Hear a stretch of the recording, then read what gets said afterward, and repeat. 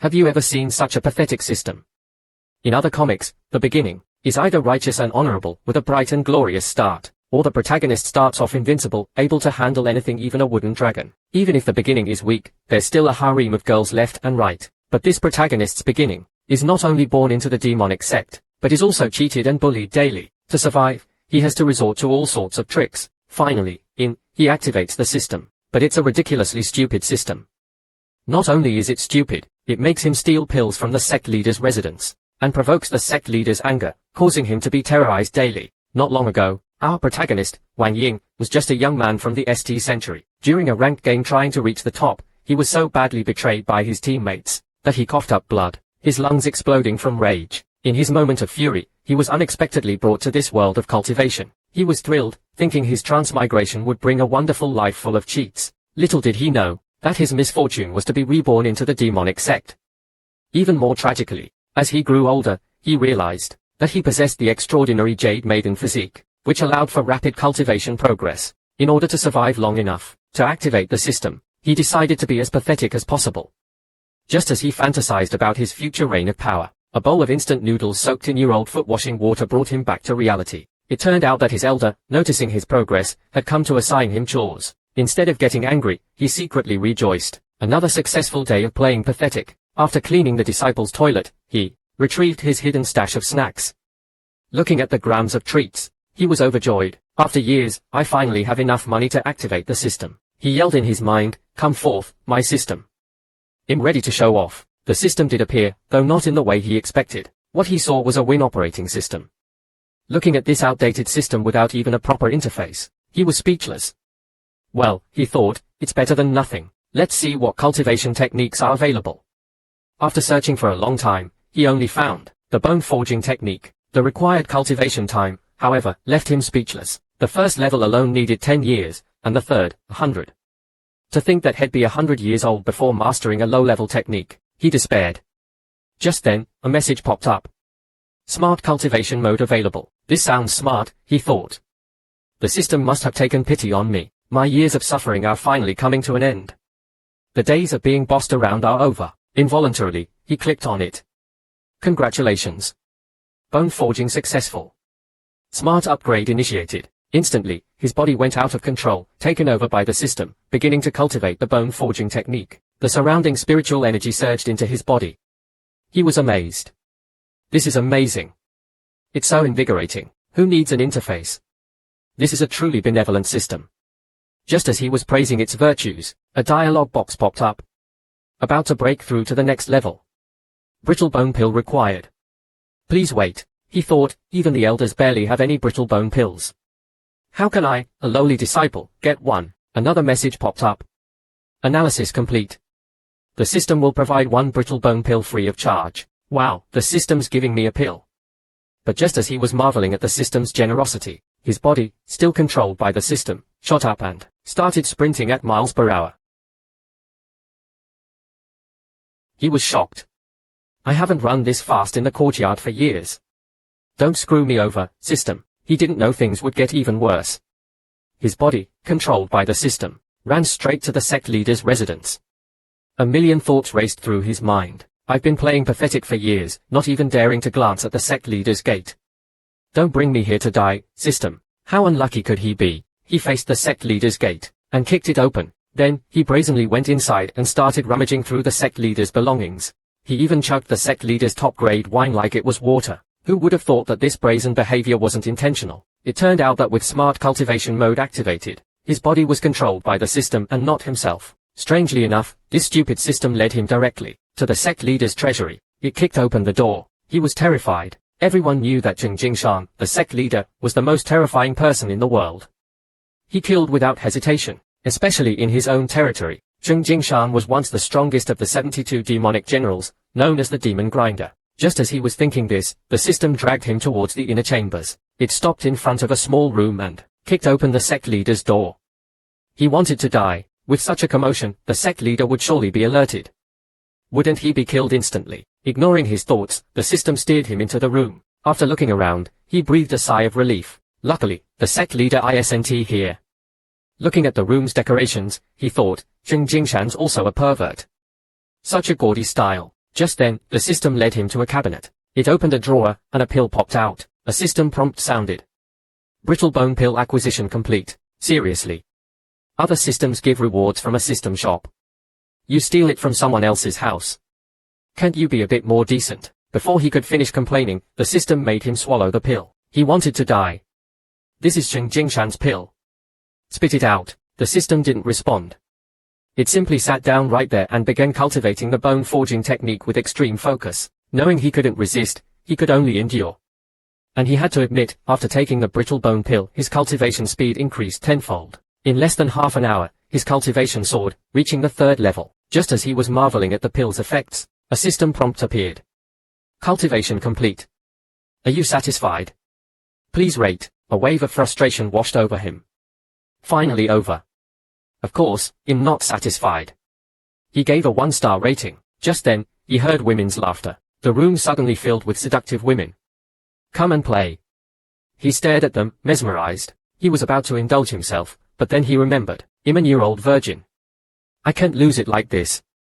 He quickly dodged, teleporting out of the room.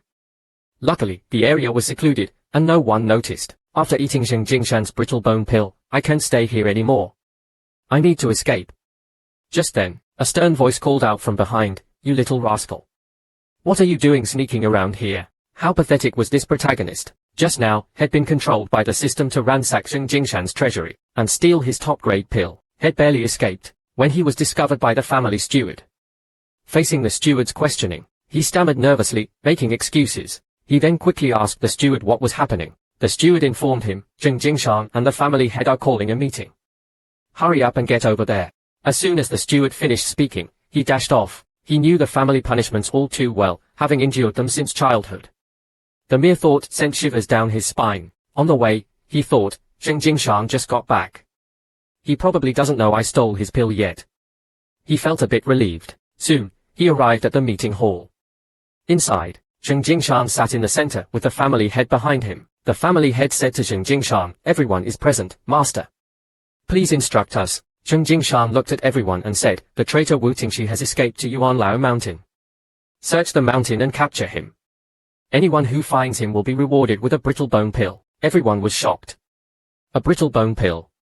The demonic sect was truly generous. Even the family head was stunned by the reward. Cheng Jingshan's eyes narrowed. What are you waiting for? Move. The family head quickly explained, Master, Wu Tingshi cultivates the yin spirit art. Our disciples are too weak to face him. Cheng Jingshan replied, Wu Tingshi is severely injured. Even a qi refining disciple can capture him. Just find him and report back. He then conjured an image. The image of Wu Tingshi materialized. Cheng Jingshan said, take a good look.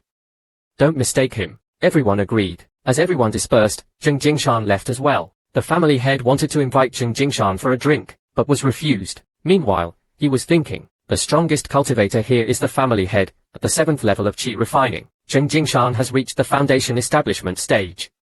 He could kill us all if he wanted to. This was his chance to escape. Head just ransacked Cheng Jingshan's treasury. If he was caught, he'd be turned into a magical tool. The scene changed. Cheng Jingshan arrived at a residence and whispered, I request an audience. The door opened, revealing a voluptuous woman. After a moment of silence, Cheng Jingshan kneeled, bowing his head. A voice came from inside, have you caught him? Cheng Jingshan replied coldly, Wu Tingshi has escaped to Yuan Lao Mountain. I've sent the Pei family to search. The woman inside sneered, useless, it'll give you 3 more days. If I don't see the 6 yin scripture, it'll cripple your cultivation. How audacious. A mere 3rd level of qi refining, daring to steal from a 7th level cultivator. Not only did he steal the pill, he brazenly sat in front of the sect leader and cultivated. He was waiting for the sect leader to kill him. Just now, head ransacked Cheng Jingshan's treasury. As he was escaping, he was sent to Yuan Lao Mountain to search for the traitor Wu Tingshi. He was about to use the search as a cover to escape, but ran into 2 senior brothers, also searching. He quickly lied, I've searched this area. Nothing here. This was his chance. While everyone was distracted, he could disguise himself, follow the mountain path down, and reach the next city, starting his pathetic life anew. A life of freedom awaited. He became excited. Suddenly, he felt weak. Like head just the sudden weakness made him stumble. He remembered the seductive room in Cheng Jingshan's residence. He heard the women's voices again, and saw a group of voluptuous women pinning him down. He felt his energy draining. They're going to suck me dry. He had an idea. He mentally activated Smart Cultivation mode. He heard the system's voice. Smart Cultivation System at your service. Instantly, his body was taken over, and he jumped up, pummeling the female ghosts. With the system, they can't suck my essence. Just then, a system prompt sounded.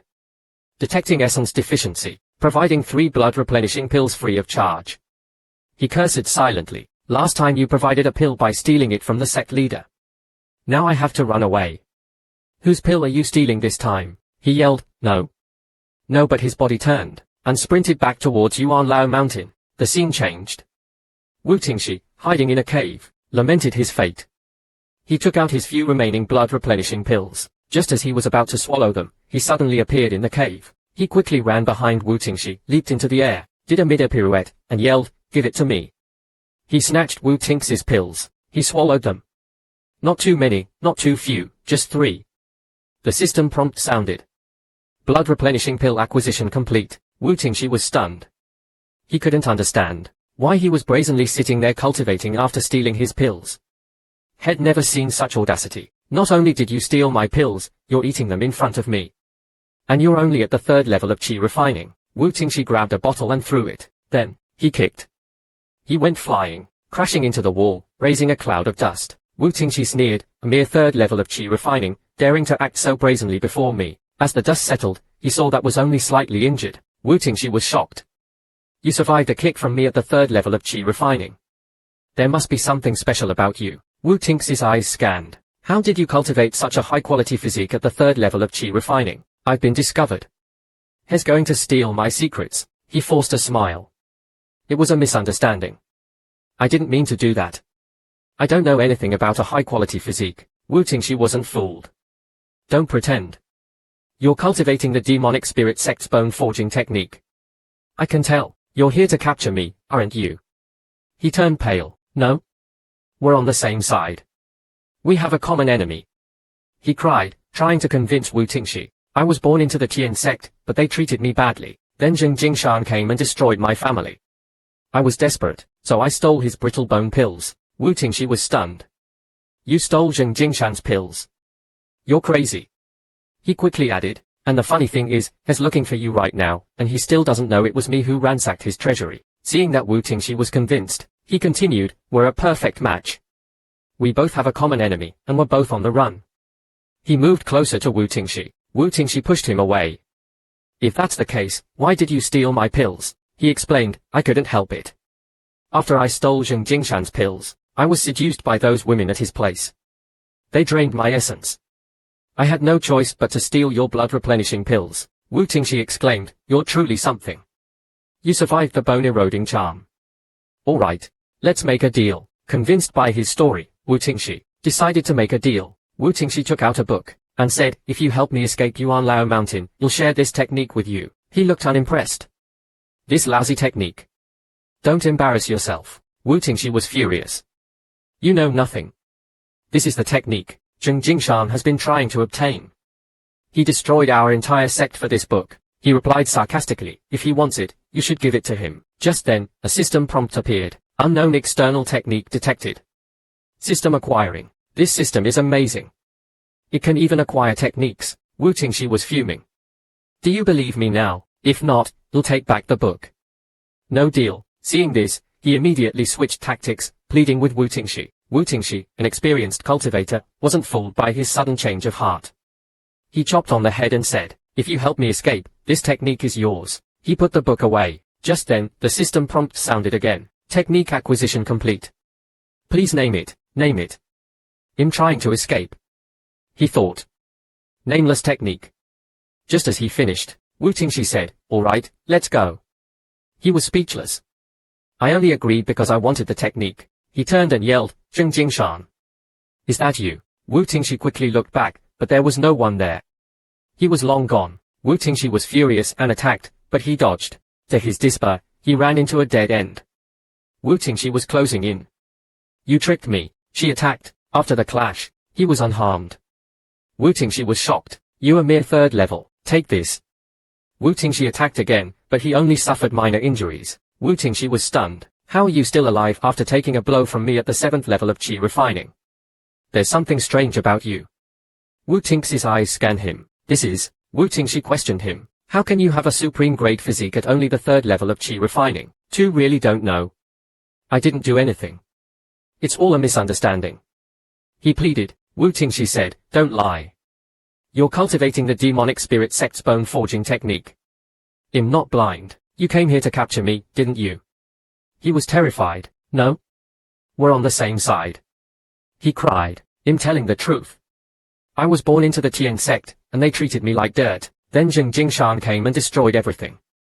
In my desperation, I stole his brittle bone pills. Wu Tingxi exclaimed, you're insane. You stole Zheng Jingshan's pills. He quickly added, and the funny thing is, he still doesn't know it was me. Wu Tingxi was taken aback. These youngsters are fearless these days. Can you really call me young? He said.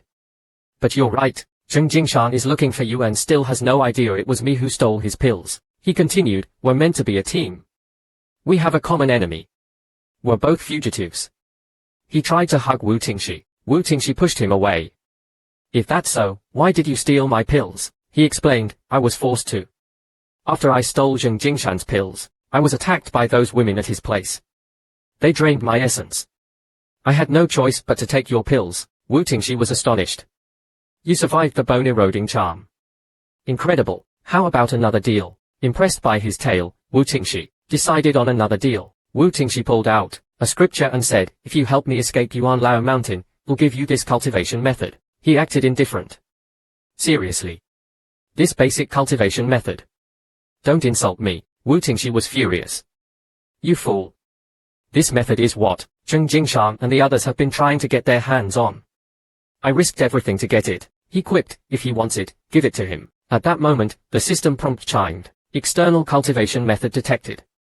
System acquiring. Wow, this system is really something, he thought. Wu Tingxi, now thoroughly exasperated, exclaimed, are you serious? Fine, if that's how you feel, we'll take the scripture back. The deal's off. Seeing this, he quickly switched back to his pleading act, clinging to Wu Tingxi. Wu Tingxi, no stranger to such antics, wasn't fazed. She chopped him on the head and stated, help me escape, and the scripture is yours. She tucked the scripture back into her robes. Just then, the system prompt sounded again. Cultivation method acquisition complete. Please name it. I don't have time for this, he thought. Nameless cultivation method. Just as he finished naming it, Wu Tingxi said, all right, get me out of here. He was speechless.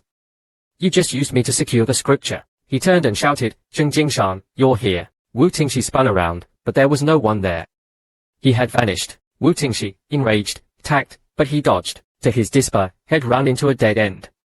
Wu Tingxi was right behind him. You tricked me, she attacked. After the exchange, he was unharmed. Wu Tingxi was stunned. He ran towards her and grappled. Wu Tingxi, also injured, couldn't use her full strength. They struggled. He found an opening, and slammed Wu Tingxi to the ground. The impact knocked the wind out of her. She couldn't get up. He walked over to her. Seeing her defeat, Wu Tingxi cursed, even if you kill me, you won't escape. No one survives the bone-eroding charm. She threw a green pill. He drew his sword and stabbed Wu Tingxi. He thought about what Wu Tingxi said about the charm following him. He needed to find a solution to this female ghost problem. Note. This young man's name is Pei Ling. He was currently kneeling before a mysterious woman, bowing subserviently. As he bowed, he fantasized about taking her as a concubine. Just then, Pei Ling killed Wu Tingxi, the demonic sect traitor, and found a green pill and a mysterious jade slip on her. Never one to look a gift horse in the mouth, he pocketed his loot and ran. However, a wave of weakness washed over him. Pei Ling realized, Wu Tingxi was right. Had been afflicted by Zheng Jingshan's bone-eroding charm and was slowly being drained of his essence. Looking at the jade slip, Pei Ling had an idea. He could use this jade slip to bargain with Zheng Jingshan. Acting quickly, Pei Ling returned to the Pei Estate and asked the family head where Zheng Jingshan was, claiming to have discovered Wu Tingxi's hideout. However, the family head insisted, tell me Wu Tingxi's location first, and I'll send someone to capture him immediately. Pei Ling understood. The old fox wanted to take all the credit. I risked my life for this information. I can't let you steal it, he thought. Pei Ling quickly made up an excuse, the terrain is too complex. If something goes wrong, our Pei family can't bear the responsibility. Seeing that Pei Ling wasn't falling for his trick, the family head relented, although Zheng Jingshan isn't here, Li Xianzi is. I'll take you to her. Pei Ling asked subserviently, family head, how does Li Xianzi compare to Zheng Jingshan? The family head quickly covered Pei Ling's mouth, careful. How can you compare Li Xianzi to Sheng Jingshan?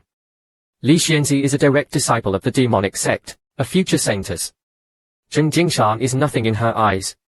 Remember, when you see Li Xianzi, be extremely respectful. Otherwise, you won't know how you died. The entire Pei family will be buried with you. Hearing this, Pei Ling was confident. He had found the right person. Bribes are useless unless given to the right person, he thought. They arrived at a courtyard. The family head, with a fawning smile, instructed Pei Ling, "Remember to put in a good word for our family." Then he respectfully announced their arrival. Li Xianzi gracefully emerged. Her beauty instantly captivated Pei Ling. He was drooling. If only I could have her as a concubine. Seeing Pei Ling's distraction, the family head quickly reminded him to kneel. Li Xianzi calmly asked, "What brings you two here?" Pei Ling quickly explained that he had found Wu Tinx's location and killed the traitor. Hearing this, Li Xianzi was slightly surprised. "Did you find anything on her?" Pei Ling replied, "Only some pills and a jade slip, but the jade slip is too strange. I buried it in a secret location." Li Xianzi understood. He was looking for a reward. She asked Pei Ling what he wanted. The family head was hoping Pei Ling would ask for benefits for the family. However, Pei Ling, adhering to his principle of putting himself first, ignored the family head's gaze and begged Li Xianzi to save his life. Standing before Li Xianzi was Pei Ling.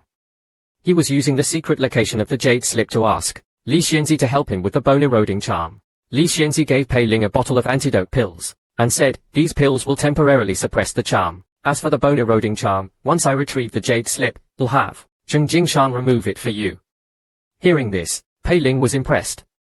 Li Xianzi had instantly recognized the bone-eroding charm. He then revealed the location of the buried jade slip. Li Xianzi, after hearing this, turned and disappeared before their eyes. Pei Ling collapsed to the ground. Li Xianzi's power was truly terrifying. The family head, however, was furious. "I told you to ask for benefits for the Pei family." Just then, the bone-eroding charm acted up again. Pei Ling cried out, "Damn it! It's happening again." Seeing this, the family head was disgusted. "You're useless. You didn't even ask for anything." He berated Pei Ling. Pei Ling quickly explained, "I'm about to be sucked dry. Li Xianzi will put in a good word for us when she returns." Back in his room, Pei Ling quickly took the antidote. "This antidote is only temporary, but the female ghosts are constantly draining my essence. I might not last until Li Xianzi returns." To avoid being drained dry, Pei Ling relied on the system. Activate system. I need to cultivate. System at your service. 2 cultivation methods detected. Please select. Looking at the bone forging technique and the nameless cultivation method, Pei Ling thought, "I've cultivated the bone forging technique twice, and this stupid system made me steal pills from Sheng Jingshan and rob Wu Tingxi. This time, who knows who will offend. Let's try the nameless cultivation method." He selected it and activated smart cultivation mode. The female ghosts disappeared, replaced by a wave of pleasure. This cultivation method is pretty good. Meanwhile, Li Xianzi had successfully retrieved the jade slip. As she was about to examine it, the jade slip emitted a blue light. Li Xianzi sensed danger and quickly threw the jade slip away. A spirit emerged from the jade slip. It was Luo Qiao, an outer sect elder of the demonic spirit sect. Li Xianzi would never give up something she had obtained. She said to the spirit, "A mere remnant spirit dares to show itself here. Everyone who stands in my way will be eliminated." Hearing this, the spirit charged at Li Xianzi. Li Xianzi sneered. A purple light emanated from her body, transforming into a giant horse, instantly trapping the spirit. It couldn't move. Then, she used a sealing technique, completely trapping it. Seeing his defeat, Luo Qiao's spirit decided to self-destruct, hoping to destroy the jade slip. Li Xianzi saw this, and quickly flew into the air. With lightning speed, she snatched the jade slip. The powerful saintess never imagined she would be forced into a compromising situation by a junior disciple in 10 minutes. Meanwhile, Pei Ling was immersed in his cultivation. He hadn't expected this nameless cultivation method to be so unique. The pleasure was overwhelming. Suddenly, the system prompted. This cultivation method is a dual cultivation technique. A partner is required. The system will provide a partner free of charge. Pei Ling was stunned. With this system's antics, my virginity is doomed. As expected, the system dragged his body towards the outer sect disciples' residences. This system. It just wants me to die. All the women in the Pei family were either his sisters, or the wives of his fellow disciples, or his elders. Dual cultivation with any of them would be incest. However, the benevolent system didn't care. It dragged him to a residence. Looking at the familiar door, Pei Ling's emotions were complicated. Fortunately, the woman residing here wasn't a relative. Unfortunately, the resident's cultivation was terrifyingly high. He couldn't help but feel a little excited. Isn't this the saintess residence? Does the system want me dead? He pushed open the door. He walked towards Li Xianzi's room. Li Xianzi was at a critical point in her cultivation. Seeing someone approaching, she angrily shouted, "Who dares disturb me? Leave at once." Before she could finish, Pei Ling kicked open the door and struck a pose. Li Xianzi, a saintess, had never seen such a brazen junior. She was about to attack when the system made Pei Ling throw a green pill. It exploded, trapping Li Xianzi in a green light. As the light dissipated, Li Xianzi said weakly, "This is Wu Tinx's trump card." How did he get it? She collapsed to the ground. Pei Ling stared at Li Xianzi in disbelief. This is the saintess. Her cultivation is far beyond mine. This system is too OP. Before he could finish his thought, the system made him carry Li Xianzi to the bed. It then removed her veil. Looking at the beautiful woman before him, Pei Ling was ecstatic. To die under a beauty is a worthy death. But reason reminded him, this is the saintess. If I touch her, you'll be torn to shreds. The system prompt sounded. Partner delivery complete.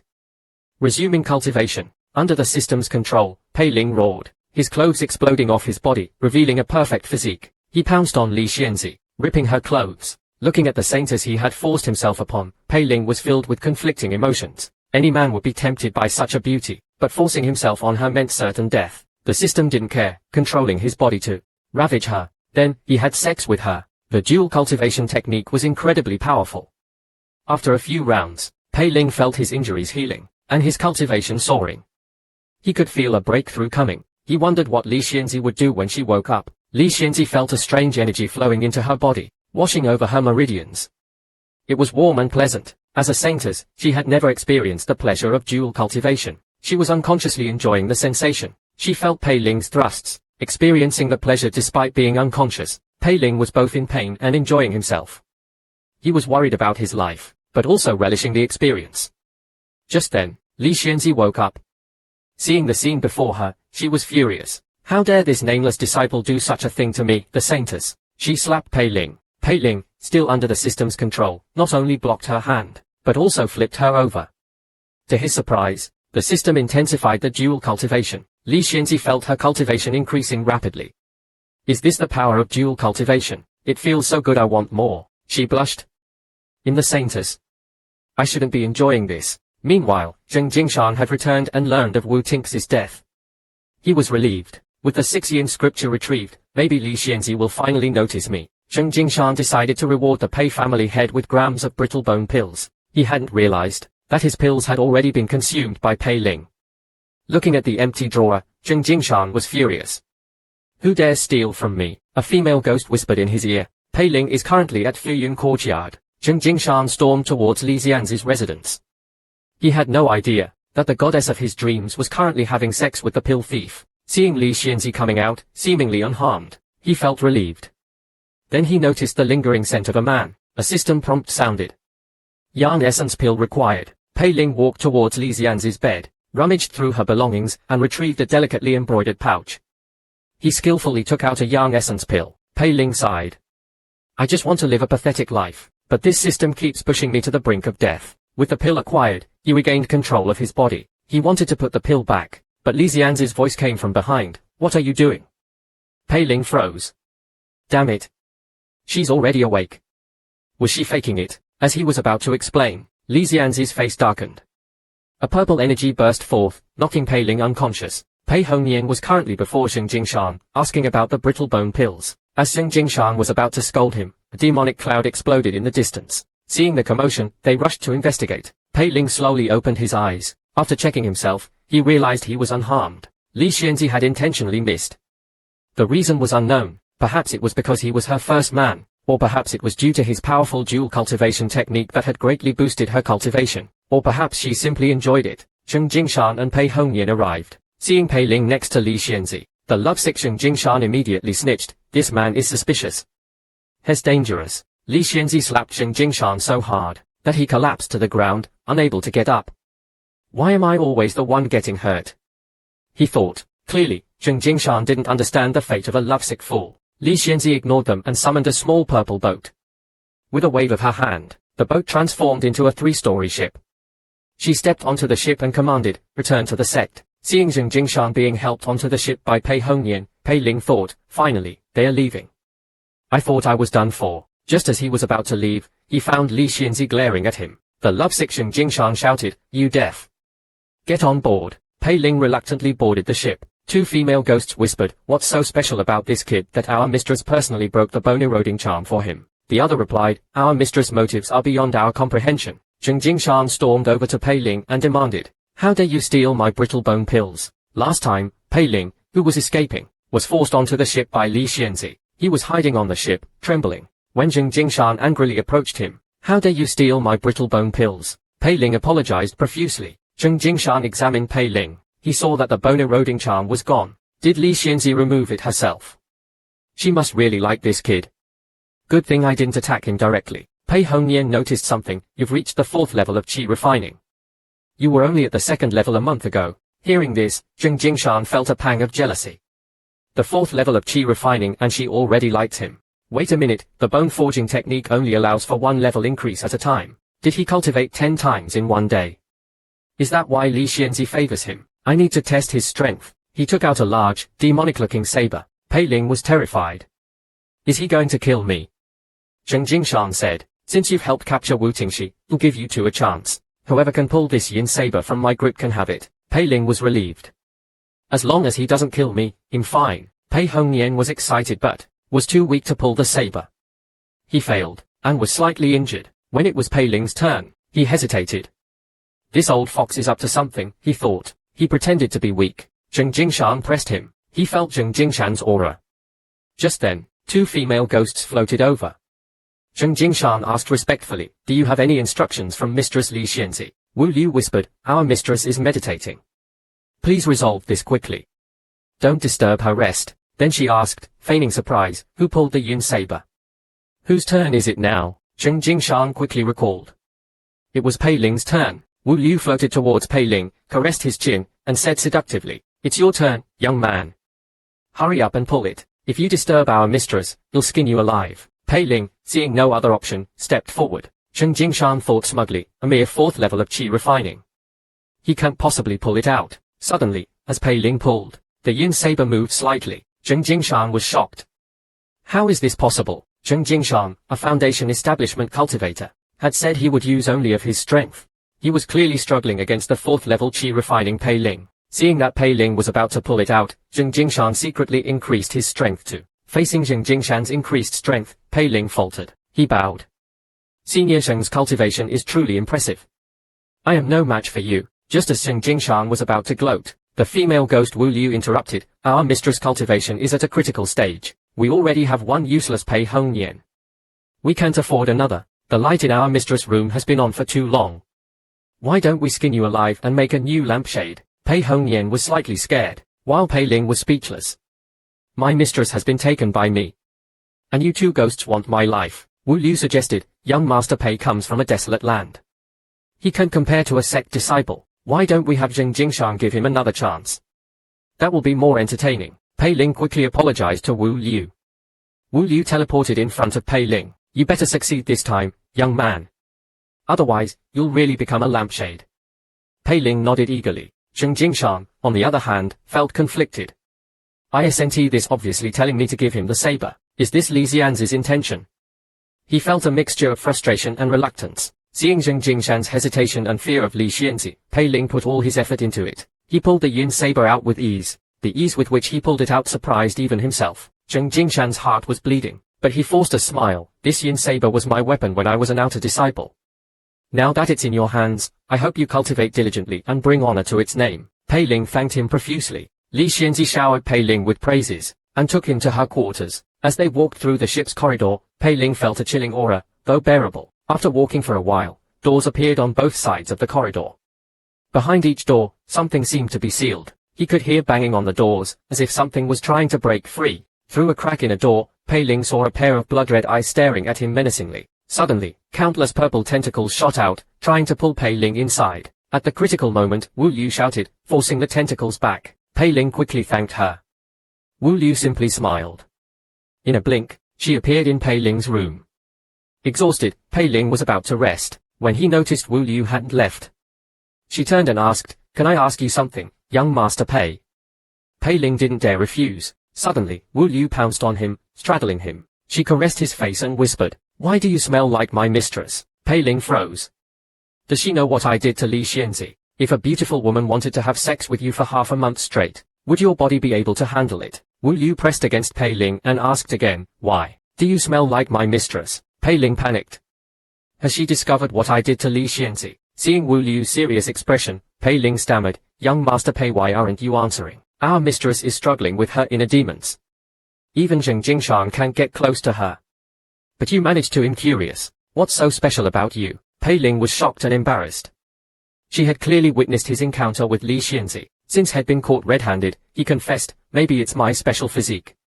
When I fought Wu Tingxi, she said I had a supreme-grade physique. Perhaps maybe Li Xianzi also." Wu Liu interrupted, a spirit body sensitive to yang energy. "Interesting. You'll take this special physique back to my mistress for further study. And you're special too. We need to extract your spirit for research." Pei Ling was horrified. "They want to use me as a lab rat. I'd rather die." Wu Liu continued, "Be careful, young Master Pei. Our mistress' methods are quite unpleasant." She then knocked Pei Ling unconscious with a chop to the head. As he lost consciousness, he saw Wu Liu gradually fading away. Li Xianzi was walking towards him. Pei Ling thought, "Am I really going to be dissected?" Then, he felt like he was having a long dream. In the dream, Li Xianzi pushed him down and started touching him. She took off his clothes. Then, she ravaged him. He thoroughly enjoyed this dreamlike experience. The dream lasted for half a month. Zheng Jingshan was reprimanding Pei Hongyan. "You useless fool. How could you lose my yin saber? In my name, send this boy to the outer sect." Pei Hongyan wanted to protest, but was silenced by Zheng Jingshan. What's so special about this kid that Li Xianzi favors him so much? The scene shifted. Pei Ling finally woke up. Pei Ling quickly checked himself to see if he was still intact. Everything seemed fine. He let out a sigh of relief. "Looks like I wasn't dissected. My cultivation has improved significantly. But why does my back hurt so much?" Just then, he heard a knock on the door. He opened the door to find Pei Hongyan staring at him in shock. "Were you possessed by a ghost? You almost got sucked dry. No wonder you didn't answer the door for half a month." Pei Ling realized he had been asleep for half a month. Pei Hongyan then informed him, "You're joining the demonic spirit sect. Get ready." Pei Ling was devastated. "How am I supposed to live my pathetic life in a demonic sect? I have to find a way to escape." Just then, he noticed Li Xianzi sitting in his room. Wasn't that half a month of passion just a dream? Pei Ling was still wondering how to escape this place, when he saw Li Xianzi sitting in his room. Her alluring figure was irresistible. Li Xianzi flicked her wrist, and a jade slip flew towards Pei Ling. "Master this within 10 days. Or die." Then she vanished like smoke, leaving Pei Ling stunned. What was that about? She seduced me and then just left. And she gave me a cultivation method. The script in the cultivation method was unfamiliar. "I think it's called the blood slaughter blade art," he thought. Just then, the system prompt sounded. "Unidentified external cultivation method detected." Recording in progress. Pei Ling was delighted. This system is finally useful. With smart cultivation mode, I don't have to worry about not understanding the script. Another knock came. It was time to depart for the sect. Stepping out, Pei Ling gasped. He saw a vast expanse of clouds and countless mountain peaks rising from the sea of clouds like jagged rocks. The scenery was breathtaking. Strange creatures soared through the sky. The platform they were on was lower than the surrounding peaks. Its top formed a massive square. It was a sight he had never seen before. "This is incredible. It makes me feel even more pathetic." The purpose of the ascension platform was to sever worldly attachments and enter the path of cultivation. New disciples would begin their journey here. Pei Hongyan led Pei Ling to register at the outer sect. Pei Ling wanted to protest. "I'm just a handyman. I'm not qualified to join the outer sect, am I?" Pei Hongyan retorted, "You lucky bastard. You got into the holy sect and you're still complaining. This is Senior Zheng's arrangement. Don't be ungrateful." Pei Ling, having no other choice, followed him to the registration hall. Inside, a skinny old man lay on a bed, drinking. Seeing them enter, he sighed. These youngsters, always causing trouble, even when trying to enjoy a drink. He put down his wine jar, and pointed at Pei Ling. Pei Ling immediately broke out in a cold sweat. The old man said, "Recite your name, date of birth, and birth chart." Pei Ling complied. A strand of his soul was extracted, and absorbed into a soul lamp in the old man's hand. The old man tossed the soul lamp towards the ceiling. It merged with numerous other soul lamps. The old man said casually, Now that your soul lamp is lit, you are officially a member of the demonic spirit sect. The sect rules are at the door. Take a copy and read it carefully. Now leave and let me rest. Seeing Pei Ling hesitate, the old man's face darkened. Now that you're in the holy sect, you must be respectful and follow the rules. Understand? Seeing the old man's displeasure, Pei Ling quickly grabbed a copy of the rules and left. I'm not afraid of many rules, just no rules. As long as I'm clever, I can survive anywhere, he thought. Pei Hongnian chuckled. Pei Ling felt uneasy. Pei Hongnian continued, you'll understand after you read it. Let's go somewhere else. A man without a woman by his side draws his saber with divine speed. Clearly, Pei Hongnian didn't understand this principle. Leaving the hall, Pei Ling was amazed. This truly is a demonic sect. No normal people here. Even the guards at the door were ghost-like figures. Pei Hongnian, having been here for years, was already accustomed to it. He gave Pei Ling a pouch and a nameplate. Pei Ling looked at his nameplate with disgust. It was a skeletal finger. Pei Hongnian warned, this nameplate is the most important thing you possess. It's your proof of identity within the sect. If you're ever in danger, it's your lifeline. Then, with a wave of his hand, he summoned a small paper boat.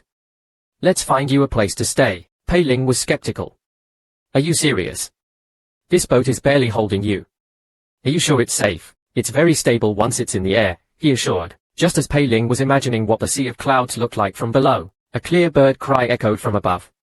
Pei Ling looked up, just as a giant phoenix charged towards them, destroying their paper boat with a single claw. Pei Ling yelled, "Are there any rules in this holy sect?" Pei Hongnian seemed unfazed. That's not an attack, that's a greeting from the wind phoenix. Seeing the phoenix showing no signs of stopping, Pei Ling drew the yin saber, ready to attack, but was stopped by Pei Hongnian, who was worried about damaging his precious boat. As they hesitated, the phoenix carried their paper boat straight into a mountain.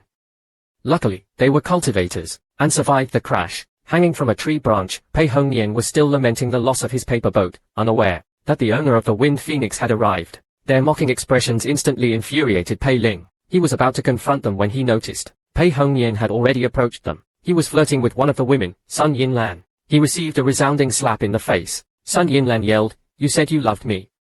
And now you're out here with Li Xianzi. You don't love me at all." Before Pei Hongnian could explain, Sun Yinlan slapped him again. Pei Ling blocked the second slap. He thought, so Pei Hongnian is just a lovesick fool. No wonder his cultivation is so stagnant despite his talent. I still need him to help me find a place to stay. I can't let this woman keep hitting him. Sun Yinlan, also at the 4th level of qi refining, was being held back by Pei Ling. She couldn't break free. Frustrated, she redirected her anger at Pei Hongnian. Who is he? Why are you letting him bully me? Pei Hongnian, the ultimate lovesick fool, immediately stood up and started scolding Pei Ling. Pei Ling backed down. Pei Hongnian briefly described Pei Ling's living quarters and gave him directions. Then he left Pei Ling alone and continued to fawn over Sun Yinlan. Sun Yinlan said, "I don't like that place. Don't go there anymore."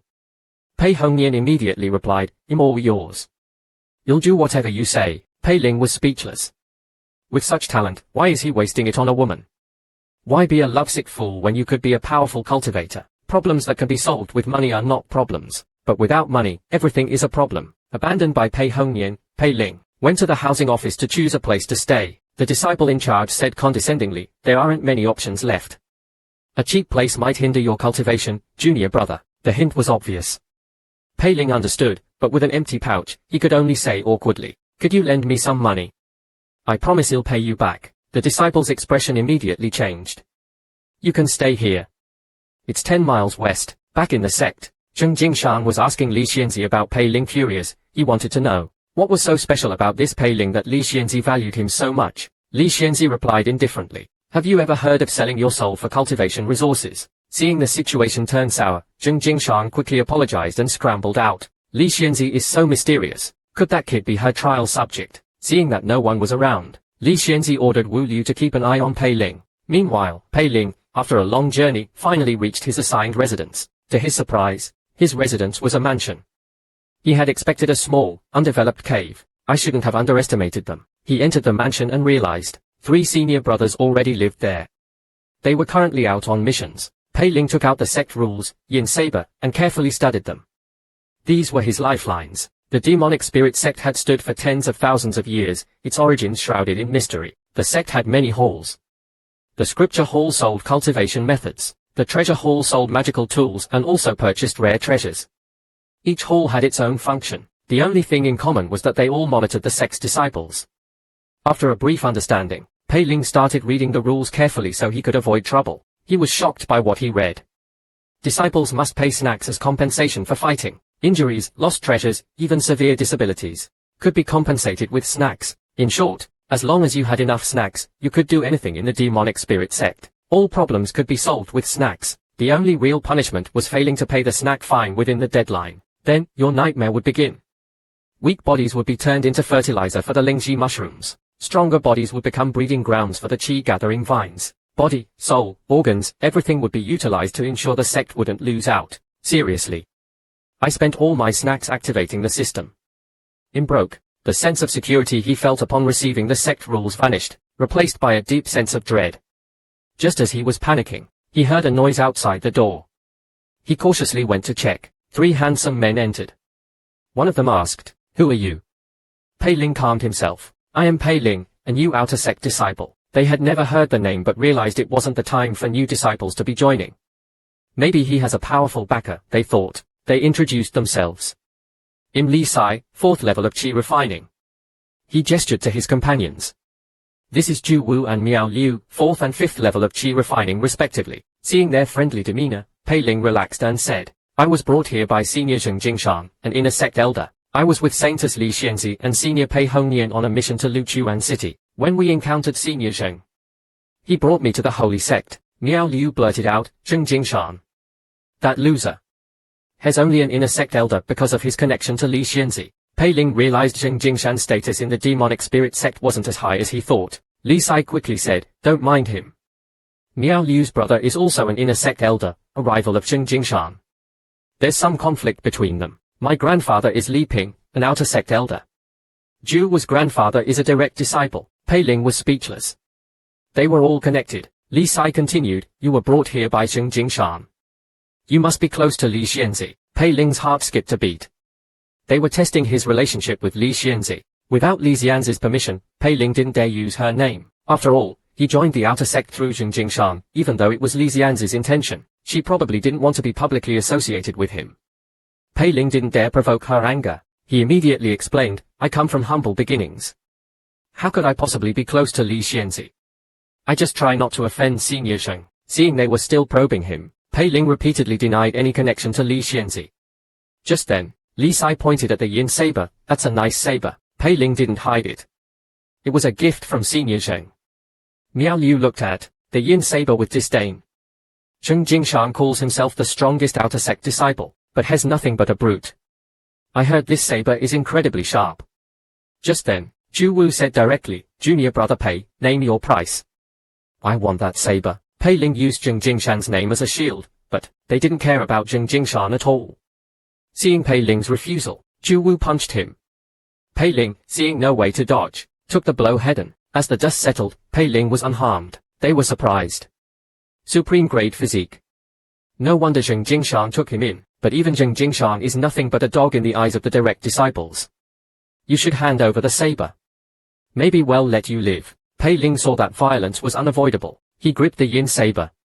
"If you want it, come and get it." How ruthless were these disciples? They fought with deadly intent. The 3 senior brothers, after realizing that Pei Ling had no powerful backing, decided to kill him and steal his treasures. They cornered Pei Ling. Miao Liu unleashed 2 sword strikes aimed at Pei Ling. Pei Ling quickly drew the yin saber to defend, but before he could react, Ju Wu punched him in the chest.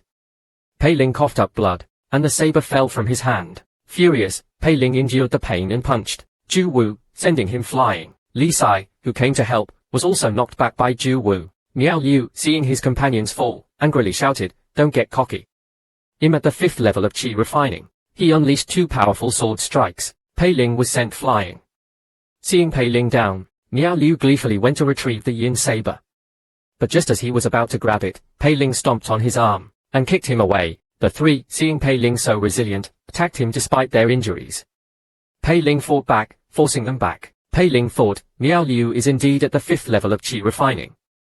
His sword strikes are powerful. Miao Liu thought, this guy can withstand 2 of my sword strikes and still stand.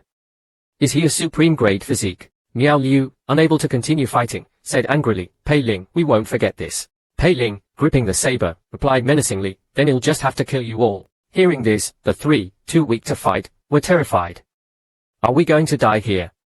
Just as they were preparing for their final stand, Pei Ling suddenly shouted, "Bye!" and ran. The three were stunned. Pei Ling ran out of the woods and, seeing that the three hadn't followed, thought, I almost forgot about the sect rules. Killing someone results in a hefty fine. One person is, snacks, so three is. I can't even afford that if I sold myself. But for now, I need to master the blood slaughter blade art. He summoned the system and clicked on the blood slaughter blade art, activating smart cultivation mode. The system promptly displayed. Detecting injuries. Continuing cultivation will result in irreversible damage. Pei Ling had a bad feeling. What's the system going to make me do now? How pathetic is this system? I finally escaped, and now I want to cultivate the blood slaughter blade art. But the system says I'm injured and can't cultivate. It says I need to take a yang essence pill to recover. Pei Ling sighed. It's probably going to make me steal pills again. The next moment, the system-controlled Pei Ling took out a bottle of yang essence pills. Thank goodness I still have some left over from when I robbed Li Xianzi. He swallowed a yang essence pill, and instantly felt refreshed. His injuries began to heal visibly. Just then, the system prompted again. Detecting insufficient qi refining essence. Providing 3 qi refining cultivators. Pei Ling panicked. Is it going to make me kill? Wait, 3 cultivators, don't tell me it's those 3 lovable senior brothers. Pei Ling tried to cancel smart cultivation mode, but once activated, it couldn't be stopped. The scene changed. Li Sai was holding a meeting. They let him escape. With the evidence my brother gave me, Pei Ling is as good as dead. Someone so strong from such a humble background must have secrets. Tomorrow, even if we have to dig 3 feet underground, we will find Pei Ling and show him some love from our sect. Just then, Pei Ling entered the room. The 3, seeing Pei Ling return, immediately got up to show him their affection. However, they were stopped by Pei Ling's sudden attack. He drew the yin saber and stabbed Li Sai, absorbing his essence to cultivate. Zhu Wu and Miao Liu couldn't tolerate such humiliation. Zhu Wu punched Pei Ling. At this critical moment, the system prompted. External attack detected. Cultivation ending. Regaining control, Pei Ling quickly dodged. Before he could react, Zhu Wu was already in front of him. Pei Ling, no longer caring about the snack penalty, stabbed him. Poor Zhu Wu, despite his muscular build, didn't even last 3 seconds before being stabbed through the heart. Before Miao Liu could react, he too was stabbed. The blood slaughter blade art dominated. Miao Liu, desperate, threw a talisman and started chanting. The aura emanating from the talisman shocked Pei Ling. I can't let him activate it. He threw the yin saber at Miao Liu. Miao Liu didn't dodge. He sneered. Too slow. A huge golden flame engulfed Pei Ling. Pei Ling was terrified. How can I withstand this? What's it like to have a smart cultivation mode? This convenient system was causing Pei Ling endless trouble. Need a pill. Steal it. Need a partner. Force yourself on someone. Need essence. Kill. He didn't care about the consequences. Just now, because he lacked essence to cultivate the blood slaughter blade art, the system controlled him and made him kill his 2 senior brothers. The only one left, Miao Liu, had unleashed his strongest attack, a talisman. A massive golden flame rushed towards Pei Ling. Seeing no way to escape, he circulated his qi, preparing to take the hit. A loud boom echoed, followed by an explosion. The entire courtyard was devastated. Miao Liu thought smugly, my brother's talisman is truly powerful. That kid must be dead. Suddenly, a voice came from the smoke, you underestimate me. Miao Liu was shocked to see Pei Ling standing there. He instantly collapsed to the ground, pleading, don't kill me. My brother is an inner sect. Before he could finish, Pei Ling cut him down, calling me a kid. Do you think you're so special? Both are dead. Now, what? Just then, the system asked for a 5-star rating. Pei Ling was furious. You want a 5-star rating? I almost died because of you, and now I have to pay snacks in fines. Where am I supposed to get that much? But they must have some valuable items. Maybe I can use them to pay off the fine. To his disappointment, the 3 only had some worthless trinkets. He couldn't even open the storage pouches. Pei Ling sighed. Forget it. I can't let their essence go to waste. He resumed cultivating the blood slaughter blade art. The system prompted. Insufficient qi refining essence.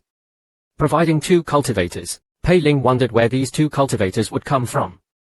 Suddenly, the yin saber in his hand vibrated. 2 screams echoed. Pei Ling looked over and saw the yin saber absorbing the essence of Zhu Wu and Miao Liu. Pei Ling was surprised. They were playing dead. Good thing the system noticed. Qi refining cultivator essence absorption complete. Resuming cultivation. Pei Ling, controlled by the system, started cultivating right there. He gripped the yin saber, and gradually entered a trance. The saber in his hand vibrated slightly. As the blade art took shape, Pei Ling mastered half of the technique. Pei Ling was overjoyed. The blood slaughter blade art is truly powerful. Wu Liu, the ghost observing from afar, was also shocked. He mastered it so quickly. No wonder Mistress is so infatuated with him. The system prompt sounded, signaling the completion of the blood slaughter blade art. This is the first time I feel like this system is actually helpful. Fine, we'll give it a 3-star rating. Smart cultivation mode is good, but not for murder. I killed 3 people. That's snacks. I don't have enough money for the fine. I need to escape. He ran towards a mountain peak, but encountered countless more peaks. He thought, how am I supposed to get out of here? Having killed 3 disciples, Pei Ling wanted to escape with his loot. However, the demonic spirit sect's vast terrain and his inability to find an exit forced him to bury the 3 bodies and destroy the evidence. He decided to find Pei Hongyan and ask for help. However, upon returning to the courtyard, he witnessed a disturbing scene. Pei Hongyan was using Sun Yinlan's hairpin to pleasure himself. Pei Ling was speechless. To his surprise, Pei Hongyan, upon seeing him, ran away like a rat seeing a cat. After a brief interrogation, he discovered Sun Yinlan had forbidden Pei Hongyan from interacting with him. Seeing such a lovesick fool, Pei Ling could only coax him. It's my fault. I shouldn't have angered Sister Sun. Could you tell me how to leave the demonic spirit sect? You'll bring you back a gift. Hearing the word sister, Pei Hongyan was delighted. Leaving Xianyin Peak is a 1,000-mile journey.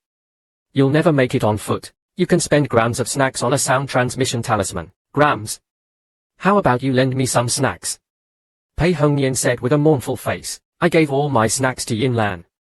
In broke. However, Pei Hongyan offered Pei Ling a suggestion. Go to the miscellaneous affairs market. He added, there are many missions there. You can choose whichever you like. Alright, I have to go now, before Yinlan gets jealous. Arriving at the market, Pei Ling looked at the mission board and was stunned. What kind of missions are these? Groom a spirit beast. Requirement. Qi refining level 6. Reward. 3 snacks. Refine bone tempering pills. Reward. Based on pill quality. Find 1,000 stalks of ghost face grass. Reward. 5 snacks. At this rate, it will take forever to earn snacks. He finally found a high-paying mission, but it required a cultivation level of Qi refining 6 and above. He couldn't reach that level in a short time. Well, I don't necessarily need to earn snacks. I just need to join a team and escape this demonic sect. However, joining a team wasn't as easy as he thought. The first team only accepted cultivators at Qi refining level 7 and above. The second team also rejected him for his low cultivation. The third team leader bluntly said, you'll only die with your 4th level cultivation. Just as Pei Ling was despairing, a beautiful woman patted him on the shoulder and said, although your cultivation is low, I won't you. Pei Ling was overjoyed. Someone wants me on their team.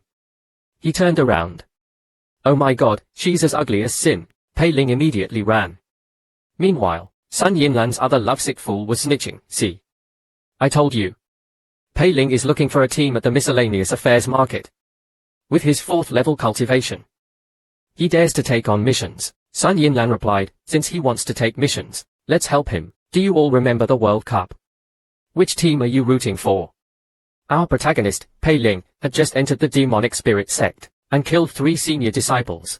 This resulted in a snack fine. To avoid paying the fine, he planned to join a random mission team and escape as soon as they left the sect. However, no team wanted him. Finally, someone agreed to take him, but she was a dinosaur-like woman with ulterior motives. Pei Ling ran. As he was running from the dinosaur woman, he suddenly noticed a team looking for a 4th level Qi refining cultivator. Pei Ling's eyes lit up, and he rushed over. Hello, senior brother. I am Pei Ling, 4th level of Qi refining. Great. We're leaving now. Do you need to prepare anything? Prepare. For what? Let's go. Pei Ling couldn't wait to leave. He didn't realize this was all part of Chen Huan's plan. Before the dinosaur woman approached Pei Ling, Sun Yinlan had already found Chen Huan. Pei Ling has a grudge against Pei Hongyan. He'd be perfect for your blood sacrifice. Chen Huan hesitated. Isn't Pei Ling protected by Xing Jingshan? Won't we get into trouble? Sun Yinlan replied, Pei Hongyan is just a dog to Xing Jingshan. He won't care about Pei Ling. Besides, senior brother Chen, you're only missing one last ingredient for your soul summoning technique. Don't miss this opportunity. Thus, tempted by the offer, Chen Huan lured Pei Ling out of the sect, to use him as the final blood sacrifice for his soul summoning technique. This way, he could avoid the hefty fine for killing a fellow disciple. Pei Ling, oblivious to this, was enjoying the ride on the Eagle Cloud. This is much more comfortable than Pei Hongnian's paper boat. The air of freedom. Just then, Chen Huan patted Pei Ling on the shoulder. Let me introduce you to our team. I'm Chen Huan, 6th level of Qi refining. This is my younger sister, Chen Mai, 4th level of Qi refining. And these three are Huang Xie, Zhong Zhongqing, and Xiao Tashuo, all 5th level of Qi refining. We've known each other for years and trust each other completely. He then explained, this mission is mainly to help my sister gain some experience. Pei Ling cupped his hands. Don't worry, senior brother Chen. You'll protect sister Chen. He thought, I don't have time for this. Once we're out, you'll find a chance to escape, then the sky's the limit. No one can control me. Senior brother Chen, we're heading southeast. Is the sect gate in the southeast? Chen Huan explained, junior brother Pei, you're new here. The entire holy sect is under a grand formation. You can exit from any direction. Pei Ling asked, then my nameplate is useless outside the sect. The answer he received was, your nameplate is your only proof of identity outside the sect. It can also be used to send distress signals. Pei Ling was speechless. It has a tracking function. You'll throw this thing away once I'm out. I was reading the sect rules and found that everything can be settled with snacks. What if someone escapes after incurring a snack fine and throws away their nameplate? Wouldn't the sect lose out? Impossible. There was a disciple who owed grams of snacks and escaped during a mission. The sect sent 3 high-level cultivators after him. They spent 20 years tracking him down and then slaughtered his entire family. Pei Ling was terrified. 20 years for just grams. And his whole family was killed. I'm screwed. How ruthless was this sect? 20 years of pursuit and a family massacre for just grams of snacks. And Pei Ling owed. He had planned to escape, but that seemed impossible now. He could only work to pay off his debt. Senior brother Chen, what's our mission? Chen Huan explained, we have 3 missions. 2 are for you and Ling Shu to gain experience. The rest of us will handle the 3rd one. We need to hunt down a 6th level Qi refining, Wind Wolf. Remember to look after Ling Shu. Pei Ling thought, 3 missions. That's a lot of snacks. He was told he would only get 20 grams. Pei Ling was speechless, but he couldn't let them know, so he forced a smile. Grams is a lot. This made Ling Shu laugh. Ling Shu explained, grams is a decent amount, but if you're talented in refining pills or making talismans, you can earn more. Your brother, Pei Hongnian, is quite talented. He was almost accepted as a direct disciple, but Sun Yinlan ruined it. Hearing there were other ways to earn snacks, Pei Ling asked Pei Hongnian how he was noticed. It turned out Pei Hongnian had created his first acceptable talisman in just 2 years. Remarkable feat. Pei Ling was speechless. Remarkable talent, and it still took him 2 years. The sect's entry exam for talisman makers is only 3 months. I'd be dead by then. Just then, Zhong Zhongqing suggested testing Pei Ling's ability to protect Ling Shu. Pei Ling agreed. He also wanted to see the team's strength. Pei Ling threw a jab. Zhong Zhongqing didn't move. Confident in his 6th level Qi refining cultivation, he wanted to take the hit head-on and show Pei Ling the difference in their strength. However, the punch almost made him vomit blood. He barely managed to hold it back, saving himself from embarrassment. Seeing Pei Ling's strength, Zhong Zhongqing stopped holding back and started exchanging blows with Pei Ling. After a few rounds, Pei Ling gained the upper hand. Senior brother Zhong, let's stop here. After the sparring, Huang Xie asked, junior brother Pei, from your stance, you clearly use a saber. Why are you hiding it? Pei Ling was embarrassed. He couldn't tell them he was afraid they would steal his saber, so he stammered. It was a misunderstanding. I saw senior brother Zhong wasn't using a weapon, so I didn't either. The matter was settled, and they continued their journey. Unbeknownst to Pei Ling, Ling Shu was whispering to Zhong Zhongqing, how was it? That kid's physique is strange. He's much stronger than the average 4th level Qi refining cultivator. I almost embarrassed myself. Congratulations, senior brother Chen. He's perfect for the blood sacrifice. Once I master the soul summoning technique, we'll take on more difficult missions. We might even be promoted to the inner sect. You'll have to do the dirty work then. Xiao Tashuo nodded in agreement. Pei Ling, oblivious, noticed everyone was unusually cheerful. Just as he was wondering why, Ling Shu gave him a worried look and asked, you hurt? Here are some blood replenishing pills. Pei Ling readily accepted. Suddenly, everyone in the team was happy. When you knock on a door and see a courtyard full of dried corpses, how do you react? Some people appear kind and helpful on the surface, but they harbor sinister intentions. After a few days' travel on the Eagle Cloud, they finally arrived at Luoshan City. The city lord was busy, so his steward received them. Entering the city lord's mansion, Pei Ling felt a strong spiritual aura. He learned from his teammates. that the Duanmu clan of Luoshan City specialized in formations. The mansion had a simplified spirit-gathering formation that aided cultivation. Brother Chen, long time no see. The newcomer was Duanmu Yan, the city lord of Luoshan. Chen Huang quickly greeted the city lord. After exchanging pleasantries, Chen Huang presented a letter from his master to the city lord. The city lord replied, "My son is in your sect. Please take good care of him." He then asked about their mission. "If it's near Luoshan City, I might be able to help." Chen Huang quickly replied, "We have two missions. One is to hunt the flower wolf outside the city, and the other is the one-eyed eagle in the Luoshan Mountains." The city lord's expression turned grim. The two beasts shouldn't be a problem, but a Foundation establishment-level human-faced spider has emerged from the Luoshan Mountains and is currently residing near the one-eyed eagle's territory. Hearing this, Pei Ling and Chen Huang were worried. Chen Huang feared it would interfere with his plan to sacrifice Pei Ling, while Pei Ling worried about losing his gram snack reward. The city lord added, "Although I suffered an injury years ago and can fight at full strength, I've investigated the human-faced spider's movements." He gave Chen Huang a map marking the spider's territory.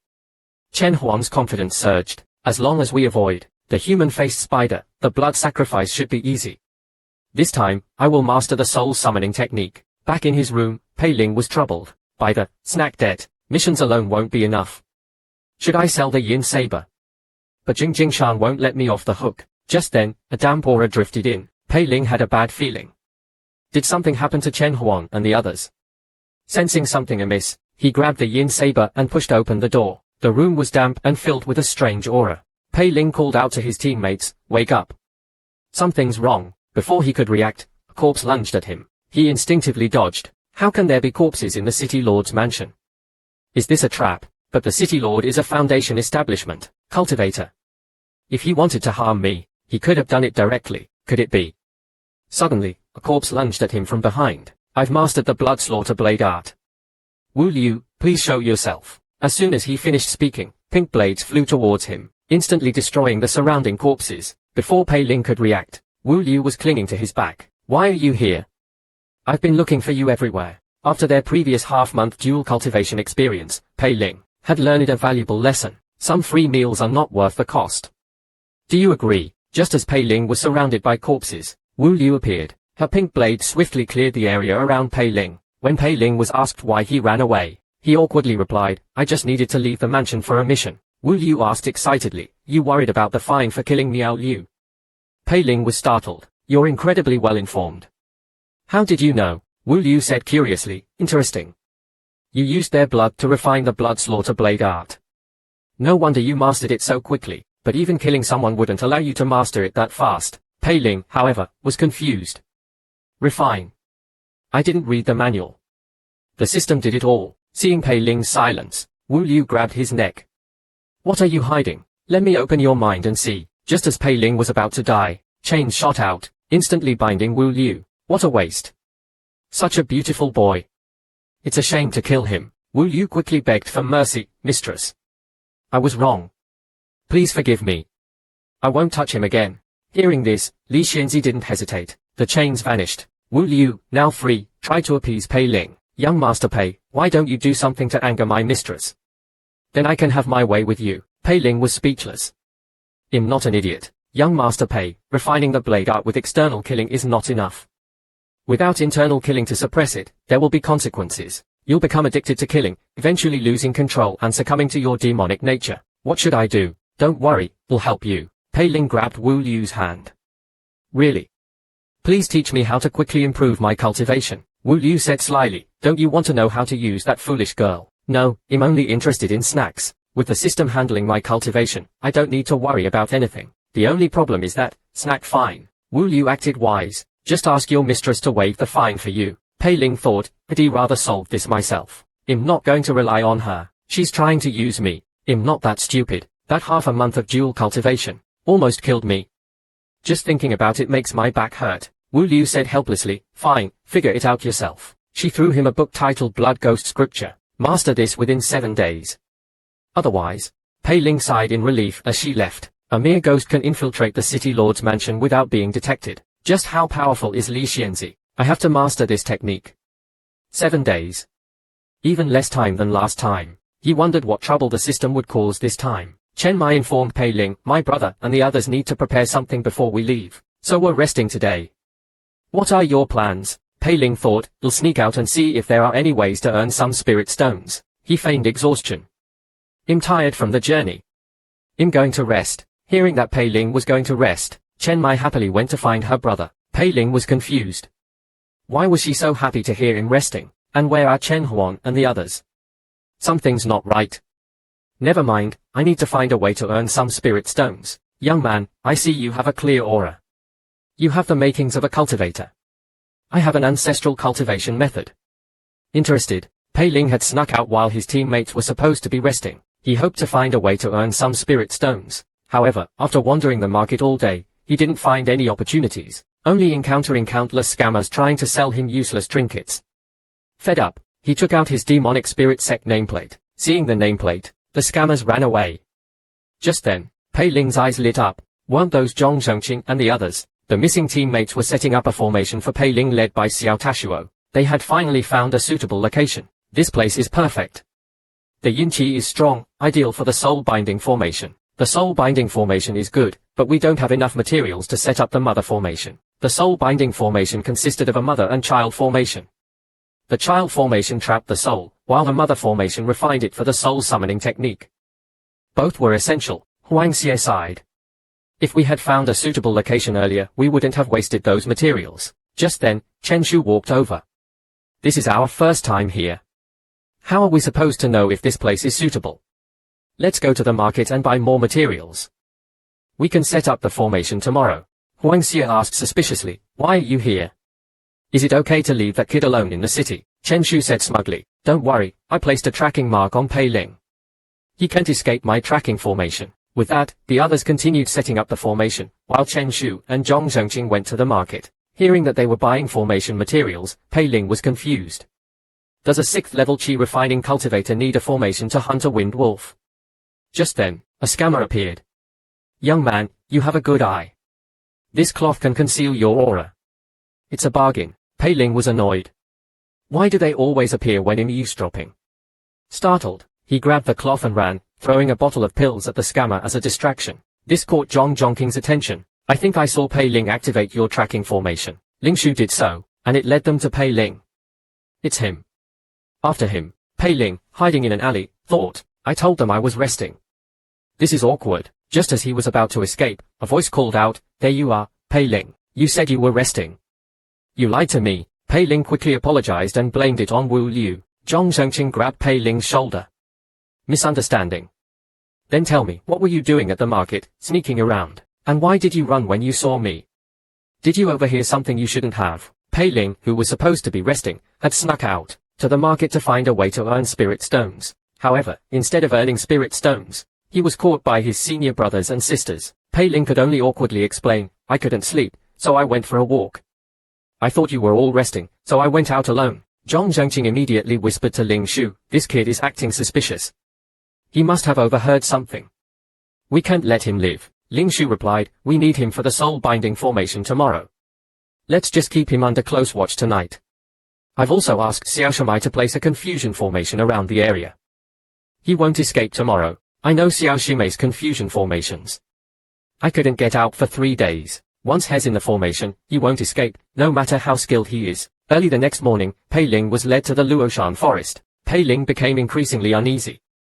Someone was watching me last night. They didn't even give me a chance to escape. They are definitely targeting me. But why? Senior brother Chen, we looking for the flower wolf. Chen Huang snapped, just follow me. Ling Shu added, don't worry, we're almost there. Pei Ling thought, if they attack me now, I have no chance of survival. I need to find an opportunity to escape. Suddenly, roars echoed through the forest. Countless beasts attacked from all directions. They immediately went into battle mode. Pei Ling thought, this is my chance. You guys fight. I'm out. However, he underestimated his teammates' strength. Before he could get far, the beasts were already dealt with by Ling Shu. Chen Huan held a saber in one hand, and a beast's head in the other. He said casually, just now, life is like a bitter drama. I encountered 3 murderous senior brothers as soon as I joined the sect. Luckily, I'm resourceful. I pretended to be scared, and joined a team to escape, but I fell into Chen Huan's trap. He wants to use my body to refine his soul summoning technique. Pei Ling, sensing something was wrong, tried to escape during the beast attack. However, he was quickly caught by Chen Huan. Facing Chen Huan's questioning, Pei Ling could only awkwardly explain, I panicked during the attack and ran the wrong way. He thought those beasts were pathetic. Chen Huan didn't believe Pei Ling and grabbed his arm.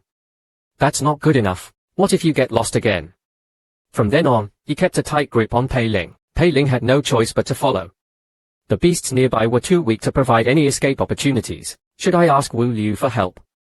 No, that ghost would probably enjoy seeing me suffer. Just then, Chen Huan and his team stopped.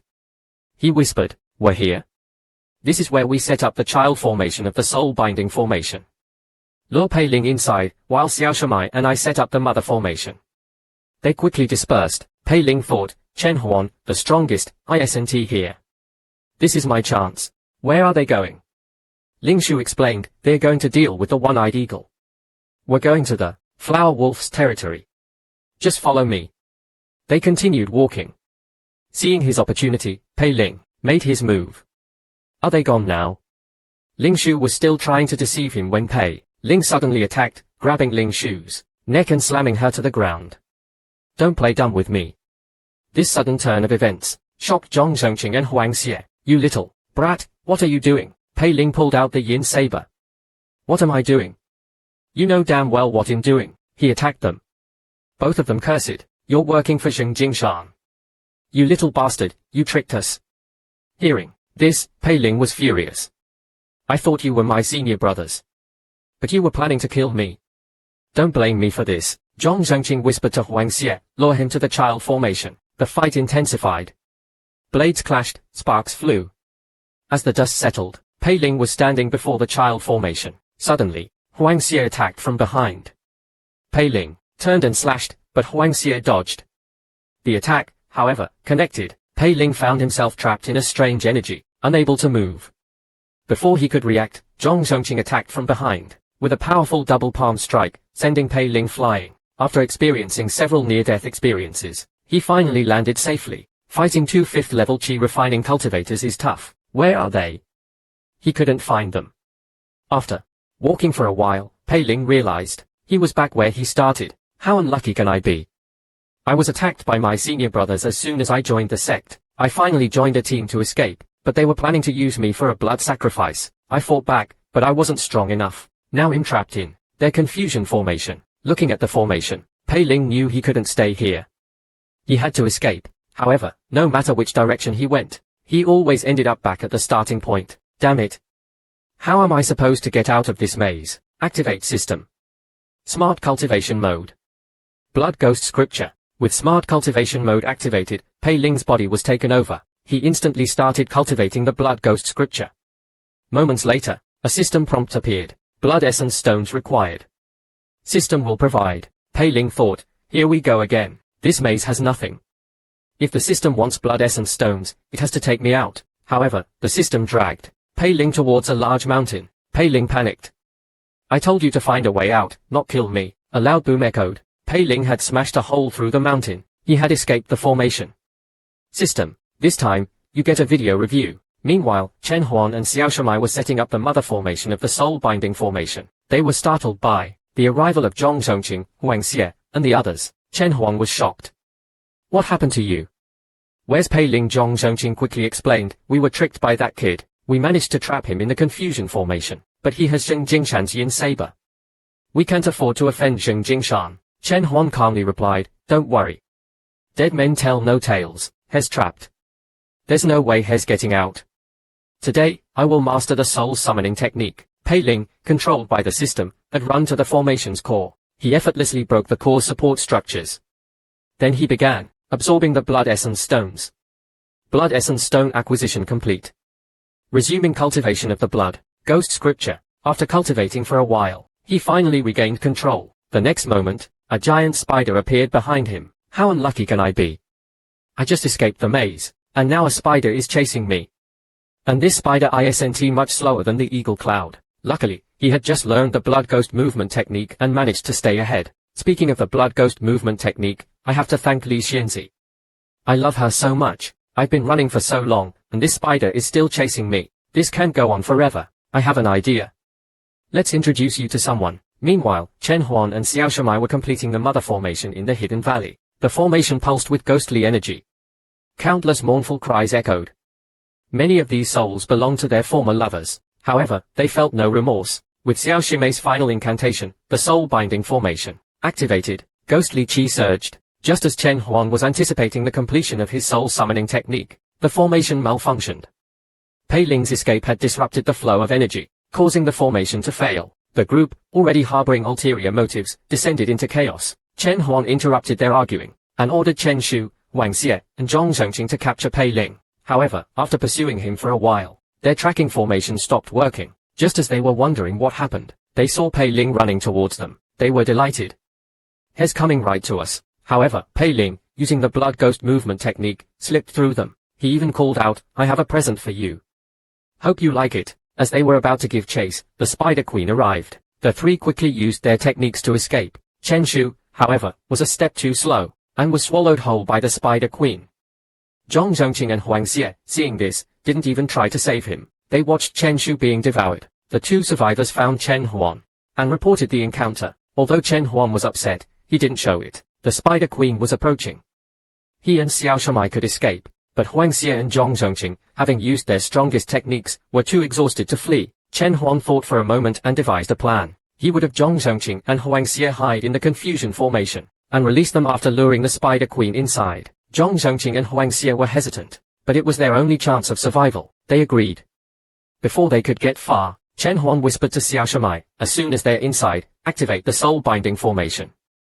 Refine them into the soul-summoning technique." The fate of a lovesick fool is often tragic. One moment, they are confessing their love. The next, they are being refined into a soul-summoning technique. Chen Huan, seeing the Spider Queen approaching, suggested that Zhong Zhongqing and Huang Xie hide in the formation. However, as soon as they entered, Chen Huan refined them into the soul-summoning technique. Unfortunately, Zhong Zhongqing and Huang Xie were already severely injured, so the refined soul-summoning technique wasn't perfect. While Xiao Tashua was distracted, Chen Huan stabbed her through the heart. Xiao Tashua couldn't understand.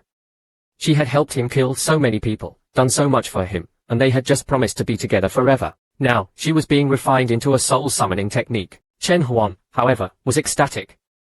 "My soul-summoning technique is finally complete.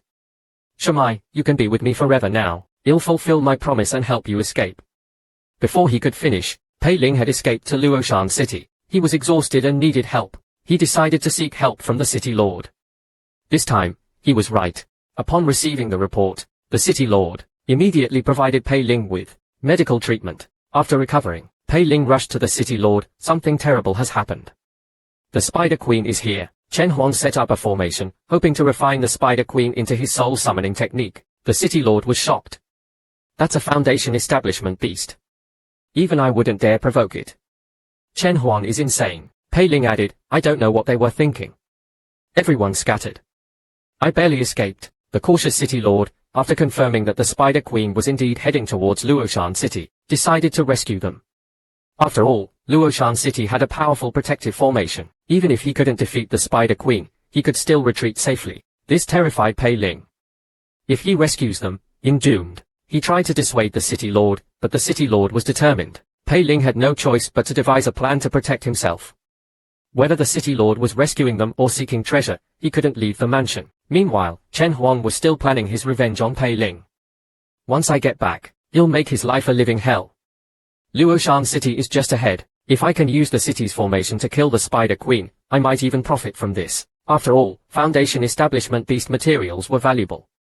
Just then, the city lord arrived. Chen Huan quickly asked for help, hoping the city lord would kill the Spider Queen. However, the city lord attacked him, and snatched his soul-summoning technique. In an instant, the city lord severed Chen Huan's connection to the soul-summoning technique. Chen Huan tried to threaten the city lord with his sect's name, but, before he could finish, the Spider Queen arrived. With a single swipe, Chen Huan meticulously plotted and schemed, sacrificing countless fellow disciples. He even sacrificed his closest friend, and the woman he loved, refining them all into his soul-summoning technique. However, as soon as he completed the technique, he was chased by the Spider Queen. Just as he was about to reach Luoshan City, he was intercepted by the city lord, Duan Muyang.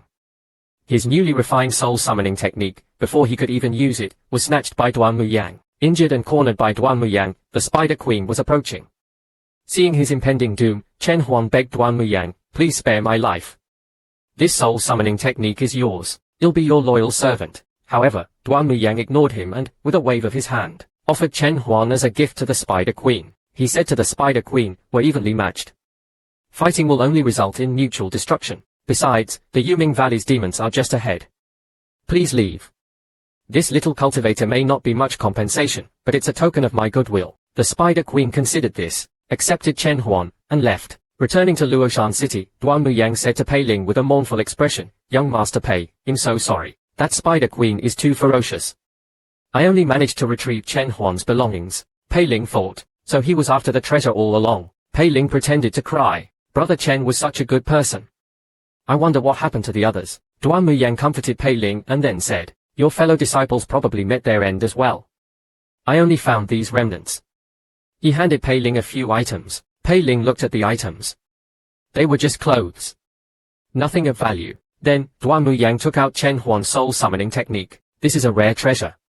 You should keep it." Pei Ling thought, of course it's a treasure. It's made from the souls of my fellow disciples. I almost ended up in there. If I take this, will you let me go? Pei Ling said, "We've already caused you enough trouble. You'll accept these other items, but you should keep the soul summoning technique." Brother Chen would have wanted it this way. Duan Muyang was pleased. This kid is quite sensible, but there's something I don't understand. Chen Huang was at the 6th level of qi refining. How did you survive the Spider Queen? You must have some hidden abilities. Facing Duan Muyang's probing, Pei Ling thought, I guess I have to use Li Xianzi's name. I received guidance from Li Xianzi before this mission. She said I couldn't return until I completed it. Duan Muyang was immediately respectful. Don't worry, young Master Pei. I won't tell anyone. Li Xianzi won't know. As for your mission, we'll take care of it. Having the backing of Li Xianzi, everything became easier. In just an hour, Duan Muyang had completed Pei Ling's missions, bringing back the one-eyed eagle and flower wolf. When Duan Muyang asked Pei Ling to take out his sect nameplate to register the completed missions, Pei Ling was dumbfounded. Chen Huan and the others hadn't registered any missions for him. They only wanted to lure him out and refine him into the soul summoning technique. At least I can return to the sect and sell my pills now. The biggest problem is that I still haven't earned enough snacks to pay off my fine for killing those 3. If I go back now, their friends and family will surely make my life difficult. Just as Pei Ling was expressing his desire to stay longer, Duan Muyang gave him a warning. I understand you want to stay, young Master Pei, but you're the only survivor. People might accuse you of harming your teammates.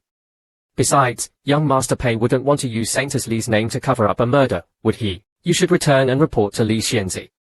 He'll investigate and clear your name. Duan Muyang wasn't doing this for Pei Ling.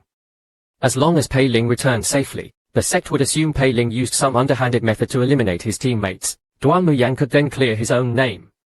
After all, he received the soul summoning technique as a gift from Pei Ling, not by force. From another perspective, if Pei Ling truly was connected to Li Xianzi, helping him would earn him her favor. Duan Muyang was winning no matter what. Pei Ling sighed. Looks like I have to find another opportunity to escape after leaving Luoshan City. However, Duan Muyang, playing dirty, gave him a sound transmission talisman with automatic navigation, eliminating any chance of escape. Meanwhile, in the Huayin Peak Hall, Hansu, Li Si's grandfather, was reporting to Li Ping, the Huayin Peak elder. Elder, Li Sai was your grandson. You have to avenge him. Li Ping's eyes narrowed. The disciple who accompanied Li Sai to Yuan Lao Mountain was killed. Hansu informed him that the disciple had been eliminated. Li Ping was furious. Why did you kill such an important witness? Use your brain. How could Pei Ling have killed all 3 of them? There's clearly someone else involved. Besides, Li Sai and the others were killed by a ghostly blade technique. The only one in the holy sect with such a technique is Zheng Jingshan. Zheng Jingshan has a conflict with Miao Chengyang, another inner sect elder. Pei Ling was most likely acting on Zheng Jingshan's orders to kill Miao Liu. Li Sai was just collateral damage. Now that Pei Ling has left the sect with Chen Huan, has probably already been refined into a ghost.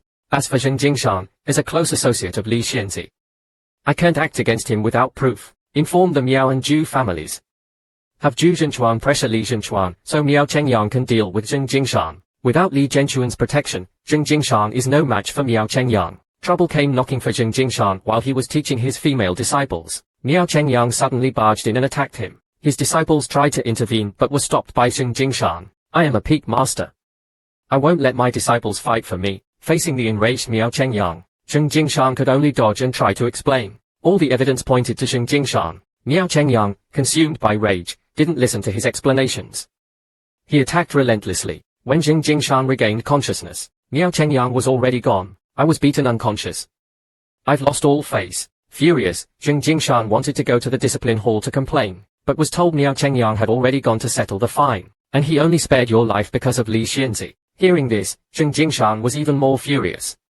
Who's framing me? Meanwhile, Pei Ling was wondering how to get Zheng Jingshan to help him with his snack fine. Back at the sect, Pei Ling went to the mission hall to report his completed missions. He received low-grade spirit stones. These spirit stones could buy quite a few things at the treasure hall. If it weren't for those three, just as he left the mission hall, he was taken away by the discipline hall. The discipline hall was efficient. They recounted Pei Ling's crimes in detail. With irrefutable evidence, Pei Ling couldn't deny it, and signed the confession. The discipline hall was fair and calculated Pei Ling's fine to be snacks. Pei Ling wanted to cry. 3 months. Can I really earn that much? Then, the discipline hall official told him the good news. He didn't have to pay the fine. The Li, Zhu, and Miao families wanted to pay it in exchange for his life. The discipline hall has determined that you possess a rare ability, so we've agreed to their request. Pei Ling was shocked. You're breaking the rules. I have 3 months. The discipline hall official chuckled. Rules are meant to be broken. The holy sect's interests come first. Just as Pei Ling was facing his impending doom, he had a brilliant idea. Wait. 3 months to pay the fine. I can ask Zheng Jingshan to vouch for me.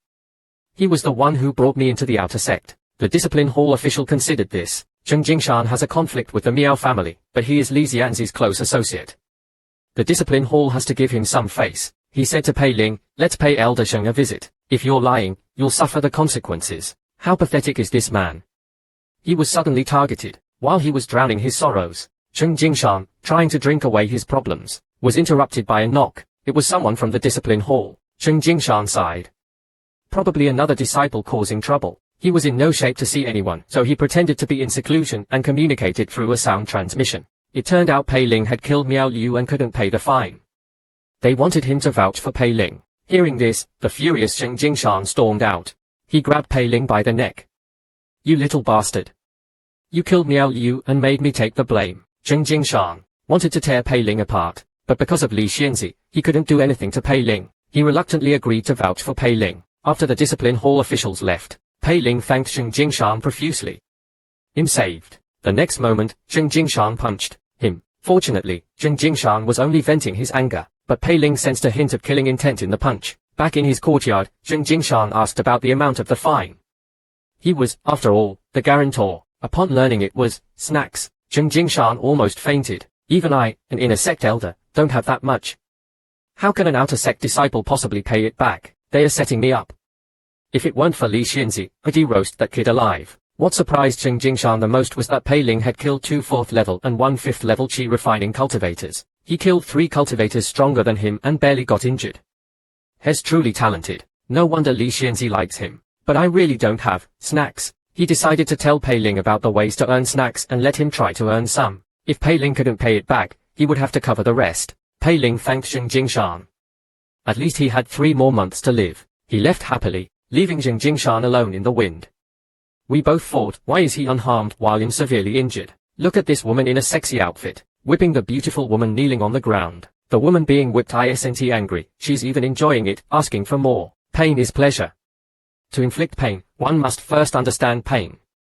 By experiencing pain, one can create techniques that inflict even greater pain. This bizarre scene intrigued Pei Ling. He went to the talisman hall, hoping to impress, but after much effort, he only managed to draw a stick figure. To his horror, the talismans used in the talisman hall were made from human skin. The first lesson was to choose a victim and personally skin them to create the talismans. Pei Ling couldn't stomach such a gruesome scene and left. Since talismans are out of the question, let's try beast taming. The beast taming lessons were even worse. The instructor was talking about taming a beast. 1 second, and the next, his arm was bitten off. Pei Ling ran. This demonic sect is insane. Is there anything normal here? There's one last option. If that doesn't work, we'll just sell the yin saber and pay the fine. Fortunately, the pill hall was relatively normal. This gave Pei Ling some hope. As he was listening attentively, the system prompted. Detecting external pill recipes. Recording in progress. Pei Ling was overjoyed. Finally, something useful. After the system finished recording, Pei Ling could already imagine himself at the peak of his career. With the system's help, I don't need to waste time on lessons. He immediately purchased 2 sets of pill ingredients, and rented a top-grade pill refining room. Pei Ling had been worried, but then he remembered Zheng Jingshan had vouched for him, so he shouldn't have any problems. As for Chen Huan, Duan Muyang must have taken care of it. His only task now was to refine pills and earn snacks. He activated smart cultivation mode. After half an hour, the first batch of brittle bone pills was ready. He had refined pills, and their color was better than the ones he stole from Jingshan. This filled Pei Ling with hope for the future. 1 brittle bone pill sells for 7 spirit stones. Pills is spirit stones. Deducting the cost of ingredients, the profit is spirit stones. 2 pills per hour, pills per day, 5 batches per day for 3 months is snacks. Excited, Pei Ling began the next batch. However, as soon as he put the ingredients in the cauldron, he turned into an Indian. Just as Pei Ling was confused, the system prompted. Insufficient spiritual energy. Pill refining failed. Smart cultivation mode deactivated. How convenient is smart cultivation mode? Just by listening to the instructions once, the system can successfully refine pills. To achieve financial freedom quickly, Pei Ling immediately activated smart cultivation mode and began refining the second batch. Good, very good. As soon as Pei Ling put the ingredients into the cauldron, he turned into an Indian again. The reason? Insufficient spiritual energy. Pei Ling was speechless. Why didn't you tell me earlier? I wasted so many ingredients. I need to sell the first batch of pills and repair the cauldron. However, upon arriving at the treasure hall, Pei Ling overheard a disturbing conversation. The price of brittle bone pills had dropped to 5 spirit stones. Damn it. I need money. Even if the price is low, I have to sell. Due to Pei Ling's shabby appearance, the process of selling the pills was humiliating. He was stopped at the entrance and questioned by a guard. After finally reaching the pill purchasing counter, he was scolded by a beautiful pill evaluator. When he presented the pills, the clerk scoffed. Fortunately, the system had performed well this time. The brittle bone pills were of superior quality. As soon as he opened the bottle, a rich fragrance filled the air. Even so, the clerk still believed Pei Ling couldn't have possibly refined such high-quality pills. It must have been pure luck. The old shopkeeper, however, was experienced. He smelled the fragrance and immediately slapped the clerk. He apologized to Pei Ling and offered spirit stones for the pills. Hearing this, Pei Ling was ecstatic. To get a better price, he pretended to be hesitant. Jin Sumian, the talented pill evaluator, was impressed. Refining superior-grade brittle bone pills with ordinary earth fire was much more difficult than refining ordinary pills. These pills must be from a master. If I can study them, my pill refining skills will surely improve. Jin Sumian grabbed Pei Ling's hand, placed it on her chest, and offered spirit stones, promising to introduce Pei Ling to Sheng Lao, the inner sect pill refining master. Just as Pei Ling was about to succumb to Jin Sumian's charms, the old shopkeeper intervened, warning Jin Sumian not to poach his customers. He then told Pei Ling the treasure hall would buy his pills for spirit stones and offer an increase for future purchases. Jin Sumian, unwilling to give up, reminded Pei Ling, spirit stones or future prospects, which is more important? Think carefully, young Master Pei. Would you choose Million or Tsinghua University? Pei Ling chose the spirit stones. Jin Sumian was speechless. The old shopkeeper was overjoyed. Such a talented pill refiner was rare. He reminded Pei Ling, don't store superior grade pills with ordinary pills. It affects their quality. The next moment, everyone was stunned. All of Pei Ling's brittle bone pills were superior grade. Even a master pill refiner would need dozens of attempts to refine one superior grade brittle bone pill. To refine so many at once was something only a reclusive expert could achieve. The old shopkeeper immediately lowered his stance and asked Pei Ling to introduce him to this master. Jin Sumian gave Pei Ling a bottle of essence replenishing pills, and placed Pei Ling's arm on her chest again, hoping he would reconsider. But Pei Ling remained unmoved. Although he enjoyed the soft sensation, he was just a lowly chi refining cultivator with no backing. If others knew he refined the superior grade pills, he would be forced to become a pill refining machine for the sect. He quickly explained, I don't know any master pill refiners. These pills were given to me by Zheng Jingshan. The old shopkeeper was doubtful. He hadn't heard that Zheng Jingshan could refine pills. Jin Sumian was also skeptical. Judging by his hands, he doesn't look like a pill refiner. He couldn't have possibly refined so many superior grade pills. Only a novice would sell such valuable pills at the treasure hall. And Zheng Jingshan is a close associate of Li Zhenchuan. Perhaps he really did receive them from a master through Zheng Jingshan. I should pay Zheng Jingshan a visit. Using Zheng Jingshan as a scapegoat, Pei Ling successfully escaped. After deducting the cost, he had earned spirit stones and a bottle of essence replenishing pills. If I had known pill refining was so profitable, I wouldn't have bothered with missions. But his joy was short-lived. As he was reveling in his newfound wealth, a chilling aura washed over him. Before he could react, he was pinned to the ground by a pink whip. It was Wu Liu, here to check on his progress. She had planned to tease Pei Ling, but was surprised to hear he had already mastered the blood ghost scripture. Wu Liu was skeptical. She summoned a withered tree and ordered Pei Ling to break off a branch using the bone forging technique. Pei Ling didn't hesitate and retrieved the branch with a flick of his wrist. Seeing her plan fail, the disappointed Wu Liu left, leaving Pei Ling alone in the wind. Dual cultivation is a skill. Do you remember what happened after Li Xianzi knocked Pei Ling unconscious on the ship? After half a month of continuous dual cultivation, even the talented Pei Ling was almost drained dry. If it were any of you, you would probably be dead. Since then, Li Xianzi had become completely infatuated with Pei Ling, often thinking of him. For example, now, holding the 6-yin scripture, Li Xianzi was thinking, no one in the sect could comprehend the 6-yin scripture, but Pei Ling could absorb its power. He even shared its power with me through dual cultivation, significantly increasing my cultivation. But why didn't my cultivation improve during that half a month on the ship, even though we dual cultivated for much longer? Does it only work when Pei Ling takes the initiative? I must try it again after I leave seclusion. Thinking of this, Li Xianzi blushed. She couldn't tell if her desire to dual cultivate with Pei Ling stemmed from a thirst for power or a longing for his touch. Meanwhile, Pei Ling was focused on pill refining. Today, I refined 5 batches of pills. 1 batch failed. 1 batch I used to replenish my spiritual energy, and the remaining 3 batches yielded superior grade brittle bone pills. My cultivation has also reached the 5th level of qi refining. The only problem now is how to sell these pills safely. Asking Zheng Jingshan to sell them might raise suspicion. Pei Ling decided to disguise himself as a woman to sell the pills, but was recognized by the old shopkeeper. The shopkeeper even teased, "Young people, I understand." The embarrassed Pei Ling quickly left. Seeing that his disguise had failed, he went to Zheng Jingshan for help. However, before he could enter, he heard a commotion. He hid and observed. A domineering woman stormed out of Zheng Jingshan's courtyard, scolding him. She then said to Jin Sumian, "Forget about that pill refining master. Tang Jie has secured the cold fire water mission for you. Refining the cold fire water will greatly improve your pill refining skills." Seeing the 2 women leave, Pei Ling thought, pill refining master, could it be because of me? As he was about to leave, Zheng Jingshan caught him. The frustrated Zheng Jingshan was already annoyed at the sight of Pei Ling. He slapped Pei Ling. "Ever since Pei Ling joined the sect, I've been constantly humiliated. I don't know any pill refining masters, and that woman broke down my courtyard door. Now this sneaky little bastard Zheng Jingshan had a bad feeling. Did he cause this trouble too?" Pei Ling naturally denied it. However, Zheng Jingshan wasn't easily fooled. He decided to confront them. Seeing no way out, Pei Ling confessed. Zheng Jingshan was stunned. He grabbed Pei Ling. "You're making a fool of me. You keep getting me into trouble. I'm going to teach you a lesson. Secrets are hard to keep." Pei Ling clearly didn't understand this. He had repeatedly made Zheng Jingshan take the blame. Zheng Jingshan, having discovered the truth, was furious. He was about to kill Pei Ling when Pei Ling cried out, "Wu Liu, help."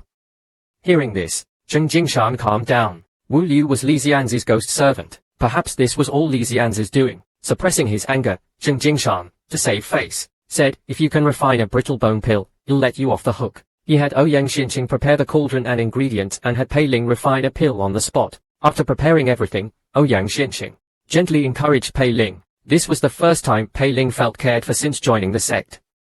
He stared at Ouyang Xinqing, mesmerized. However, this pleasant feeling was quickly shattered by Zheng Jingshan. Pei Ling quickly started refining the pill. Half an hour later, a batch of superior grade brittle bone pills was ready. Compared to Ouyang Xinqing's surprise, Zheng Jingshan was deeply impressed. Such talent. No wonder Li Xianzi likes him. Since Li Xianzi favored Pei Ling, Zheng Jingshan, as her loyal follower, couldn't disappoint her. He promised Pei Ling a reward when he reached the 5th level of qi refining. However, Zheng Jingshan then realized, Pei Ling was already at the 5th level. He reached the 5th level in just a few days. This is incredible. Zheng Jingshan was shocked by his cultivation speed. Pei Ling, on the other hand, wondered what reward could be more important than making money. He was told it was a chance to refine cold fire water in the ancient plains. Pei Ling was speechless. He had just promised Jin Sumian to retrieve cold fire water. "I don't want to make more enemies. I'd rather refine pills." Zheng Jingshan, seeing Pei Ling's lack of enthusiasm, tried to persuade him. However, Pei Ling, a man determined to live a pathetic life, wouldn't be easily swayed. Zheng Jingshan then promised to pay Pei Ling's fine for killing Miao Liu if he could refine the cold fire water. Hearing this, Pei Ling was immediately interested.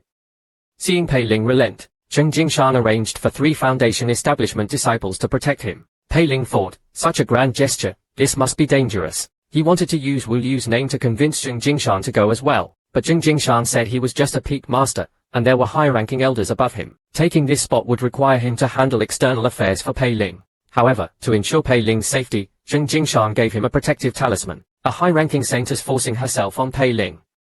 How would Pei Ling react? Last time, under Zheng Jingshan's arrangement, Pei Ling and 3 senior disciples went to the ancient plains to retrieve the cold fire water.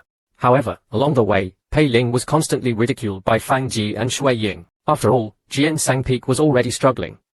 Wasting resources on this mission, especially for an outer disciple, naturally caused resentment. Fortunately, Ouyang Xianxing defended Pei Ling, preventing him from being bullied too much. The next moment, Ouyang Xianxing pulled Pei Ling and jumped into an abyss. Meanwhile, Miao Chengyang, upon learning that Pei Ling had entered the ancient plains, decided to kill him. If Pei Ling died in the ancient plains, the discipline hall wouldn't be able to investigate, and Zheng Jingshan's efforts to secure the mission would be wasted. It was a win-win situation. However, Miao Chengyang was puzzled. The cold fire water was originally reserved for Jin Sumian.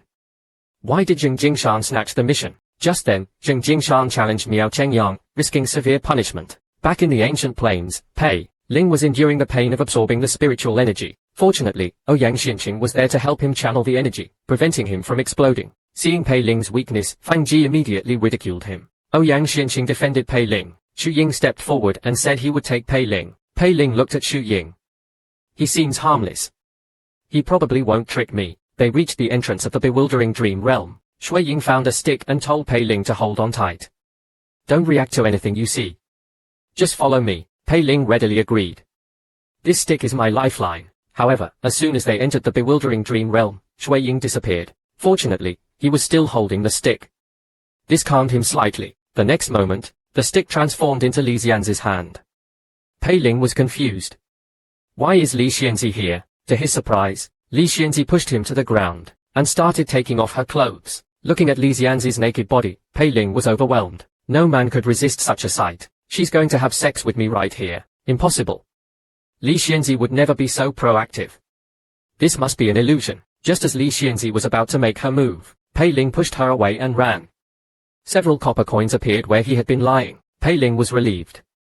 That was close. The illusion shattered, and the monster revealed its true form. It attacked Pei Ling with its tentacles.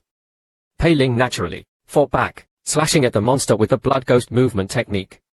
Just as he was about to kill it, Ouyang Xianxing appeared and pulled him back. Pei Ling was covered in cold sweat. He had almost attacked himself. If Ouyang Xianxing hadn't stopped him, he would be dead. A hero is easily swayed by beauty. 3 beautiful women offering themselves to you. Any man would be tempted. However, 10 minutes ago, Pei Ling was almost consumed by lust. Fortunately, Ouyang Xianxing arrived just in time, saving him. Ouyang Xianxing comforted Pei Ling and asked the awakened Xu Ying what happened. Pei Ling said awkwardly, I was holding senior brother Shui Ying's stick, then suddenly, he disappeared. And senior brother Shui Ying hasn't come to help. Did something happen to him too? Ouyang Xianxing, after hearing what happened, didn't waste any time. She pulled Pei Ling and headed for the exit. The next moment, they were both shocked by the sight before them. Inside the bewildering dream realm, countless tentacles were attacking them. Ouyang Xianxing yelled, they are resentment fruits. Formed from the resentment of cultivators who died in the bewildering dream realm. Thief only awakened twice in the past century. Pei Ling had encountered them on his first visit. The exit was just ahead, but a resentment fruit blocked their path, and countless tentacles attacked them. Pei Ling drew the yin saber to defend, but he couldn't cut the tentacles. Fortunately, Ouyang Xianxing was powerful enough to hold them off. Just as Pei Ling was admiring Ouyang Xianxing's strength, a small tentacle wrapped around his leg. In a blink, 3 Li Xianzis appeared before him, offering themselves to him. Pei Ling was instantly captivated. Fortunately, Ouyang Xianxing snapped him out of it. Pei Ling was relieved. That was close. I almost fell for it again. The resentment fruits are too strong. We might not make it out alive. It would be a shame for someone as talented as you to die here. Pei Ling suggested Ouyang Xianxing leave first. He had the protective talisman Zheng Jingshan gave him. He should be able to escape. However, Ouyang Xianxing was stubborn. She had promised to help Pei Ling retrieve the cold fire water, and she intended to keep her promise. Ouyang Xianxing put down the pouch she was carrying. As the pouch opened, countless black chains shot out, instantly shattering the resentment fruit's tentacles. While the resentment fruits were stunned, Ouyang Xianxing grabbed Pei Ling and teleported out of the bewildering dream realm. However, the pouch's power wasn't something she could fully control. Although they escaped, Ouyang Xianxing was severely injured. Seeing Ouyang Xianxing coughing up blood, Pei Ling rushed over to check on her. Ouyang Xianxing said she was fine, but he mustn't tell anyone about the pouch. Pei Ling readily agreed.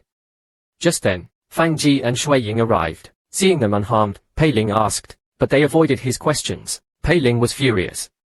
He thought Shui Ying had abandoned him because of some accident, but it was clear now that Shui Ying had intentionally left him to die.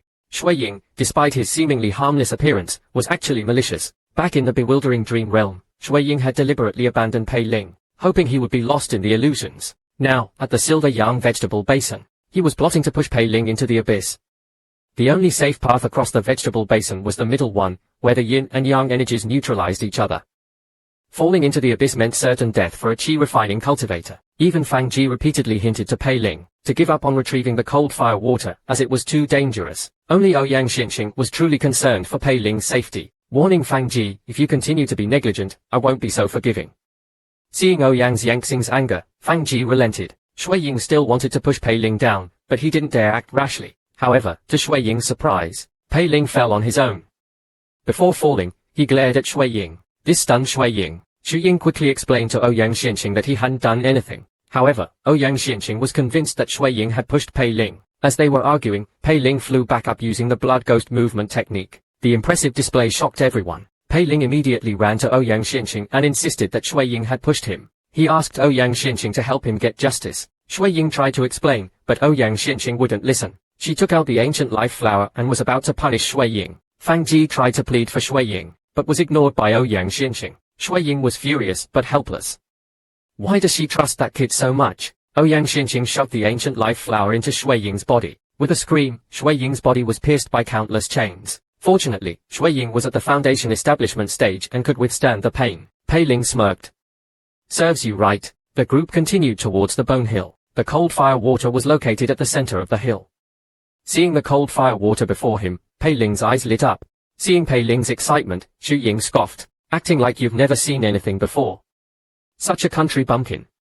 Just then, Ouyang Xianxing ordered Shui Ying to set up a formation to dispel the yin qi surrounding the cold fire water. With Shui Ying's incantation, tree roots emerged from the ground, surrounding the cold fire water. While Shui Ying was setting up the formation, Ouyang Xianxing warned Pei Ling, absorbing the cold fire water is extremely painful. You have to endure it. Don't let Elder Sheng down. Pei Ling agreed, then asked, do I just swallow the cold fire water? Or is there another way? Everyone was speechless. They hadn't expected Pei Ling wouldn't even know the basics of absorbing spiritual fire. Fang Ji scoffed, you don't even know how to absorb spiritual fire. We should just go back. Ouyang Xianxing was also embarrassed. Pei Ling awkwardly explained that he was new to cultivation. Ouyang Xianxing was about to explain when Fang Ji interrupted. Why don't we take Pei Ling back? It takes at least half a month for a qi refining cultivator to learn the spiritual fire absorption technique. Seeing Fang Ji's dismissive attitude, Ouyang Xianxing slapped him. Half a month it is. Seeing this, Shui Ying didn't dare object. He cursed silently. Why are you so nice to a qi refining cultivator? You're just like that lovesick fool, Zheng Jingshan. Ouyang Xianxing began to teach Pei Ling the spiritual fire absorption technique. After explaining the technique, Ouyang Xianxing was about to elaborate when she realized the system had already recorded it. Just as Pei Ling was wondering how to explain that he had already learned the technique, Shui Ying finished setting up the formation. Ouyang Xianxing, wasting no time, took the formation core and compass from Shui Ying, and trapped him with the ancient life flower. After all, Shui Ying had tried to harm Pei Ling. This was a precautionary measure. This woman is amazing. Ouyang Xianxing activated the formation, and the yin qi surrounding the cold fire water was dispelled. After giving the purified cold fire water to Pei Ling, Ouyang Xianxing decided to take him to the Yogu cave to give him time to learn the spiritual fire absorption technique. Fang Ji said the path to Yogu cave was dangerous and that they might not be able to protect Pei Ling. However, Ouyang Xianxing was determined.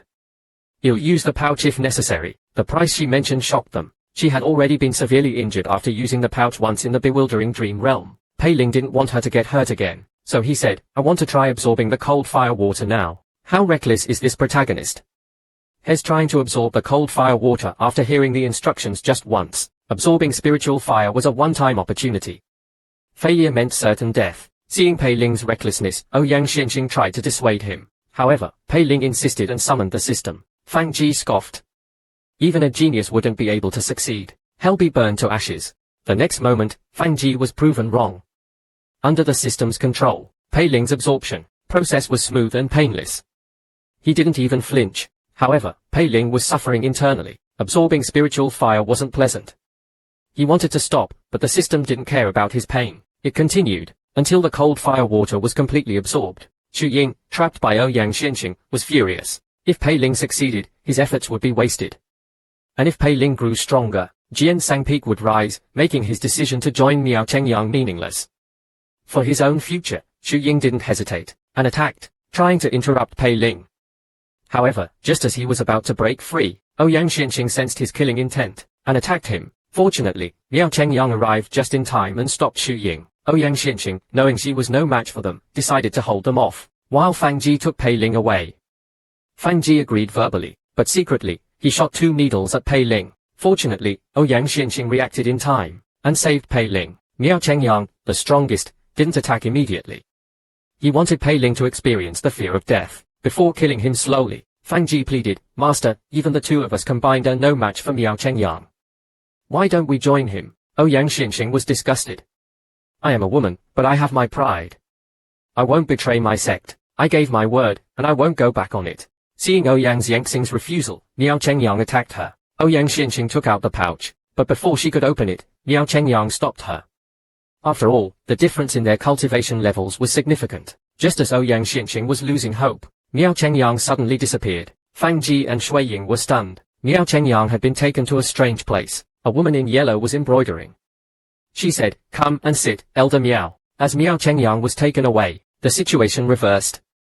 Ouyang Xianqing was stronger than Shui Ying and Fang Ji. They only dared to betray her because Miao Chengyang was their backer. Now that Miao Chengyang was gone, Ouyang Xianqing opened the pouch. Inside, a woman in red was revealed. As the woman in red raised her hand, countless bone spikes shot out. Fang Ji quickly took out a protective treasure to defend, but it wouldn't last long. He prayed Miao Chengyang would return soon. He didn't know, Miao Chengyang was trapped in an illusion. Miao Chengyang, looking at the woman before him, realized she was Jiao Ni, Li Zhenchuan's servant. He asked why she had brought him here. Jiao Ni's answer was simple. "Stay away from Pei Ling." Miao Chengyang was shocked. Could Pei Ling's backer be Li Zhenchuan, not Cheng Jingshan? He wanted to refuse, but a cut suddenly appeared on his face. He looked closer, and saw Jiao Ni had pricked his hand with a needle. As soon as Miao Chengyang tried to resist, he was sent flying by an invisible force. Jiao Ni said calmly, "If Pei Ling had failed to absorb the cold fire water, I wouldn't have intervened." But he succeeded. First, you must not reveal what happened today. Second, you must not harm Pei Ling before he enters the inner sect. If you agree to these 2 conditions, I'll let you go. Miao Chengyang asked, "So I can kill him once he enters the inner sect?" Jiao Ni didn't deny it. "If Pei Ling is weaker than you, then he's not worthy of my mistress' attention." After Miao Chengyang agreed to the 2 conditions, Jiao Ni was about to let him leave, but she stopped him. "Since you're here, have a cup of tea before you go." Meanwhile, Shui Ying and Fang Ji were on the verge of death. Shui Ying suggested using Pei Ling as a shield. Fang Ji agreed, and unleashed a seductive technique on Pei Ling. Ouyang Xianqing quickly tried to counter the seductive technique with her own, but it was easily dodged. This gave Fang Ji an opportunity to attack. Before she could react, Fang Ji's fist, embedded with 3 needles, sent her flying. Pei Ling, having finally absorbed the cold fire water, dodged the seductive technique. Just as he was about to draw the yin saber, he realized the saber had slipped from his grasp. He looked down, and saw he was covered in burns. He couldn't even hold the saber. Just as he was about to die, Pei Ling remembered something. He summoned the system and activated the blood slaughter blade art. In an instant, the already injured Shui Ying was killed by the system-controlled Pei Ling, his essence absorbed. Seeing Pei Ling's sudden power, Fang Ji was terrified and ran, asking the seductive ghost to cover his retreat. To Fang Ji's horror, Ouyang Xianqing dispelled the red woman's technique. In an instant, Fang Ji was pierced by countless bone spikes. The seductive ghost also died. Pei Ling, without hesitation, used the blood slaughter blade art again, absorbing Fang Ji's essence. Just then, a hand patted Pei Ling on the shoulder, deactivating the system. Pei Ling had told Ouyang Xianqing this method, because the system was unpredictable. Never turn around when you feel a tap on your shoulder in a dangerous situation. You never know if it's a person or a ghost. Pei Ling had made this mistake. A red-eyed woman in red was staring at him. The next moment, countless bone spikes shot out. Pei Ling quickly drew the yin saber to defend. Thanks to absorbing Xu Ying and Fang Ji's blood slaughter chi, he managed to block the attack. Seeing the red woman losing control, black chains shot out from the pouch, dragging the woman inside. Pei Ling was confused. Is that Wu Liu again? Wu Liu had been punished by Li Xianzi for her actions. Now, Jiao Ni had come to summon Pei Ling. Pei Ling was delighted. He was about to thank Jiao Ni, but she kicked him away. My mistress doesn't like weaklings. Prove your worth, or you're on your own. Pei Ling was speechless. He tried to ask if Li Xianzi had any other techniques for him, but Jiao Ni had already disappeared. Back in his courtyard, Pei Ling gave Cheng Jingshan the cold fire water and received his reward. Zheng Jingshan was furious. After all these years of nurturing them, they betrayed me. At least their deaths served a purpose. Miao Chengyang being taken away by Jiao Ni. Please Zheng Jingshan.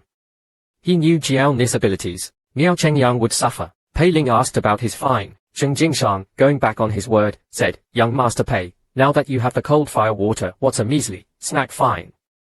You'll make sure you can pay it back. Pei Ling was speechless. Miao Chengyang, severely injured and poisoned, ordered his disciples to kill Pei Ling's family to make him suffer. A disciple advised, this is unwise. The sect will think you're taking revenge on Pei Ling for failing to capture him. If Zhu Jinchuan hears about this, our position will be jeopardized. Besides, Pei Ling was often bullied in his family. They might not care about him. Miao Chengyang agreed. The disciple continued, but I have another idea. There's a female cultivator in the outer sect who has a connection with Pei Ling. Few can resist the allure of beauty. Lust is a powerful weapon.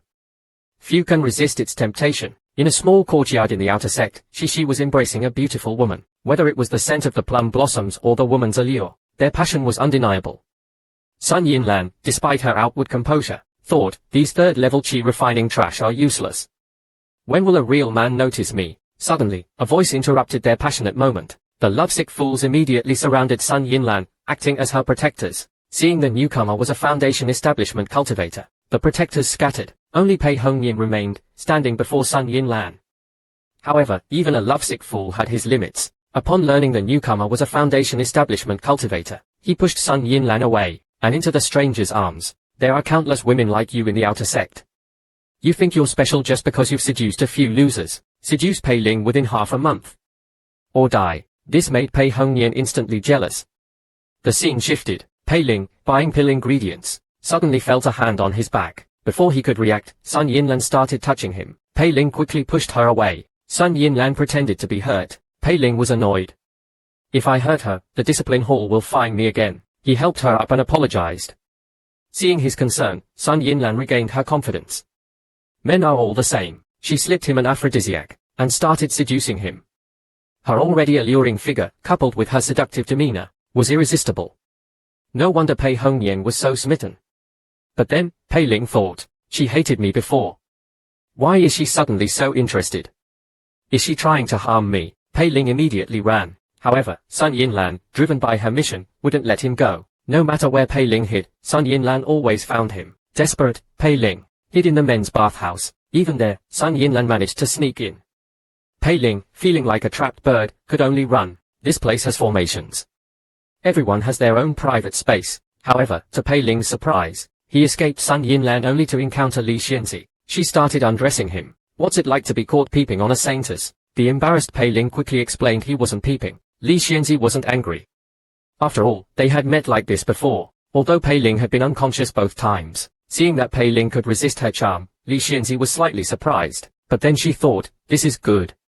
From our previous dual cultivation sessions, my cultivation didn't improve much when I was in control.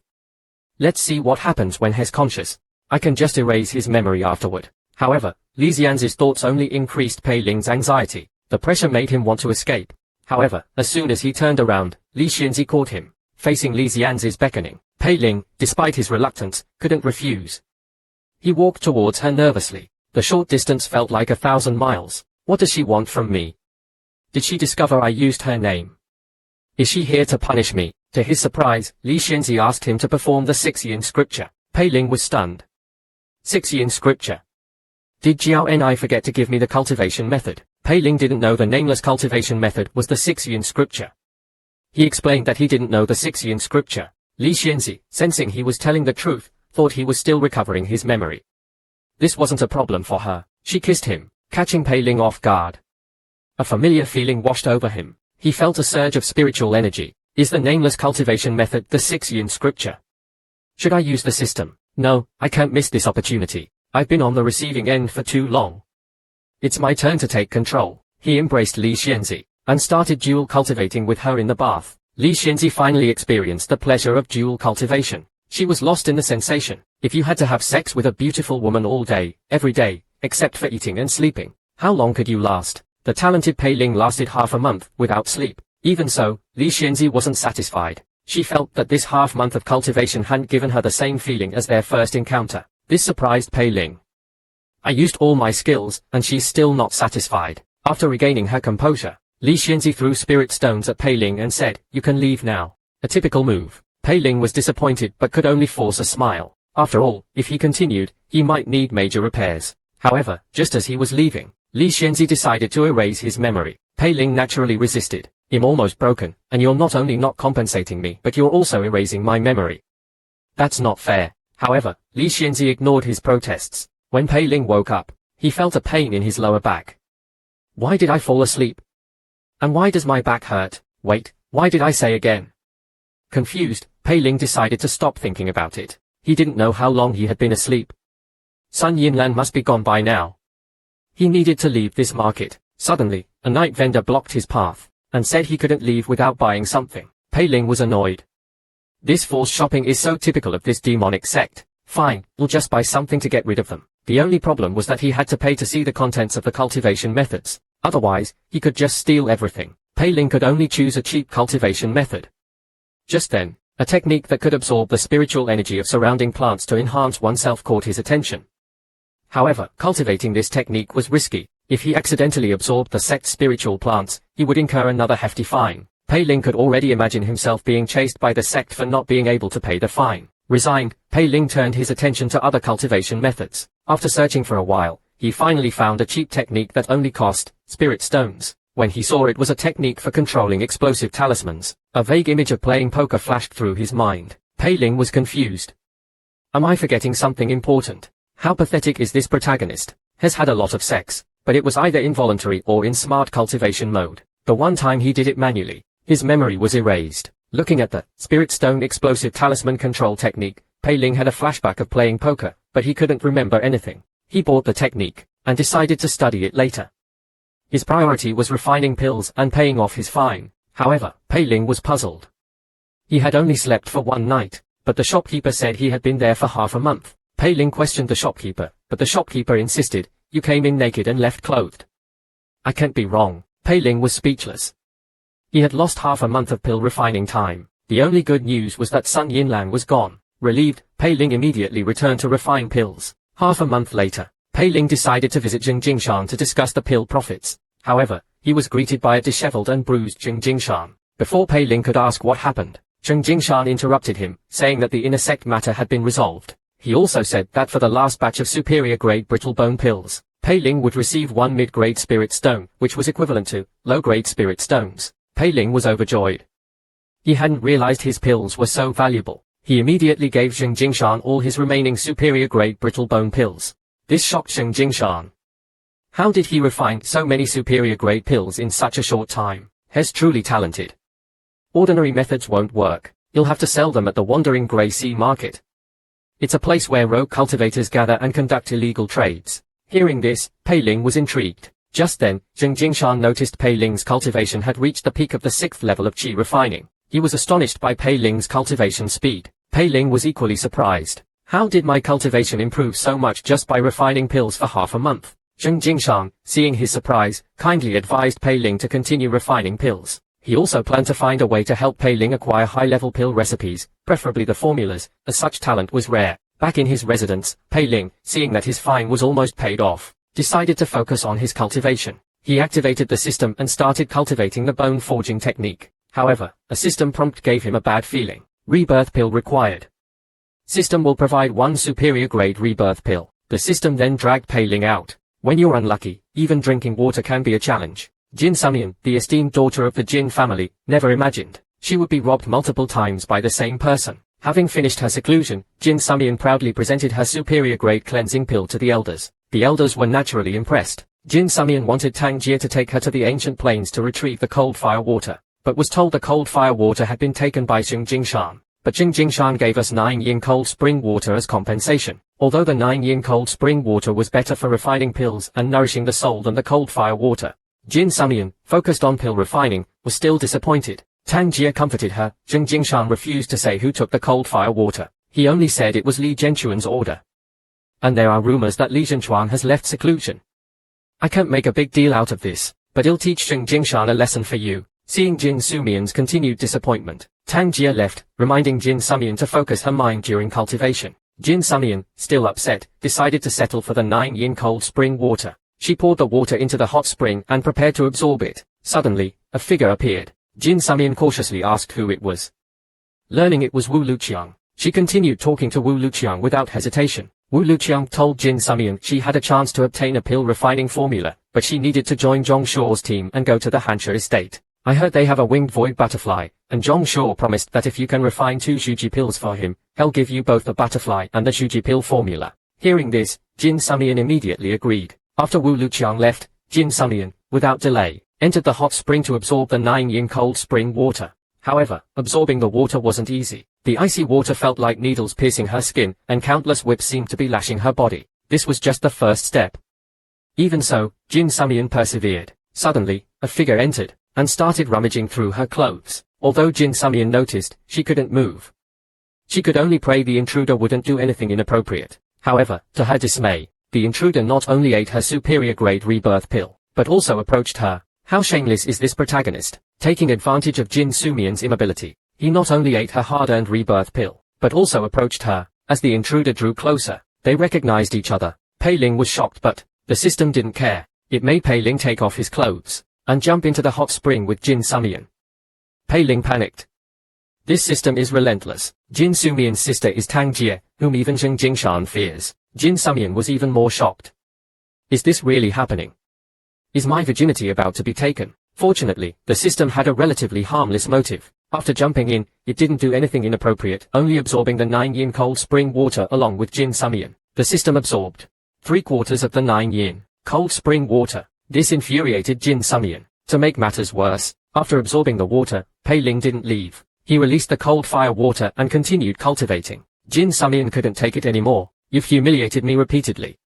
I'm going to teach you a lesson, even if it costs me my life. Enraged, Jin Sumian got up and attacked Pei Ling, forgetting she was naked. The next moment, she was pushed back into the hot spring by Pei Ling. Poor Jin Sumian, she had never been so humiliated. The next morning, Pei Ling's smart cultivation mode finally ended. Although the process was unpleasant, the results were good. His cultivation had broken through to the 7th level of qi refining, and his physique had improved significantly. The only problem was his lower back.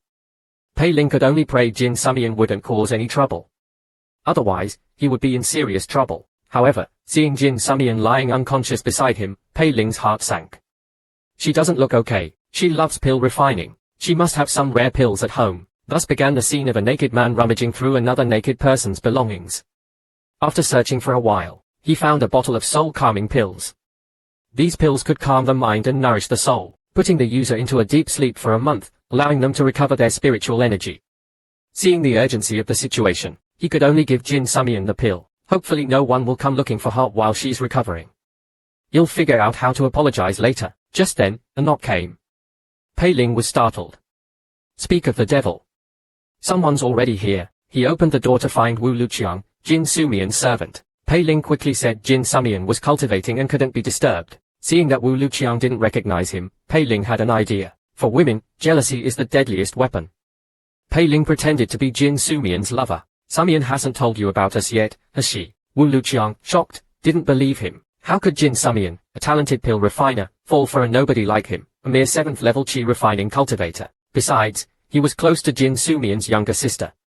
He would know about such matters. Seeing that Wu Luqiang wasn't buying it, Pei Ling said, Sumian and I are about to. Are you here to watch? Wu Luqiang was enraged. She wouldn't allow anyone to defile her mistress. She attacked Pei Ling with the 9-yin white bone palm. Pei Ling, caught off guard, used the blood ghost movement technique to subdue Wu Luqiang. Wu Luqiang was shocked. I'm at the 8th level of qi refining.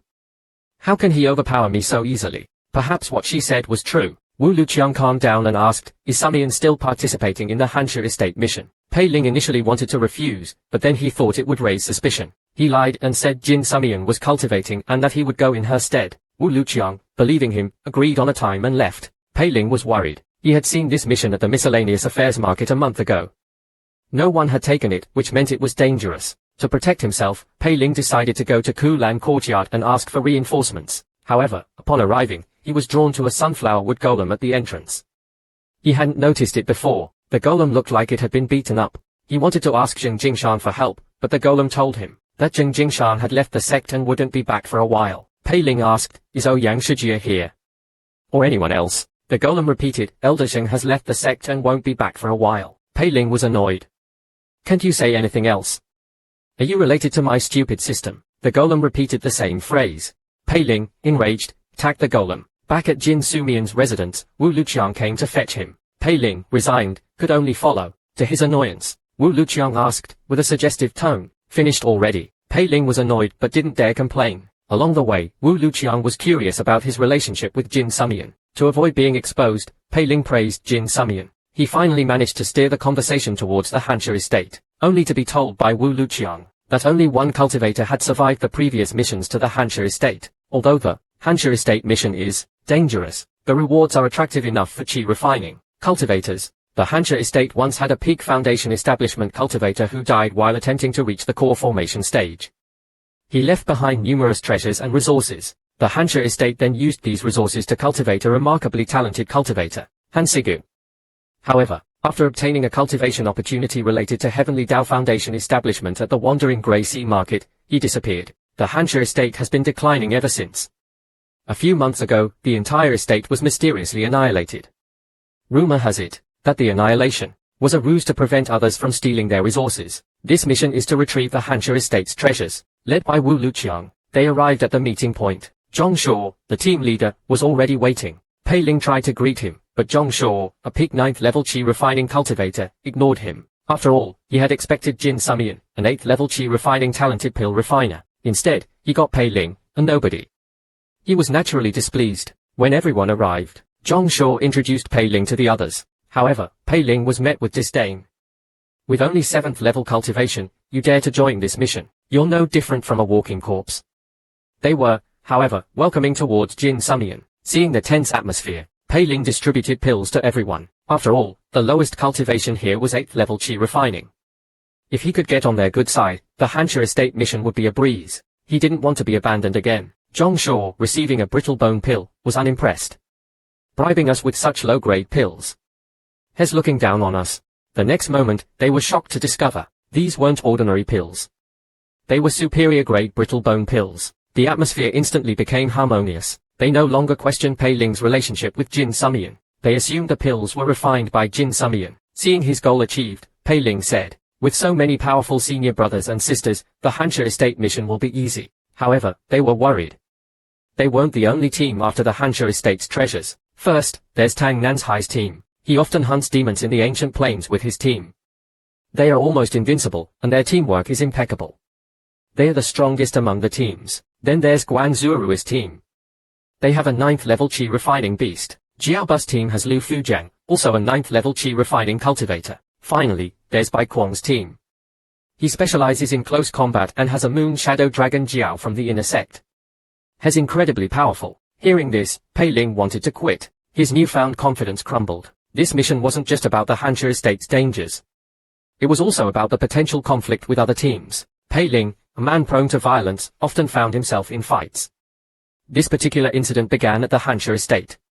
The Huner Estate was protected by a yin-yang shifting formation set up by the Peak Foundation establishment ancestor. The only way to enter was to wait for the formation to open a path on the road day of each cycle. As they were talking, the other teams arrived. Bai Kuang's team, however, was missing. Tang Nanzai scoffed. "Where's that coward Bai Kuang?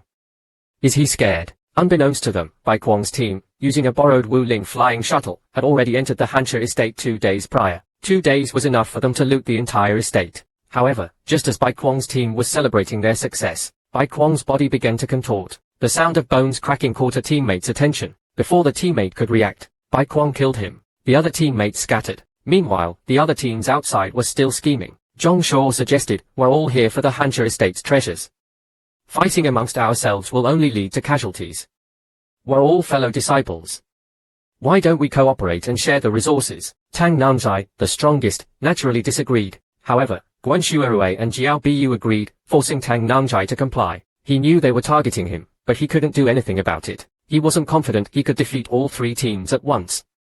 Seeing their plan succeed, Zhong Shuo took out lots and had everyone draw to decide which area to search. Pei Ling thought, these hypocrites are talking about cooperation. They'll turn on each other soon enough. Just don't drag me down with you. After drawing lots, Guan Zuru's team got the ancient ruins. Jiaobu's team got the training grounds. Tang Nanzai's team got the library. Zhong Shuo's team got the Hanshi shrine. Zhongshuo chose the shrine because he believed the treasure was most likely hidden there or in the lotus pond. They could go to the pond after checking the shrine. To avoid any unforeseen circumstances, Zhongshuo suggested everyone rest in the Blood Ghost Hall and not leave without permission. Pei Ling, however, didn't care about the treasure. Survival was his priority. To be safe, he decided to master the turtle breathing technique. If he couldn't escape, he could at least feign death. He activated the system and started cultivating the turtle breathing technique. He heard a Buddhist master saying, "Life is joy, death is peace. Death is merely a new beginning. Do not resist it." The simple cultivation method impressed Pei Ling. He gave it a 5-star rating. Suddenly, he heard footsteps. He turned to look, and saw a woman walking towards him. Before he could react, the woman walked right through him. A beautiful scene unfolded before his eyes. Pei Ling looked around, and realized he was alone in the Blood Ghost Hall. Sensing the woman was about to leave, he tried to stop her and ask about the others. However, he tripped, and accidentally tore her dress. Embarrassed, Pei Ling tried to apologize, but the woman simply walked away, leaving Pei Ling confused. Just then, Li Xianzi embraced him from behind, whispering, "Pei Ling, let's dual cultivate. Things can always get worse." After half a month of continuous dual cultivation, Pei Ling was reduced to skin and bones. Although Pei Ling, having had his memory erased, didn't remember, his aching back and weakened body were evidence enough. He had just barely recovered, when Li Xianzi asked for another round. This sudden burst of romance left Pei Ling conflicted. Although such opportunities were rare, his weakened body might not be able to perform, but Pei Ling soon realized something was wrong. Given his current situation and Li Xianzi's unusual gentleness, this must be another illusion. "If I run, you can't seduce me." Pei Ling quickly distanced himself from Li Xianzi, and used the turtle breathing technique. With a thud, Pei Ling collapsed, his soul leaving his body. When Zhongshuo and the others returned to the Blood Ghost Hall, Pei Ling was still unconscious. Wu Luqiang felt guilty for failing to protect Pei Ling for Jin Sumian. They wondered about the meaning of Pei Ling's sudden collapse. Was he trying to tell them something? Just then, Pei Ling opened his eyes. They were startled. Pei Ling explained. He had heard strange noises and, fearing danger, used the turtle breathing technique to feign death. However, Wu Luqiang didn't believe him. The turtle breathing technique is a low-level skill. It can completely conceal one's aura and life force. How could it fool Han Saige's true spirit projection? Pei Ling, seeing this, decided to explain the technique. The next moment, he realized 2 people were missing. It turned out they had been controlled by an unknown force and disappeared upon waking up. Xu Song examined the clothes fragments on the ground. These are Wang Ximei's clothes. It seems she tried to resist. Pei Ling pretended to be shocked. Seeing that it was almost time to enter the Huner Estate, they decided to put the matter aside and head for the entrance. Pei Ling noticed each team had lost a few members. This wasn't due to internal conflict. As the entrance appeared, Tang Nanjai rushed in. As Pei Ling hesitated, Zhongshuo grabbed him, and promised to protect him. After everyone entered the Huner Estate, the teams rushed towards their designated locations. Only Zhongshuo's team remained motionless. Just as Pei Ling was wondering why, Zhongshuo explained, Tang Nanzai's location is on the same path as ours. Let them clear the way for us. However, their actions were quickly discovered by a member of Tang Nanzai's team, who was responsible for rear security. As the disciple was about to confront them, Zhongshuo grabbed him by the neck. "You'll spare your life, but you have to pay. Is this compensation enough?" He let go and walked away. Pei Ling was speechless. Attacking another team so soon. Isn't that a bit rash? The disciple immediately reported this to Tang Nanzai. A sense of dread washed over him. He quickly turned around, and was instantly killed. A sword light shot into the sky. Everyone was shocked. Tang Nanzai used the Xiantian sword art. He must be facing a formidable opponent. Zhongshuo, however, remained calm and reminded everyone to be cautious. Pei Ling had a bad feeling. A mere foundation establishment pill formula isn't worth this much risk. After some probing, Zhongshuo explained, the most valuable item in the Huner Estate isn't the foundation establishment pill formula, but the Heavenly Dao Foundation establishment method. Han Sigu obtained the Heavenly Dao Foundation establishment opportunity but disappeared. He was from the Huner Estate, so even if he didn't bring the method back, he must have left some clues. There are 3 levels of foundation establishment. Human Dao, Earth Dao, and Heavenly Dao. Human Dao Foundation establishment can be achieved by consuming pills. Earth Dao Foundation establishment requires a special technique and the 5-element scripture. It surpasses Human Dao Foundation establishment. Heavenly Dao Foundation establishment is the most difficult. Failure means death, but success grants immense power, for surpassing one's peers. As long as there's a chance to find the Heavenly Dao Foundation establishment method, we have to seize it. Pei Ling finally understood why these people were so desperate. Heavenly Tao Foundation establishment. Only someone like Li Xianzi could achieve that. They arrived at the Hansu shrine. Zhong Shuo ordered Xu Song to scout ahead. Xu Song channeled his spiritual energy, and 2 puppets appeared in his hands. With Xu Song's command, the puppets ran into the shrine. The next moment, they crumbled into dust. Xu Song immediately realized there was a spirit-dispelling formation in the shrine, preventing the use of puppets. Seeing the puppets fail, Zhong Shuo led the team into the shrine. As soon as they entered, Zhong Shuo noticed a strange aura. Although it was concealed by a layer of dust, the aura was unusually strong. Zhong Shuo carefully brushed away the dust with a brush. Just then, Pei Ling's system prompted. Unidentified Heavenly Tao Foundation establishment method detected. Recording in progress. Pei Ling was overjoyed. Finally, something useful. The next moment, ghostly laughter echoed, and a powerful force emerged, instantly dragging Zhong Shuo into the abyss. The speed was astonishing. Everyone was shocked. Zhong Shuo, the strongest among them, was taken without any resistance. Pei Ling's system prompted again. Heavenly Tao Foundation establishment method disappeared.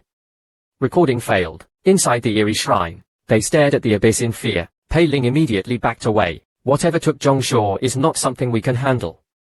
The others quickly followed. However, just as they were about to leave, the candles in the shrine extinguished. The door slammed shut. Xu Song quickly took out a talisman. The next moment, countless 7th-level qi refining vengeful spirits emerged. They rushed towards the exit. Xu Song pushed with all his might, but the door wouldn't budge. Despite his 8th-level qi refining cultivation, he couldn't open it. He realized they were trapped in a formation. He told the others to hold off the spirits while he tried to find a way out. Meanwhile, Guan Zuorui's team had been wiped out. Only Guan Shuarui managed to escape. Tang Nanzhai's team was fighting the possessed by Quang's team. Jiaoba's team was trapped in an illusion. Inside the shrine, Pei Ling and the others were fighting the vengeful spirits. Just as they were about to be overwhelmed, a powerful 9th-level qi refining female ghost appeared. Wu Luqiang reminded them. Pei Ling, use the blood ghost movement technique. The next moment, Pei Ling appeared behind the female ghost and slashed with all his might. However, the female ghost blocked the attack with ease. Pei Ling was shocked. She's strong. The female ghost's aura exploded, and countless vengeful spirits appeared. Before Pei Ling could react, he was surrounded. Just then, Xu Song, having finally broken the formation, grabbed Wu Luqiang and ran. The others quickly followed. Wu Luqiang wanted to save Pei Ling, but Xu Song stopped her. Let him die. Pei Ling, trapped by the spirits, didn't give up. He channeled his spiritual energy, and a blue flame erupted, incinerating the surrounding spirits. Seeing this, the others were shocked. How can he be so powerful? Wu Luqiang was even more convinced of Pei Ling's relationship with Jin Sumian. He gave Sumian the cold fire water. They must be in love. Suddenly, Pei Ling rushed out of the shrine and ran towards the exit. They quickly followed, but a giant hand emerged from the shrine, grabbing one disciple after another. Terrified, the survivors scattered, planning to regroup at the Lotus Pond. However, Pei Ling was stopped by a familiar face. Beside him lay a corpse. It was Tang Nanzhai. The Huner Estate was filled with ghostly hands. The corpse belonged to Zhong Shuo. Inside the Huner Estate's main hall, scattered clothes and flushed faces suggested a recent orgy. Even though they were cultivators, they couldn't resist the allure of the succubus charm. They were lost in lust. Meanwhile, Pei Ling was using the blood ghost movement technique to escape. To his dismay, he ran into Tang Nanzhai. Pei Ling tried to talk his way out, but Tang Nanzhai wasn't interested. He attacked with the heavenly demon saber art. Pei Ling used the blood ghost movement technique to dodge, but his teammates weren't so lucky. They were instantly killed by the overwhelming force. Pei Ling was horrified. He's too strong. His power level must be over. I'm only at. I have to run. Just as he was thinking this, Jiao Ni appeared. Seeing no way to escape, Pei Ling took the attack head-on.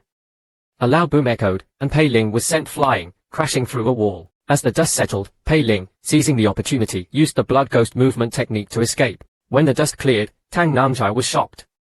A mere qi refining cultivator escaped my full-powered attack and disappeared without a trace. Who is he? Pei Ling was also surprised. That was close. I almost died.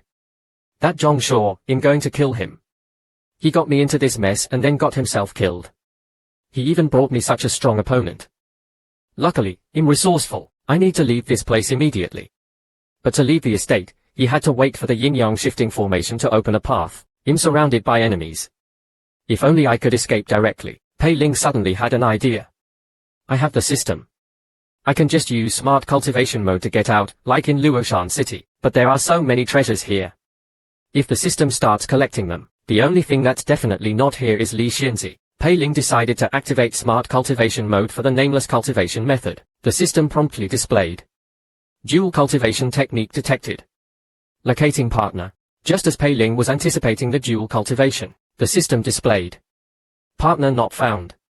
Providing a new partner. Pei Ling cursed. This system is trying to kill me. There's never a shortage of shameless protagonists, who force themselves on women in front of everyone. And to make matters worse, one of these women is the object of another's affection. Pei Ling was running towards the main hall, controlled by the system. Inside the main hall, after an intense battle, the disciples were resting and tending to their wounds. Suddenly, Xiaoru fainted and fell into Lu Fujiang's arms. Lu Fujiang checked on her, and saw she was fine. He realized her intentions and was about to leave. Xiaoru, seeing Lu Fujiang's indifference, confessed her feelings in front of everyone. However, Lu Fujiang rejected her. Xiao Rao's feelings weren't a secret to Lu Fujiang. He had always cared for her, but he had already decided to dedicate his life to cultivation and avoid romantic entanglements. He had risked his life coming to the Huner Estate to help Xiaoru gain some opportunities, repaying her years of affection. Seeing Lu Fujiang's resolute rejection, Xiaoru, hurt and humiliated, cried out, "If you don't care about me, why did you help me? You're just a coward, afraid to admit your feelings." As Lu Fujiang struggled with his emotions, a figure burst through the door. Pei Ling appeared before Lu Fujiang with lightning speed, and pulled Xiaoru into his arms. Xiaoru, still reeling from rejection, was caught off guard. Everyone was stunned by this sudden turn of events. To their astonishment, Pei Ling tore off Xiao Rao's clothes. With practiced ease, he tossed the torn garments aside, and reached for her undergarments.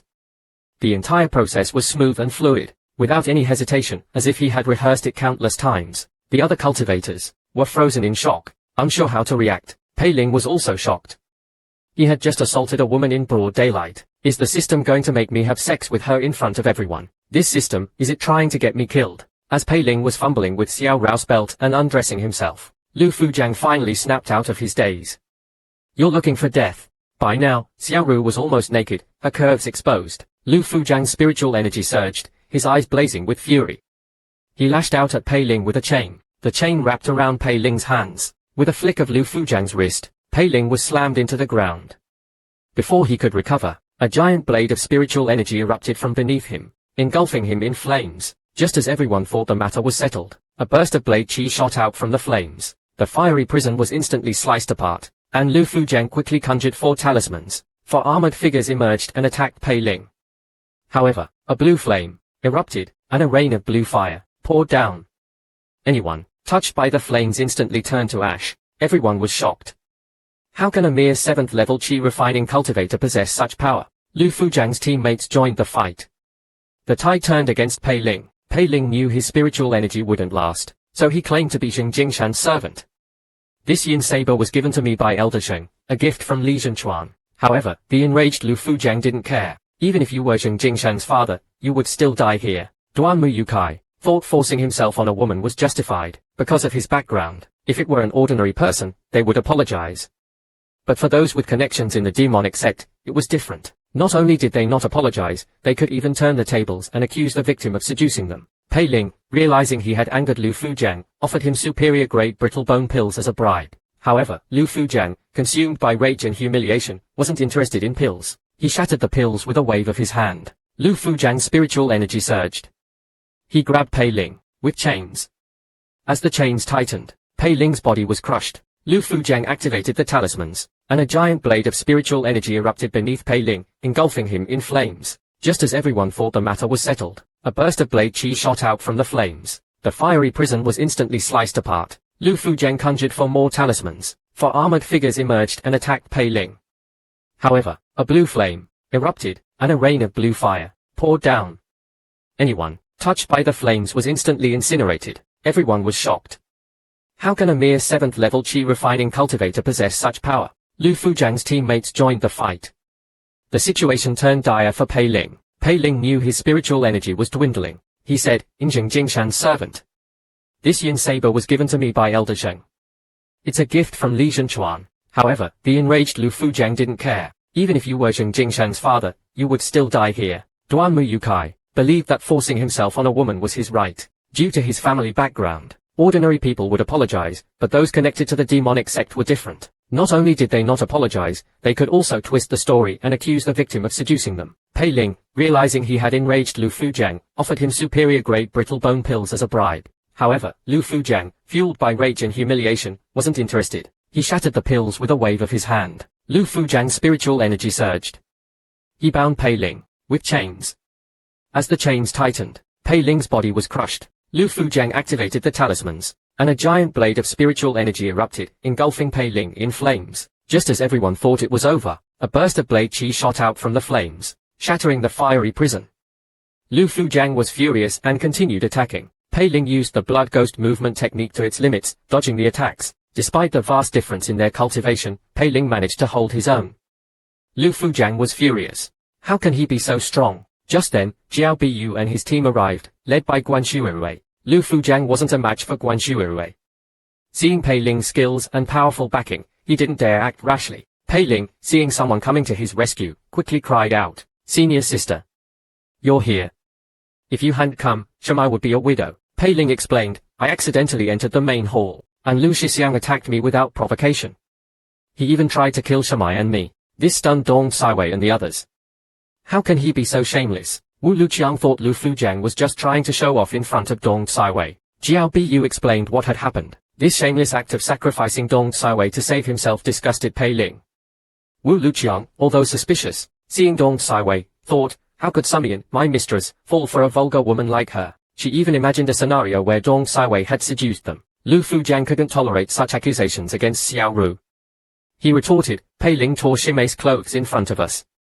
Besides, Ximei's disheveled appearance is proof enough. However, Guan Shuirui was skeptical. Proof? I don't think so. She pointed at the female cultivators in Jiao Bus team. They are also disheveled. Are you going to say Pei Ling ravished your entire team? I think your team was having an orgy in the main hall and Pei Ling walked in on you.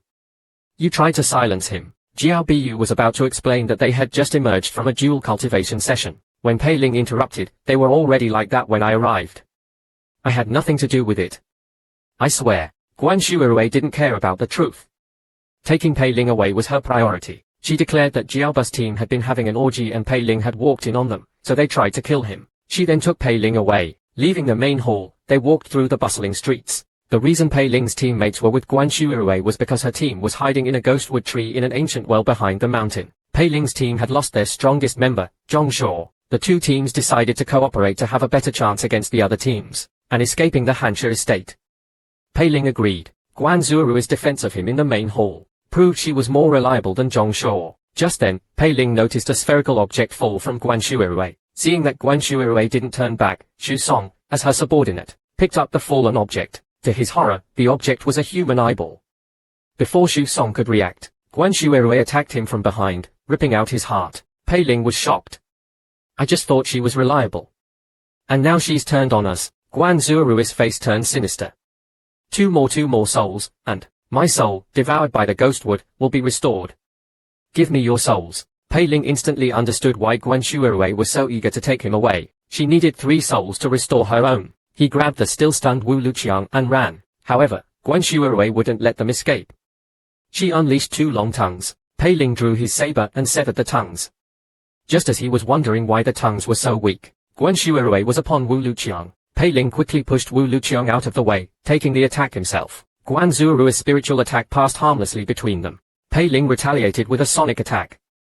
Guan Shuirui could only dodge. While Guan Shuirui was still reeling from the attack, Pei Ling punched her, sending her flying. The injured Guan Shuirui summoned her spirit beast, and attacked Wu Luqiang. At this critical moment, Pei Ling used the blood ghost movement technique, grabbing Wu Luqiang and escaping towards the edge of the estate. Having escaped, Pei Ling didn't dare slow down. He had to leave the Huner Estate to be truly safe. To escape, he needed to rely on the system's smart cultivation mode. The prerequisite was a cultivation technique with extremely demanding requirements that couldn't be cultivated within the estate. Fortunately, Wu Luqiang, thanks to Jin Sumian, completely trusted Pei Ling. She gave him a spirit-devouring technique.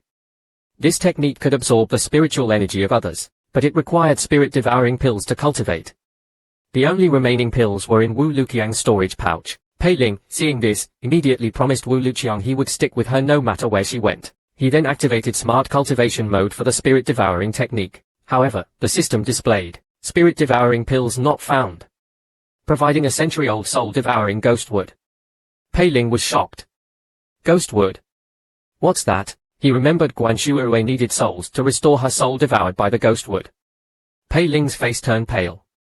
Don't tell me. What's it like having a retarded system? Pei Ling had planned to use the system to escape the yin-yang shifting formation. However, the system made him run naked towards the back mountain. Wu Luqiang, seeing this, was stunned, but remembering Pei Ling's instructions, she followed. Moments later, they arrived at the giant embrace tree.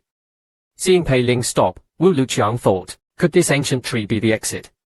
Sumian has good taste. Pei Ling, however, was thinking, this Wu Shijie still trusts me after all this. I don't know whether to be happy or speechless. As Pei Ling was lost in thought, the seemingly lifeless giant embrace tree suddenly opened its countless eyes. Seeing this, Wu Luqiang exclaimed, soul-devouring ghostwood. That's a Foundation establishment level entity.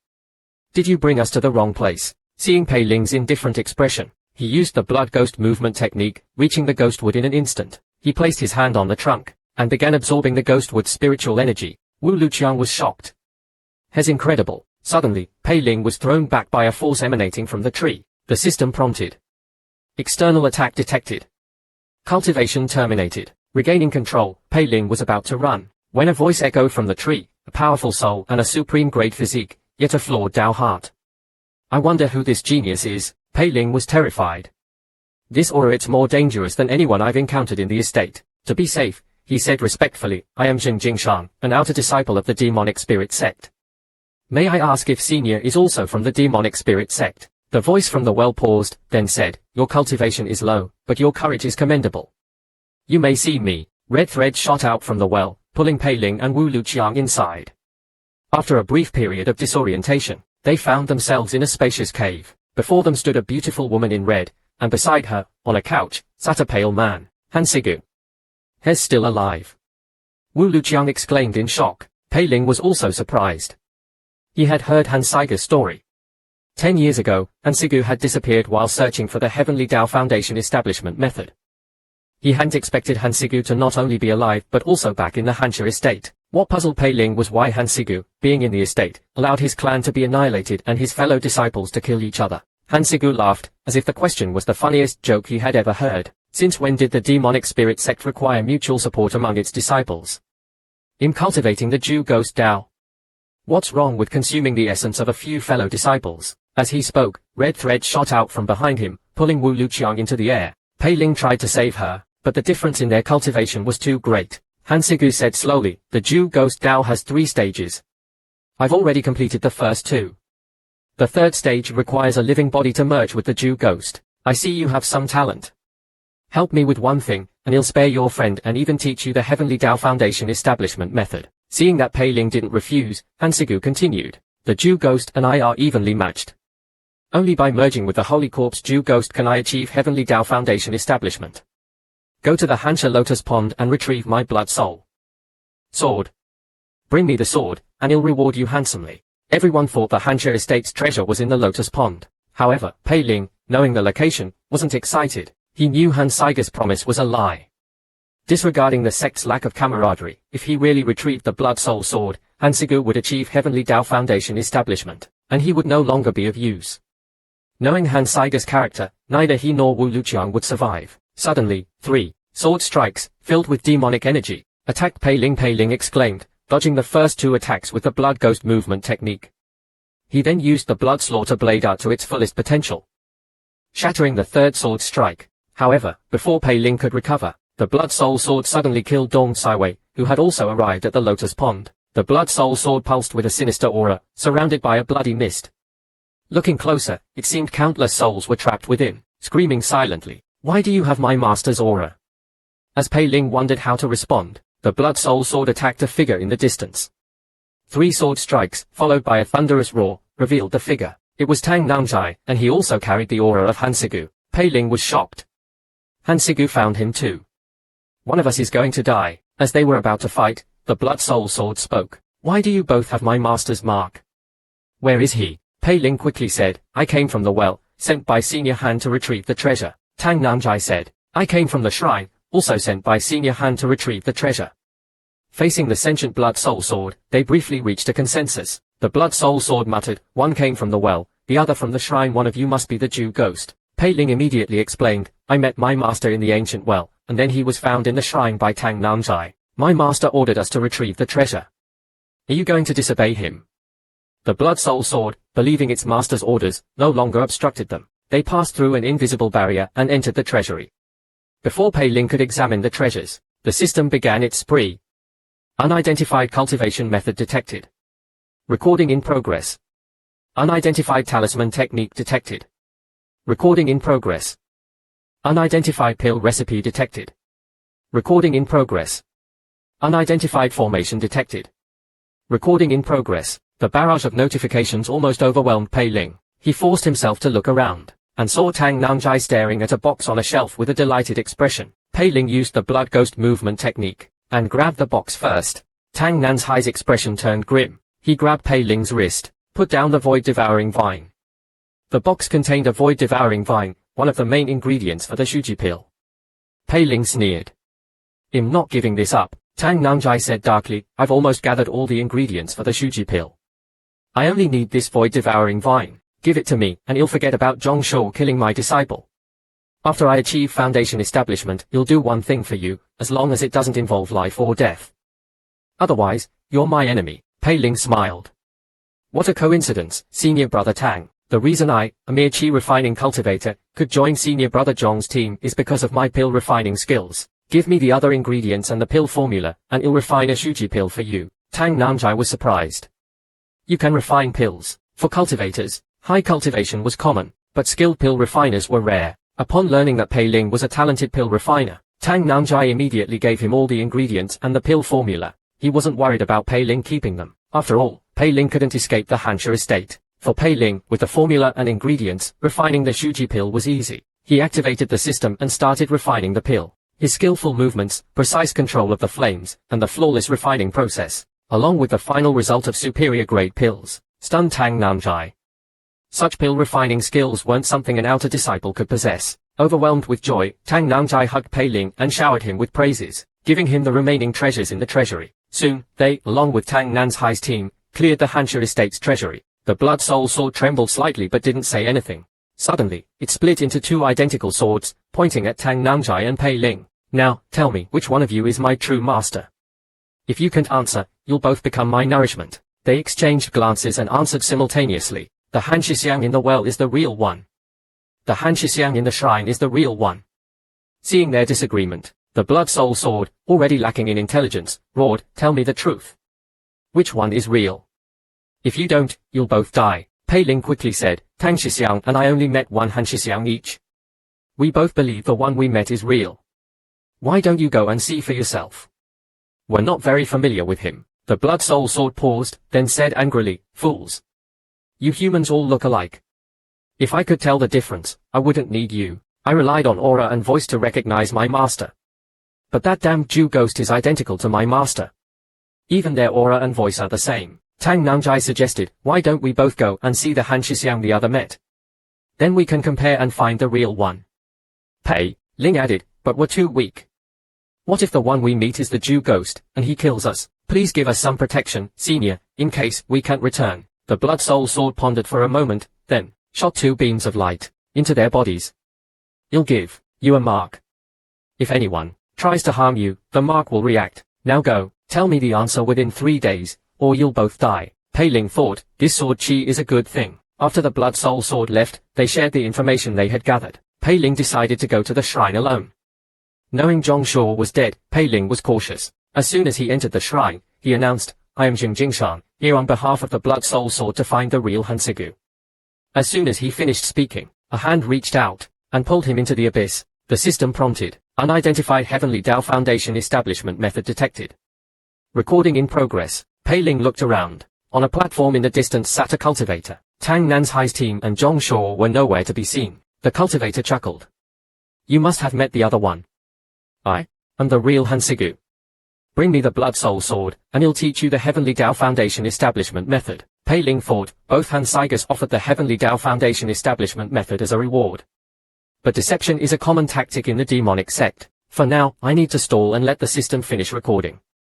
"You'll also try to gather more information about Hansu," he said. "The Heavenly Dao Foundation Establishment Method can't prove which one of you is real. I heard Senior Han is a master of the Yin Saber and swordsmanship. You must have a deep understanding of these techniques. Hansigu paused, then began explaining his understanding of swordsmanship and saber techniques. Pei Ling didn't understand a word.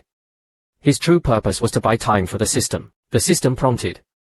Heavenly Tao Foundation Establishment Method recording complete. Pei Ling named the technique and the sword intent and decided to leave. You'll go and convince the Blood Soul Sword to come and help you. He turned to leave, but Hansigu stopped him. Do you really believe in the real Hansigu? Pei Ling quickly replied, of course. Hansigu simply stared at him. Pei Ling felt uneasy but couldn't detect anything amiss.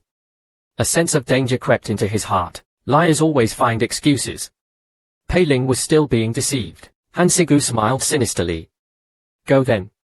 Tell the Blood Soul Sword that I am the real Hansigu. Pei Ling left, his expression blank. He walked until he reached a deserted street. Then he ran. Pei Ling finally understood why the puppet Hansigu had been so kind to him. He was immune to the Jew ghost's control. However, before Pei Ling could get far, a group of figures emerged from the mist, pursuing him with blank expressions. Pei Ling was shocked.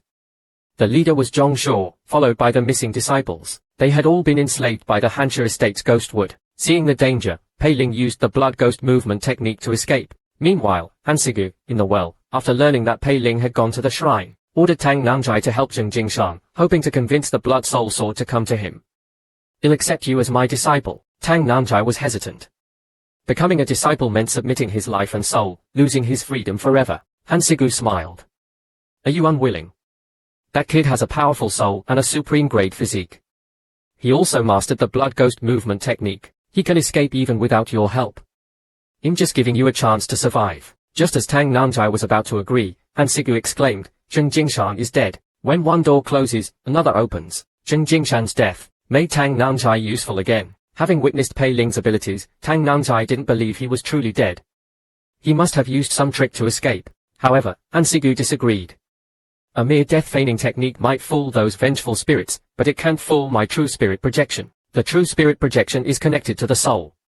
If the connection is severed, it means certain death. Alarmed, Hansigu ordered Tang Namjai to bring him the Blood Soul Sword, no matter the cost. However, Tang Namjai refused, fearing he would become a mere puppet.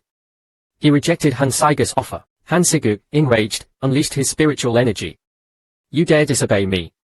I can kill you with a flick of my wrist. He effortlessly subdued Tang Namjai. Meanwhile, Li Xianzi, sensing Pei Ling's impending death, quickly left. Moments later, a stream of life force flowed into Pei Ling's mouth. A powerful energy surged through him, and he sat up unharmed. Finally gone. That turtle breathing technique almost cost me my soul.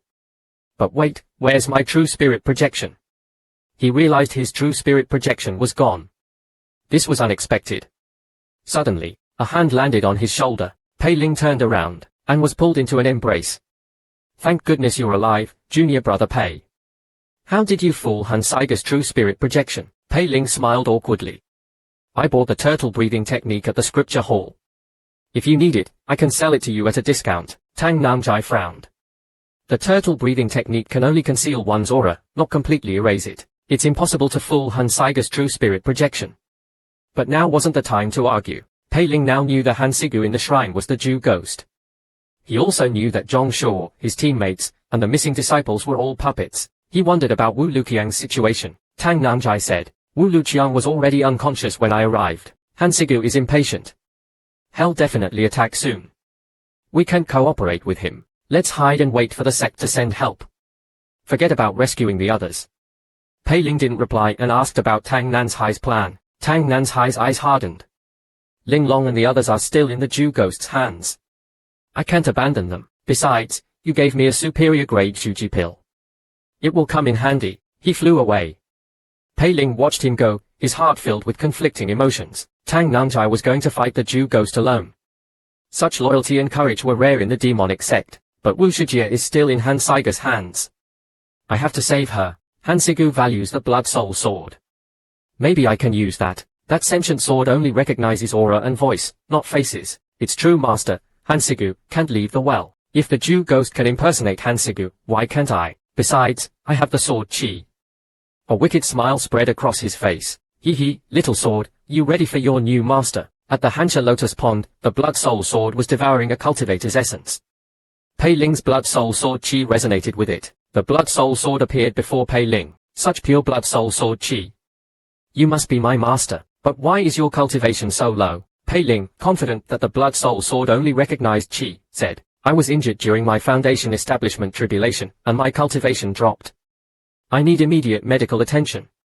Open the yin-yang shifting formation. The blood soul sword told him that opening the formation required the formation master's token.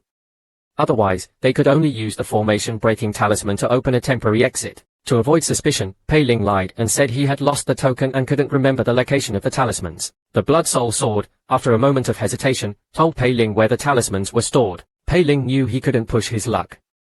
Guard the treasury, he ordered, then used the blood ghost movement technique to escape. However, before he could get far, the blood soul sword's voice called out, Master, where are you going? Pei Ling, startled, used the blood ghost movement technique again and ran. The next moment, the blood soul sword caught up. Its speed was no slower than his. Pei Ling panicked. It can keep up with the blood ghost movement technique. Although it calls me master, if I show any weakness, it'll kill me, Pei Ling said, maintaining his composure. You fool. Didn't I tell you to guard the treasury? I'm going to find a healer. You'll return when I'm recovered. However, the blood soul sword replied, the hansu treasury has been emptied by the 2 cultivators you sent. There's nothing left to guard. Pei Ling wanted to slap himself. Why did I empty the treasury? He reluctantly brought the blood soul sword with him. Soon, they found the formation breaking talismans. Just as Pei Ling was about to abandon the blood soul sword and escape, the blood soul sword suddenly glowed and trembled. Master, I remember now. You don't need to find a healer. I can give you my essence. The blood soul sword offered him a ball of essence. It pulsed with life force, and countless ghostly faces appeared within. Pei Ling was horrified and quickly stopped. He grabbed the essence, but the immense energy was too much for him to handle. He would explode before the blood soul sword realized anything was wrong. He quickly ordered the blood soul sword to protect him, and activated the system to cultivate the bone forging technique, detecting a large amount of foreign essence. Refining in progress. Meanwhile, Hansu suddenly felt uneasy. The blood soul sword has been gone for half an hour and still hasn't returned. Could it be with the Jew ghost? If the Jew ghost refines the blood soul sword, we'll have no chance of survival. It's better to strike first. Hansu took out a small cauldron. With a series of hand seals, the true spirit projection binding Wu Luqiang was transferred to the sleeping Li Xianzi. This way, Wu Luqiang would act as his eyes and ears, allowing him to sense the Jew ghost's movements. He could also catch the Jew ghost off guard. Hansu, his eyes filled with desperation, attacked. Hansu and the Jew ghost clashed. They both assumed the blood soul sword was with the other, and attacked. The well and the pond shook violently. The entire Huner Estate trembled. The battle raged for days. The world is but a stage, and we are all actors. They used the same techniques, the same strength. However, the Jew ghost sword chi was weaker, while Hansu was relentless. The Jew ghost was instantly wounded. Although the Jew ghost could perfectly mimic Hansu's techniques and strength, he couldn't replicate the relentless sword chi of a sword cultivator. Hansu's sword chi surged. A giant sword light descended, cutting through everything in its path. Inside the well, Pei Ling's aura grew stronger. Half of the foreign essence remains. My cultivation has reached the peak of the 8th level of chi refining. Suddenly, he heard a loud rumbling. He turned to look at the blood soul sword, which said excitedly, Master, the formation's foundation is under attack. Someone is trying to destroy the yin-yang shifting formation. As for why the Jew ghost is destroying the formation, based on the information I've gathered, the 2 Jew ghosts are fighting in the shrine. The Jew ghost relies on the formation to recover, so one of them must be trying to defeat the other by destroying the formation. See? I'm smart, aren't I? Pei Ling was delighted. This meant Hansu was fighting the Jew ghost in the shrine. This gave him an opportunity to rescue Wu Luqiang. Behind the mountain, in the ancient well, Pei Ling finally saw Wu Luqiang. She was disheveled and bruised, her eyes dull and lifeless. It was hard to imagine what kind of torture she had endured. However, the blood soul sword quickly told Pei Ling about an opportunity for revenge. The 2 Jew ghosts in the shrine have decided the victor. One is severely injured. Pei Ling's eyes lit up. The blood soul sword's life force is connected to its master. Since the sentient sword is unharmed, the survivor must be Hansu. The method to restore Wu Shijie must be on him. I have to strike now, before he recovers. Otherwise, I won't stand a chance. Inside the Hansu shrine, Hansu watched as the Jew ghost turned into a red jade slip and fell to the ground. Hansu looked at the jade slip with a complicated expression. This is the opportunity one found at the Wandering Grey Sea Market 10 years ago, the Heavenly Tao Foundation establishment method. Hansu's aura weakened rapidly. The once vibrant young man now looked like a withered tree, his life force fading. Suddenly, he was sent flying by a punch. Tang Nanjai emerged from the shadows. He didn't pursue Hansu but asked calmly, where are my disciples? Han Saige's expression was indifferent. Dead, you could have escaped. Why did you come back? Tang Namjai was silent. He had anticipated this outcome, but the confirmation still brought a wave of grief. He looked at Han Sigu, his eyes filled with a mixture of sadness and rage. Everything I did, all the sacrifices I made. Han Saige's expression remained unchanged. With a wave of his hand, Tang Nan's high sword chi was deflected, scattering into countless shadows. The seemingly weak sword chi pierced through the shadows. With ease, the sword chi continued towards Tang Namjai. Han Sigu, having dealt with Tang Namjai, was already at his limit. Yu Furen arrived just in time. Han Sigu hadn't realized his predicament. He believed no one in the estate could threaten him. His only concern was the Blood Soul Sword's whereabouts. He didn't know Pei Ling had already entered the treasury and taken the Blood Soul Sword. Suddenly, a sword light pierced through the air, aiming for Han Sigu. Just as the attack was about to land, Yu Furen shielded him with her body, taking the blow. The sword embedded in her was the Blood Soul Sword. Han Sigu was shocked. Blood Soul, what are you doing? The Blood Soul Sword replied, who are you? Only my master can call me that. Han Sigu was furious. You don't even recognize your master. I captured hundreds of virgin girls for you as blood sacrifices. Have you forgotten? Hearing Han Saige's words, the Blood Soul Sword hesitated. Did I make a mistake? Are you my master? Pei Ling arrived and said Han Sigu was an imposter, Zheng Jingshan in disguise. The Blood Soul Sword was confused. Pei Ling, seeing his opportunity, started fighting Han Sigu. The Blood Soul Sword, sensing their similar auras, couldn't differentiate between them. The world is unpredictable. One's path is often determined by fate. In this Dojit Dog world, survival requires not only talent and hard work, but also wisdom and the ability to choose the right allies, especially when it comes to financial matters. A certain Han understood this principle well. Han Sigu, on the other hand, was overly ambitious. This led to his defeat at the hands of Tang Namjai after killing the Jew ghost, before he could even recover. Having barely defeated Tang Namjai, he was now facing Pei Ling. The weakened Han Sigu could only fight Pei Ling. Blades clashed, sparks flew. Han Saige's sword chi surged, countless sword lights raining down on Pei Ling. Pei Ling used the blood ghost movement technique to weave through the attacks, closing in on Han Sigu. Han Sigu blocked the attack, but his sword was cut in half. Han Sigu roared, unleashing the Blood Soul Sword. The Blood Soul Sword pulsed with power, transforming into a giant crimson blade that slashed towards Pei Ling. Pei Ling dodged and retreated, but he was injured by the sword chi. They faced each other, neither daring to attack. Pei Ling was shocked by Han Saige's strength. Even severely injured and having failed his Heavenly Dao Foundation establishment, he was still this powerful. If he unleashed another attack, Pei Ling wouldn't be able to withstand it. Han Sigu was equally surprised by Pei Ling's diverse techniques. He couldn't prolong the fight in his weakened state. He needed the Blood Soul Sword's power to break the stalemate. Both of them called for the Blood Soul Sword's help. Pei Ling, however, had a backup plan. If the Blood Soul Sword chose Han Sigu, he would use the talisman Zheng Jingshan gave him to escape. The pressure was now on the not-so-bright Blood Soul Sword. Hearing both of them calling for it, the Blood Soul Sword was unsure what to do. It could only rely on instinct to determine its true master. After a moment of hesitation, it flew towards Pei Ling and plunged into his chest. Han Sigu was overjoyed. Just as he thought victory was his, the Blood Soul Sword pierced through Pei Ling and stabbed Han Sigu. The Blood Soul Sword's life force was connected to its master. Han Sigu, his lifeline severed, collapsed. The Blood Soul Sword also lost its power and fell to the ground. Han Sigu clutched his chest, his memories flashing before his eyes. He finally found his true master, only to be killed by him. He wanted to apologize, but he was powerless. Han Sigu, however, was calm. It's over. This is fate. Years of cultivation, countless battles. I became a stepping stone for someone else's path. With the battle concluded, the dazed Wu Luqiang emerged from the ancient well. She had no memory of what had happened, only a lingering sense of safety around Pei Ling. Pei Ling embraced her. The greater the risk, the greater the reward.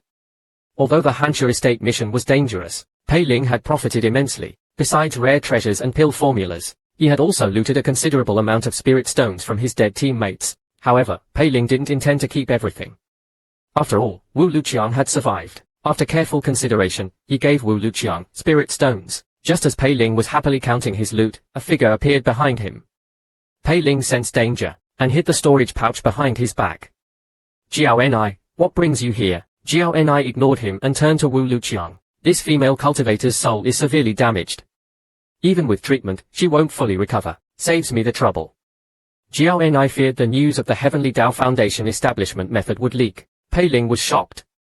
Did Jiao Ni witness everything that happened in the Huner Estate? He quickly took out the jade slip containing the Heavenly Tao Foundation establishment method. However, Jiao Ni didn't take it. In 3 months, there will be an outer sect competition.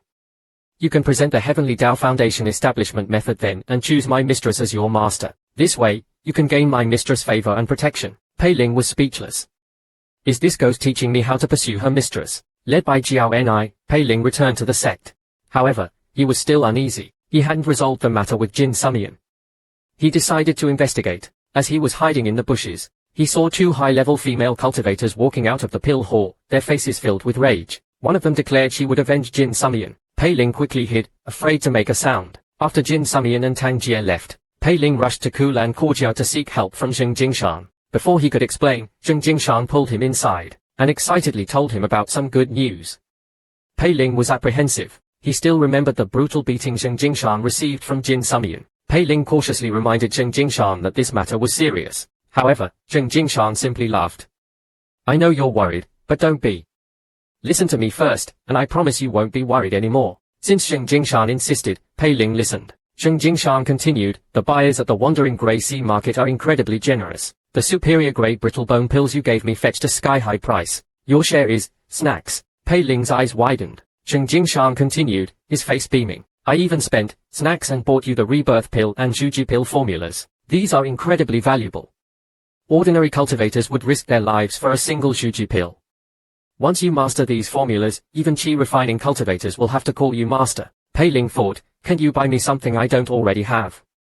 But he couldn't complain, so he thanked Zheng Jingshan. However, Zheng Jingshan's next words made Pei Ling's heart sink. The snacks spent on the formulas were deducted from Pei Ling's earnings. Pei Ling wanted to die. That's spirit stones.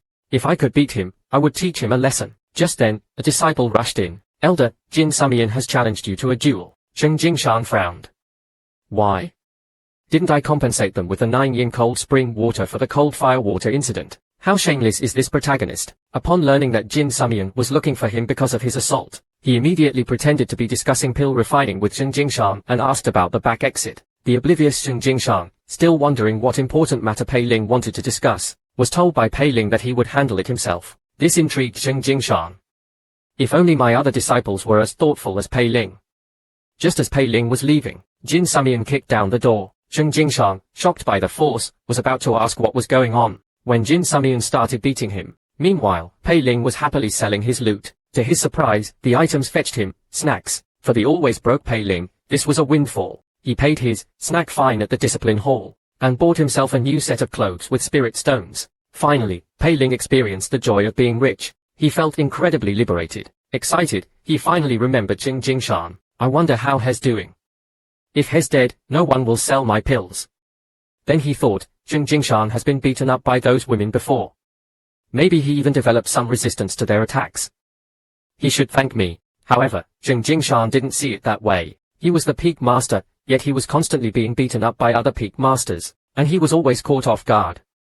Who's setting me up this time? Finally, after Jin Sumian's relentless interrogation and beating, Zheng Jingshan understood why he was attacked. Jin Sumian immediately used a sound transmission talisman to inform Jin Sumian. The culprit was Pei Ling, the disciple Zheng Jingshan had brought into the sect. Ironically, Li Jinchuan had taken a liking to Pei Ling. Jin Sumian couldn't harm Pei Ling, so she took her anger out on Zheng Jingshan. Jin Sumian wasn't satisfied with this outcome. However, Li Jinchuan didn't tolerate useless disciples. She agreed to let Jin Sumian challenge Pei Ling in the outer sect competition.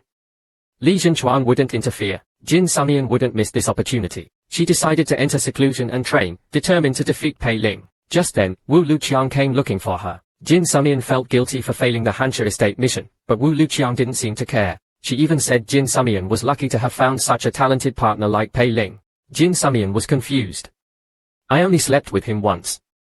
How did I become his partner? Wu Luqiang laughed. Don't be shy. Everyone in the sect knows you're Pei Ling's partner. I survived thanks to him. Don't forget to invite me to your wedding. Jin Sumian was furious. Pei Ling. I won't forgive you. If you had a chance to choose, would you focus on refining beautiful female ghosts or powerful ones? Pei Ling wanted both. However, you can't have your cake and eat it too.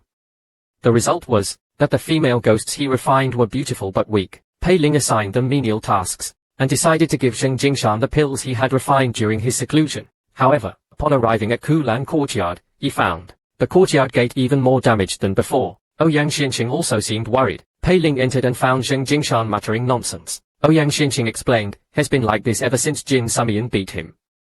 Pei Ling was speechless. If has really gone insane, I won't have anyone to sell my pills for. Suddenly, Zheng Jingshan grabbed Pei Ling's clothes and yelled, you little brat. You're causing me so much trouble. I almost got killed because of you. Pei Ling quickly offered him a storage pouch full of superior-grade Juji pills and apologized profusely. Zheng Jingshan, fearing Li Xianzi, had to let it go. After all, Pei Ling was favored by Li Xianzi. However, Pei Ling asked why he pretended to know a pill refining master. This angered Zheng Jingshan. You have the nerve to ask. It's all your fault. You flirted with that girl and then ran away, leaving me to take the blame. I had to pretend to know a master to get them. Off my back. You'll go to the wandering grey sea market again. If you cause any more trouble, don't expect me to help you. Pei Ling promised to behave. Zheng Jingshan limped out, reminding Pei Ling to register for the outer sect competition. The rewards for the competition are amazing. Top-grade pills, rare treasures, the 5 elements scripture. You'll need a storage pouch just to carry them all. However, Zheng Jingshan wasn't optimistic about Pei Ling's chances. There are countless talented disciples in the sect. Back in my days, I was considered a prodigy, but I only managed to place 10th. As Zheng Jingshan left Kulan courtyard, Pei Ling heard screams. It must be Jin Sumian again. Time passed quickly. Soon, it was time for the outer sect competition. The selection process was complex. First, there were preliminary rounds on each peak, followed by inter-peak selections, and finally, a competition between the 4 regions. Winning wasn't easy. Pei Ling's first opponent was Qian Chongheng, the so-called strongest 7th-level Qi refining disciple of Huaiyin Peak. This was arranged by Li Ping, the Huaiyin Peak elder. One of the 3 disciples Pei Ling killed upon entering the sect was Li Ping's grandson. As an elder, he couldn't openly target Pei Ling. Pei Ling and Qian Chongheng prepared for the match. The audience's comments revealed Qian Chongheng's strength. He was known for his pale complexion. As the match began, Qian Chongheng attacked first, summoning countless ghostly skulls. Pei Ling used the blood slaughter blade art, but the next moment, everyone was stunned. The referee announced the result before anyone could react. Is that Pei Ling, the one who killed all those disciples on the Huner Estate mission? He's terrifying. He defeated senior brother Tian with a single blow. No wonder Jin Sumian is interested in him. Pei Ling was also surprised. Qian Chongheng, the strongest disciple of Huaiyin Peak, is this weak. Where did these rumors about me come from? Even Li Ping was shocked.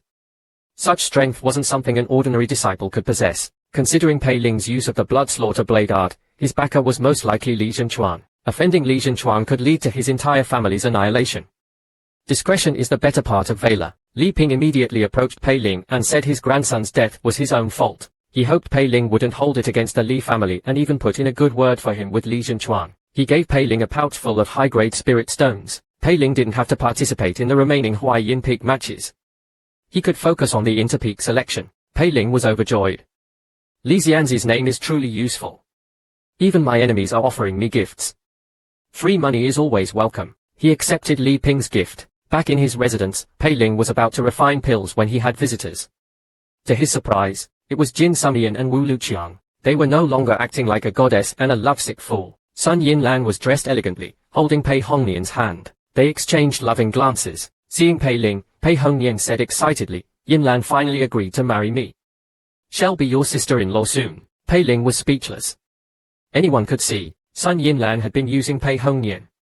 Her sudden change of heart must be related to his victory in the outer sect competition. Pei Ling wasn't interested in Pei Hongnian's affairs and asked if there was anything else. Pei Hongnian quickly said, our family heard about your victory and wants to celebrate. They also want to compensate you for your past suffering. They captured all those who bullied you, including your elder. They're waiting for your judgment. Pei Ling knew they were just trying to use him. However, Yuan Lao Mountain near Luoshan city was secluded, a perfect place for his tribulation. Besides, returning home would attract less attention.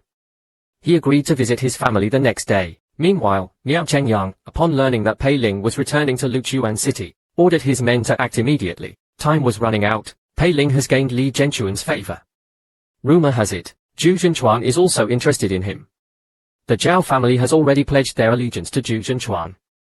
If Zhu Zhenchuan recruits Pei Ling, my fate is sealed. As Pei Ling was traveling to Luoshan city on the Blood Crow, Li Xianzi's flying boat followed closely behind. Li Xianzi kept her distance to avoid being detected by Miao Chengyang. The Heavenly Dao Foundation establishment method was too important for the Zhu family. Miao Chengyang wouldn't miss this opportunity. According to the Li family's intel, Zhu Miaoli should be arriving soon. The Li family hadn't detected any unusual activity from the Su family. Just then, a wave of blood qi appeared in the sky, along with a three-headed monster and a man in black. Just as the monster was about to attack Pei Ling, Li Xianzi struck first, catching Zhu Miaoli off guard. Zhu Miaoli was shocked and ordered the monster to attack Li Xianzi. Black and white clouds clashed in the sky. The blood crow was caught in the crossfire, but Pei Ling remained calm. Li Xianzi, despite her personality, was amused by the ensuing chaos. A mere ant dares to challenge me. Zhu Miaoli was clearly at a disadvantage, but his expression was determined. He was rapidly losing blood, but he was still thinking, Li Xianzi wouldn't be so interested in a mere outer disciple unless he had something valuable. He'll kill you first and then take what I need from Pei Ling. Zhu Miaoli's expression turned sinister. He plunged a crimson blade into his body. The sky turned blood red. A blood-red cage trapped Li Xianzi. This was a desperate technique that sacrificed one's own essence to refine the opponent. However, Li Xianzi remained calm. At her current cultivation level, she could easily outlast Zhu Miaoli. As Zhu Miaoli weakened, a giant skeletal hand suddenly appeared. Li Xianzi, with a dismissive wave, unleashed her spiritual energy, forming a giant skeleton. Meanwhile, Pei Ling was pondering the details of his tribulation. Pei Hongyan, beside him, was whispering sweet nothings to son Yinlan. Yinlan, this carriage is so comfortable. Much better than my old one. Let's save up and buy one. Sure, but you should learn from your brother. His cultivation is far beyond yours. Sun Yinlan thought, if it weren't for your connection to Pei Ling, I wouldn't even bother with you. Although Pei Ling had no attachment to the Pei family, seeing Pei Hongyan's fawning expression, he gave them some high-grade pills and told them to cultivate diligently. Suddenly, a roar came from outside. Pei Ling went to investigate, and saw a dozen figures before him. Pei Hongyan and Sun Yinlan were terrified. Pei Ling took out a protective talisman and observed the situation. The leader's aura was incredibly strong. Pei Ling hoped Jiao Enai would appear, so he could save the talisman. However, the leader wouldn't give him the chance. He attacked Pei Ling's blood crow. Pei Ling was shocked. She's supposed to be protecting me in secret. Why isn't she here? Jiao Enai was also struggling. She was no match for a core formation cultivator. The strongest member of the comic's first season is here. Thank you all for your support. Which comic should I translate next? Months later, Pei Ling finally arrived at Luoshan City. As Pei Hongyan eagerly anticipated reuniting with his family, Pei Ling cautiously stopped the blood crow outside the city. He summoned a few qi-refining ghosts to scout ahead. The ghosts returned unharmed. Pei Ling then entered Luoshan City with Pei Hongyan. Pei Hongyan thought this was unnecessary. After all, Luoshan City was their territory. However, Pei Ling was cautious. A guilty conscience needs no accuser. Everyone in the sect knew he possessed the Heavenly Tao Foundation establishment method, so he had to be careful. The core formation cultivator he encountered earlier was a prime example. If Li Xianzi hadn't intervened, he would be dead. He couldn't trust the Pei family with his life. Meanwhile, Pei Xian, the family head, was discussing Pei Ling's return with the elders. Pei Ling was a member of the Pei family. His victory in the outer sect competition would elevate the entire family's status. They had to make amends for their past treatment of him. The only question was whether Pei Ling still held a grudge against them. However, Pei Xian thought it was Elder Pei who mistreated Pei Ling. Now that Elder Pei has been dealt with, Pei Ling shouldn't hold a grudge. Besides, he's a member of the Pei family. Without our support for years, how could he have joined the holy sect?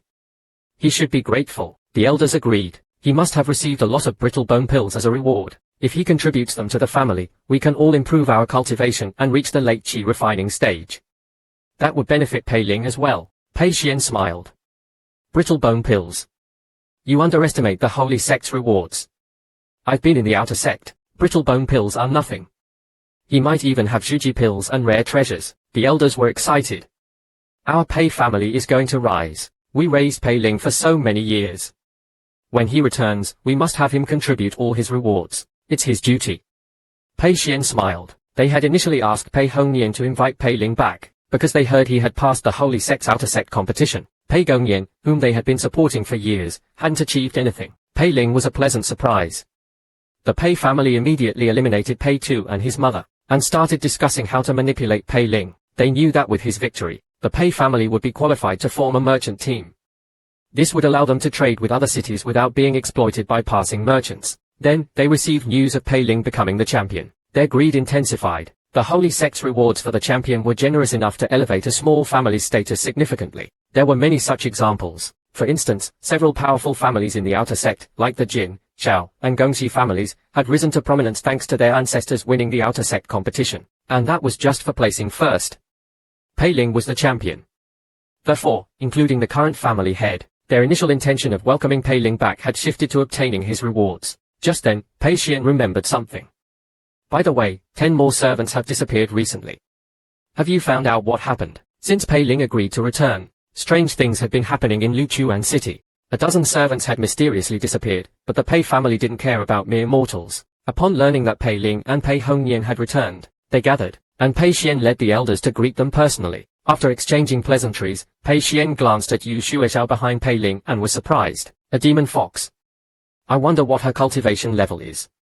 If she's strong enough, she could escort our merchant teams. They entered the Pei estate. The entire estate was decorated lavishly. Even the servants wore fine clothes. Several attractive maidservants wore revealing outfits, their eyes filled with seductive intent. This was clearly a setup for Pei Ling. Pei Hongnian was jealous, but knowing the gap between him and Pei Ling, he could only accept his fate. Pei Ling, however, was indifferent. He remembered his years in the Pei family. If he hadn't been resourceful, he would have died long ago. Now, he was being treated like an honored guest. Pei Xian praised Pei Ling, then, along with the elders, recounted the Pei family's kindness towards him, emphasizing how much they had done for him. They hoped Pei Ling would contribute all his rewards to the family. We won't even let the demon fox go. If she's strong enough, we'll assign her to the elder in charge of the family business. The Pei family needed a powerful protector for their merchant teams. Hearing this, Pei Ling was horrified. How can they be so shameless? He owed his success to the system, not the Pei family. His mother was killed by the Pei family, and he had suffered years of abuse. He didn't mind giving them some pills, as he had plenty, but they wanted all his rewards. That was outrageous. Even Pei Hongnian couldn't stand it and was about to speak up when Pei Xian interrupted him. This is a family matter. You have no say in this. Just then, a servant carrying wine caught Pei Ling's attention. A servant with such a strong aura was unusual. An elder, noticing Pei Ling's gaze, explained, many servants have fallen ill recently and been dismissed. This is a new servant. Pei Ling was suspicious. A few more servants entered, each with an unusually strong aura. Even he couldn't see through their disguises. Just then, Yu Shueshao whispered, Master, your family is so weak.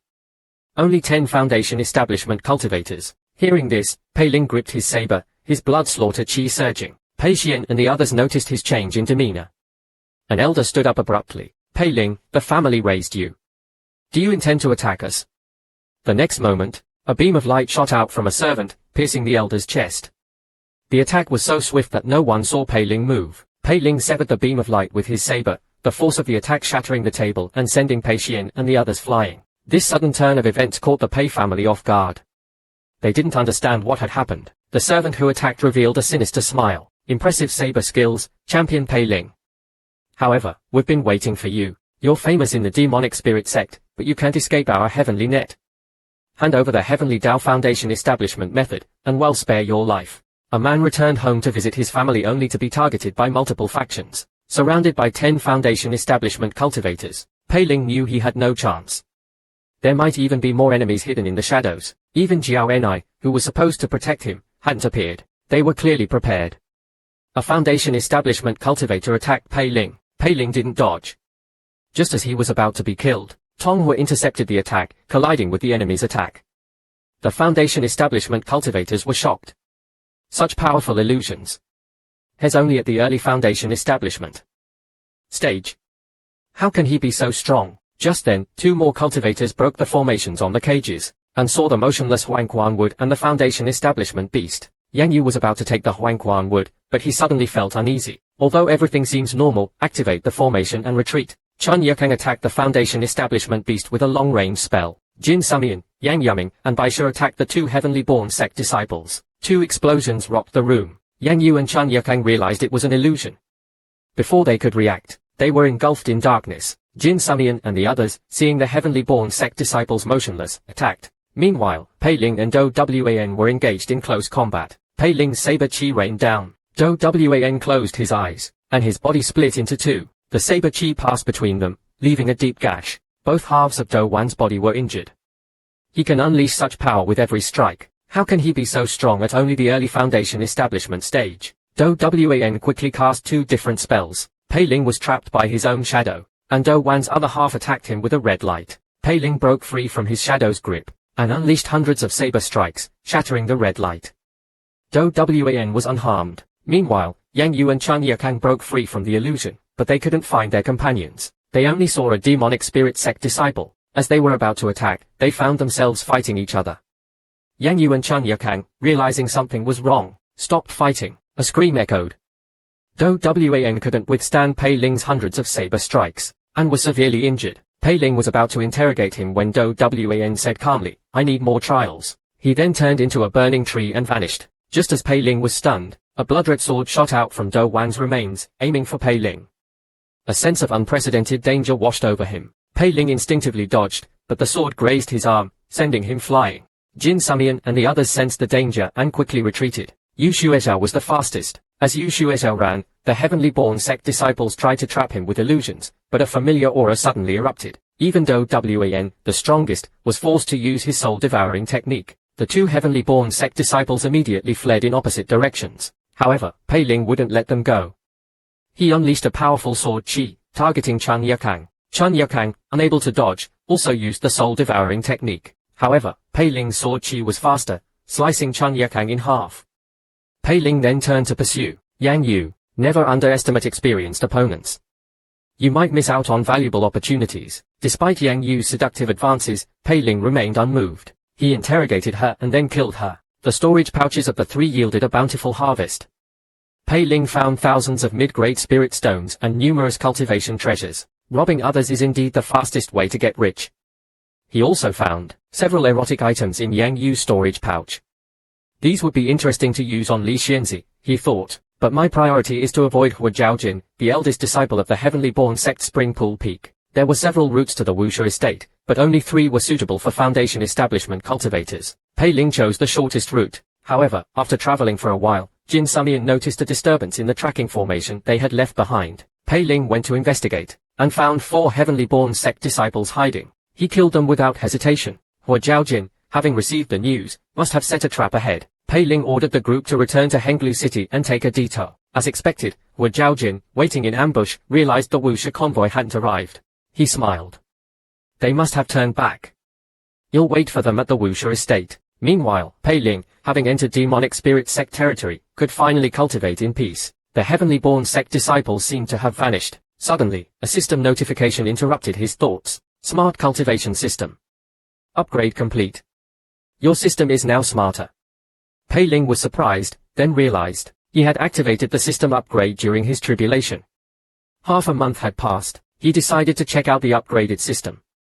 To be safe, he instructed Yu Shuezhao to stand guard outside and hit him if he started acting strangely. He then took out the dreamless powder and started cultivating the pink night scripture. To his surprise, the system offered him a Huangquan wood sapling and a Foundation Establishment beast for free. Pei Ling was shocked. Did the system downgrade? The system-controlled Pei Ling suddenly got up and walked outside. Pei Ling had instructed Yu Shuezhao to stop him if he acted strangely. However, Pei Ling dodged Yu Shuezhao and walked towards the cage containing the Huangquan wood. Pei Ling panicked. Why didn't Yu Shuezhao stop me? Did the system upgrade prevent her from interfering? Is the system's definition of preventing accidents not about preventing accidents caused by the system, but preventing anything that interrupts its cultivation? Pei Ling cursed silently. The others thought Pei Ling was just checking the cage. The next moment, Pei Ling broke the seal and plunged his hand into the tree, absorbing its energy. The already withered Huangquan wood shriveled further. Everyone was stunned. Yang Yaming and Baisha pretended nothing happened. Even Jin Sumian only frowned slightly and chose to remain silent. However, Wu Shiqiu, the Wu family head, couldn't stay silent. The Huangquan wood was crucial for the family's revival. The Wu family had many disciples, but they lacked talent. Without the Huangquan wood, their decline was inevitable. Wu Shiqiu pleaded with Pei Ling. Although Pei Ling wanted to stop, no one was interrupting him. He could only watch as he continued to drain the Huangquan wood's essence. The others thought Pei Ling was claiming the Huangquan wood for himself and sided with him, glaring at Wu Shiqiu. Wu Shiqiu's expression changed, and he could only back down. He was loyal to the demonic spirit sect, but he hadn't expected them to be so ruthless. They watched as Pei Ling absorbed the Huangquan wood's essence. Without daring to interfere, Pei Ling was also conflicted. He didn't want to destroy the Wu family, but no one was stopping the system. Finally, the yin energy within him reached its limit, saving the Huangquan wood's core essence. Before Pei Ling could celebrate, the system offered him a Foundation Establishment beast. Pei Ling was furious. The escort mission was almost complete. Why was the system causing more trouble? As he was cursing the system, he felt his spiritual energy surge. I can use the blood slaughter blade art now. The system-controlled Pei Ling broke the seal on the cage containing the Foundation Establishment beast and was about to extract its core. Wu Shiqiu desperately pleaded with him. Losing of the Huangquan Wood's essence was acceptable. He could still nurture it in the future, but the Foundation Establishment beast was crucial for the Wu family's survival. Without it, they would be vulnerable to their enemies. Pei Ling also felt conflicted. He had just become the peak master of Jiansang Peak. Failing his first mission would damage his reputation. However, the system pressed its hand onto the beast's head. The resigned beast, driven by its survival instinct, suddenly unleashed a ferocious aura and charged at Pei Ling. Pei Ling regained control, ordered everyone to pack up, and continued the journey. Meanwhile, Wu Zhaojin had arrived near the Huner Estate.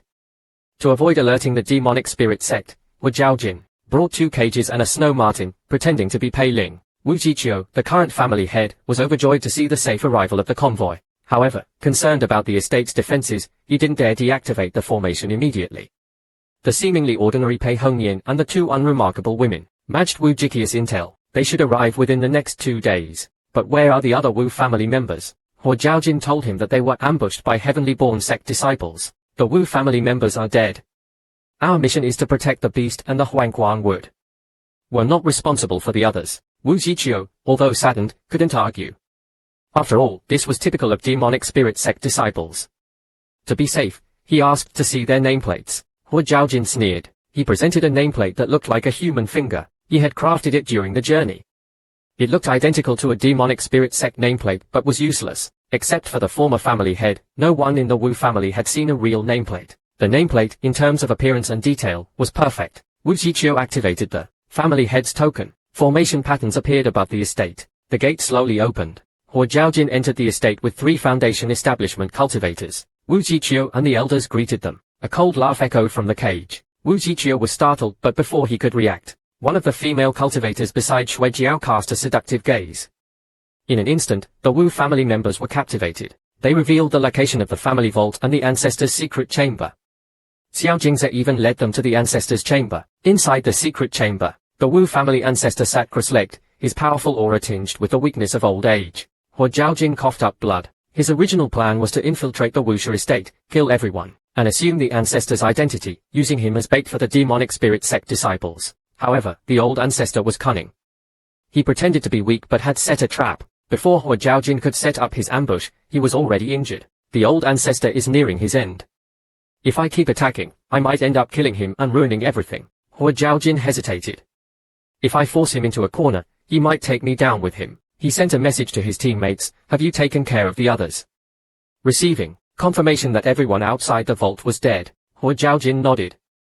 The old ancestor is indeed powerful, but He's too weak to fight. He slowly backed away. The Wu family ancestor watched him leave, his eyes closed. Hours later, the convoy escorted by Pei Ling finally arrived at the Huner Estate. Pei Ling was worried that the damaged Huangquan would anger the Wu family, and they would refuse to hand over the reward. However, they barely glanced at the sapling and accepted it. They eagerly led Pei Ling to the main hall, where a feast had been prepared. The others were entertained with temporary illusions. Pei Ling felt that the Wu family was too enthusiastic.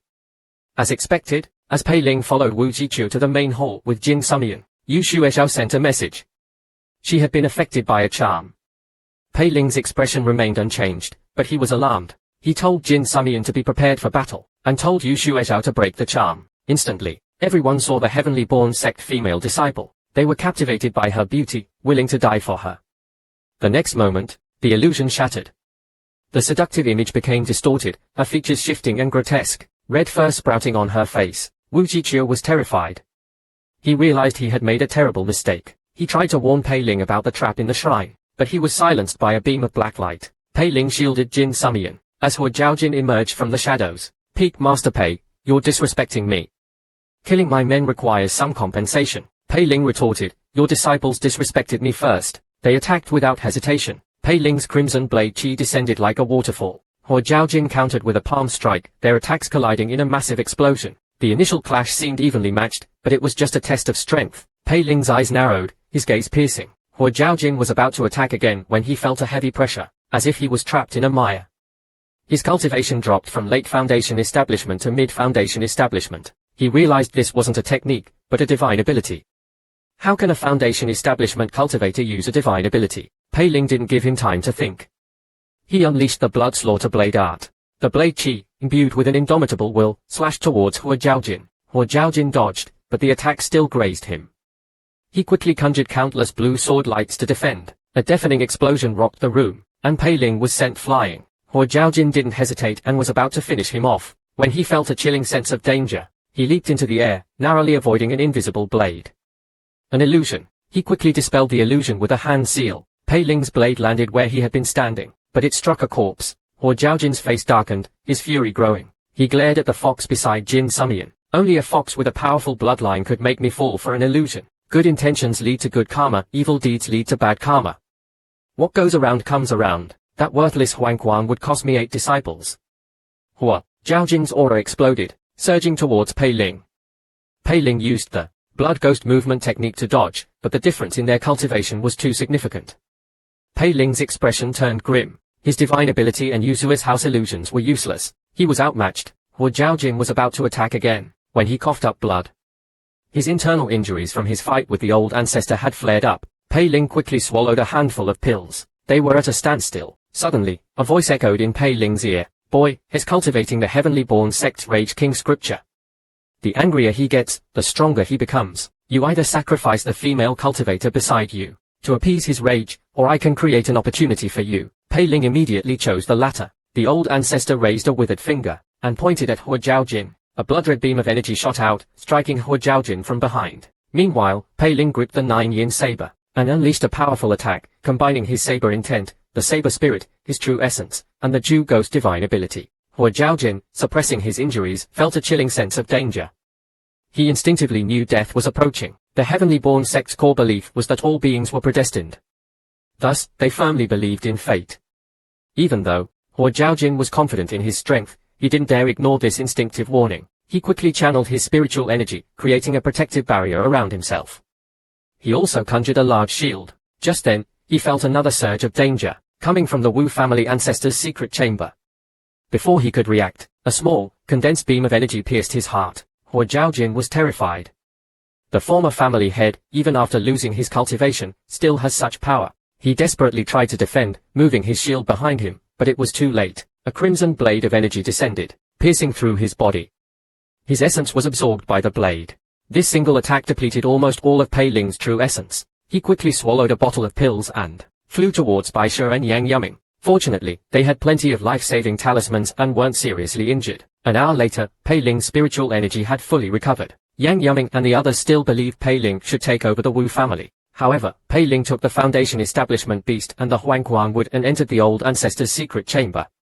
After a brief conversation, the old ancestor gave Pei Ling a wooden box containing the lightning peach blossom fire. Pei Ling couldn't fulfill the old ancestor's request. The old ancestor knew this. If the demonic spirit sect sent disciples from the 3 great families, I might have a chance to break through to core formation. Seeing the resigned old ancestor, Pei Ling could only leave. After Pei Ling left, the old ancestor desperately absorbed the Foundation Establishment Beast's essence and the Huangquan Wood's energy, clinging to a sliver of hope, praying for a miracle. A gentleman never stands under a dangerous wall.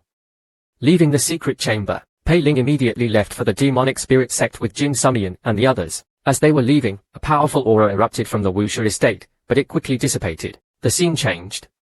The Discipline Hall Master stood above Luoshan City. The champion of the outer sect competition returned home only to be targeted by another sect. This is a disgrace to the Discipline Hall and the entire holy sect. Fortunately, Pei Ling is unharmed. Su Zhenhe and Zhu Miaoli won't be stripped of their true disciple titles, but their attempt to annihilate the Wu family and destroy Luoshan City cannot go unpunished. As the Discipline Hall Master was pondering their punishment, a cultivator reported, "We've investigated the matter. The Pei family members and the residents of Luoshan City were killed by Pei Ling. Only a few were killed by Su Zhenhen's servants. Zhu Miaoli's men didn't kill anyone." The Discipline Hall Master sneered. Su Zhenhe and Zhu Miaoli are truly audacious. Then he paused. What? All of them were killed by Pei Ling. After hearing a detailed report, the Discipline Hall Master was confused. He used a myriad transformations mirror to verify the report. The results confirmed Pei Ling was the culprit. Did the Su and Sihong families tamper with the evidence to lessen Su Zhenhe and Zhu Miaoli's punishment? He used another method to investigate. After trying several methods, the results were the same. All evidence pointed to Pei Ling. The Discipline Hall Master finally realized Su Zhenhe and Zhu Miaoli had been framed. Pei Ling intended to use the Heavenly Dao Foundation establishment method to eliminate them. Su Zhenhe and Zhu Miaoli's subordinates were merely tools. He used his chi refining cultivation to manipulate 2 true disciples. And he succeeded. Decisive, ruthless, ambitious, and cunning. Such talent, as long as he doesn't die prematurely, he'll achieve great things. Su Shenhe and Zhu Miali, however, incompetent. They were manipulated by a mere disciple. They will be severely punished. The discipline hall master returned to the demonic spirit sect. As soon as he entered, a subordinate reported, "Master, the disciples who accepted the Huner Estate escort mission, the Wu family, has been annihilated by heavenly-born sect disciples." "We don't have the details yet." The discipline hall master's expression remained unchanged. There were too many families under the holy sect's jurisdiction. He hadn't even heard of the Wu family. Such a minor matter wouldn't normally be reported to him. He glanced at a subordinate and was about to leave, when the subordinate mentioned a familiar name, Pei Ling. The discipline hall master turned around. "You're all dismissed. I'll handle this personally." Pei Ling again. Family annihilation. Champion of the outer sect competition. Incredible. But the evidence. Did Pei Ling steal something from the Wu family? Did he lure the heavenly-born sect disciples into demonic spirit sect territory to take the blame? The elders who had accompanied him to Luohan City exchanged glances. Cultivation is a long and arduous journey. Back in his cave, Pei Ling took out the treasures he had gathered and prepared to cultivate. His heavenly Dao foundation was too weak. Cultivating on his own would take too long, but with the system, it would be much faster. The problem was that the upgraded system was even more unreliable than before.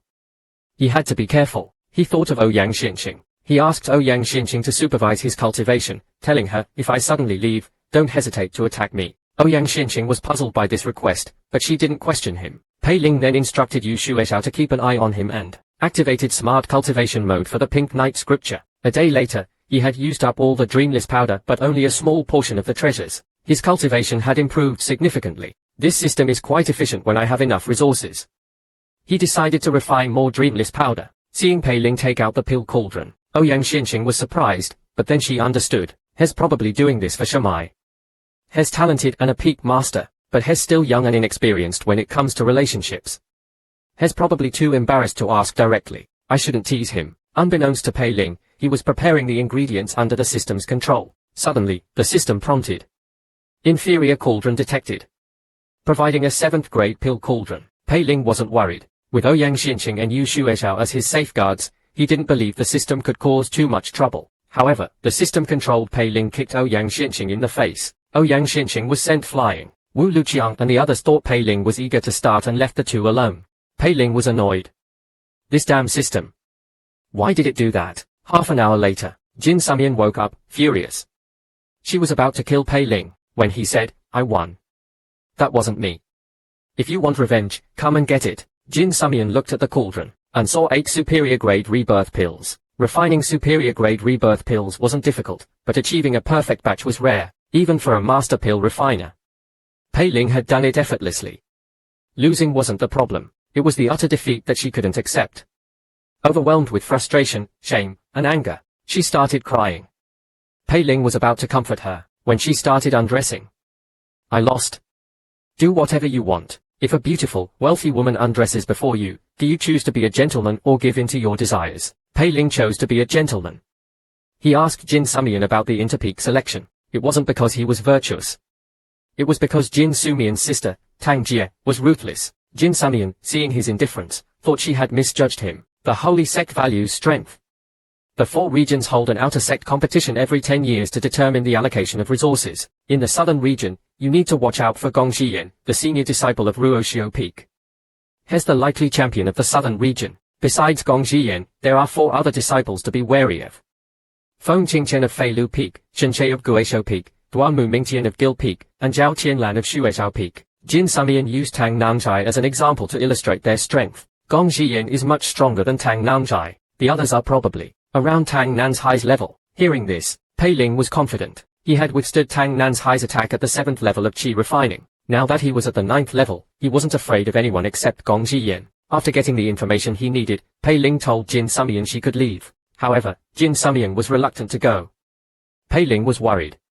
Is she still planning her revenge? Jin Sumian wanted to buy a superior-grade rebirth pill to study. Pei Ling, relieved, gave her a batch of superior-grade pills and a Shuji pill formula. After all, the system had caused her a lot of trouble, so he felt he owed her some compensation. Jin Sumian, receiving the pills, was determined to surpass Pei Ling in pill refining. However, as soon as she left Pei Ling's cave, Wu Luqiang teased her, "See.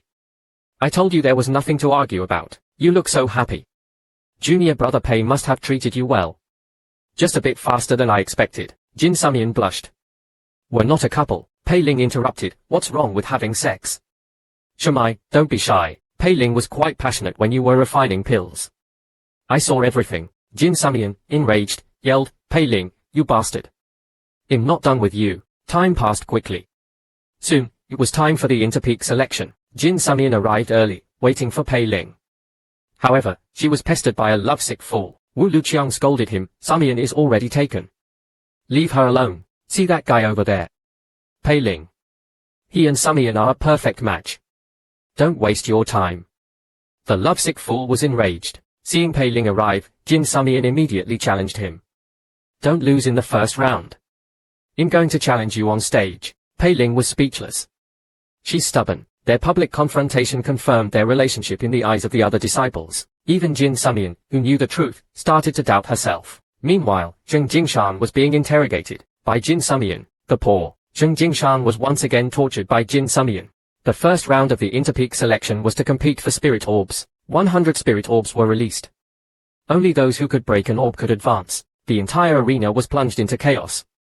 Everyone scrambled to avoid the giant spirit orbs falling from the sky. Several chi refining disciples were hit and either crushed or sent flying. Pei Ling thought, there are 1,000 participants, but only orbs. This can't be that simple. You'll wait and see. Just then, a disciple attacked a spirit orb, but his attack had no effect. The next moment, the spirit orb transformed into a giant armored warrior. With a stomp of its foot, the chi refining disciple was sent flying like a rag doll, his life unknown. Pei Ling realized these orbs weren't as simple as he thought. Amidst the chaos, the disciple stood calmly, his aura steady. It was Gong Jiyan. He raised his hand, and 4 9th-level chi refining blood ghosts appeared. With Gong Jiyan's command, the blood ghosts attacked an armored warrior. However, the warrior's attacks were too powerful for the blood ghosts to withstand. Just as the warrior was about to crush them, Gong Jiyan transformed the blood ghosts into shadows, dodging the attack. A loud boom echoed. The impact sent shockwaves through the arena. The test was over. Gong Jiyan's eyes glowed red. The blood ghosts began to spin rapidly around the armored warrior, emitting a strange, ghostly aura. The audience exclaimed, the stone manifestation demonic battle. Gong Jiyan has trained his blood ghosts to master a technique. Just then, the armored warrior collapsed. Gong Jiyan was the first to clear the first round. The other disciples were amazed by his strength. Another armored warrior appeared. Everyone panicked, except Pei Ling, who muttered, this warrior is so weak. Did they cut corners on the materials? A notification chimed, signaling Pei Ling's advancement to the next round. Everyone was stunned. He destroyed the armored warrior in one blow. Even Gong Jiyan didn't do that. Such terrifying strength. Is he the one who killed all those disciples? Jin Sumian, watching from the stands, was terrified. He's so strong. How am I supposed to get my revenge? Zheng Jingshan, however, was ecstatic. If Pei Ling can get me the 7-star demonic Yin Lotus, I can finally complete the bone-eroding charm. Then, Jin Sumian will be mine. Have you ever been a lovesick fool? What was the outcome? Xiao Xining, Jin Sumian's loyal follower, wouldn't miss any opportunity to impress her. In the second round of the interpeak selection, he chose Pei Ling's arena. He entered the arena, intending to test Pei Ling's strength, but was instantly defeated. Fortunately, the arena had a protective formation. Losers were teleported out, unharmed. Xiao Xining, now outside the arena, realized Pei Ling was far stronger than him. But seeing Jin Sumian looking at him, he felt empowered. Pei Ling must have used a sneak attack. Jin Sumian is watching. I'll avenge her, even if it costs me my life. He vowed to defeat Pei Ling for Jin Sumian, regardless of the cost. However, he was defeated again as soon as he entered the arena. Driven by his desire to impress Jin Sumian, Xiao Xining decided to spend all his savings on hiring help. He paid spirit stones to hire Gong Jiyan. Pei Ling had already defeated challengers. No one had lasted more than a single blow. He was starting to doubt the southern region's strength. As the competition neared its end, Gong Jiyan entered the arena. Pei Ling instinctively attacked, but his attack was blocked. Although the arena's formation obscured the challenger's face, Pei Ling guessed it was Gong Jiyan. He wondered why Gong Jiyan, an arena master, was challenging him. Pei Ling, not daring to underestimate him, unleashed the blood slaughter blade art. Gong Jiyan summoned a blood ghost, but it was shattered by Pei Ling's attack. In a sect blade art. That Xiao Xining tricked me. I should have charged him. Spirit stones. Gong Jiyan unleashed his ultimate move, the blood demon formation.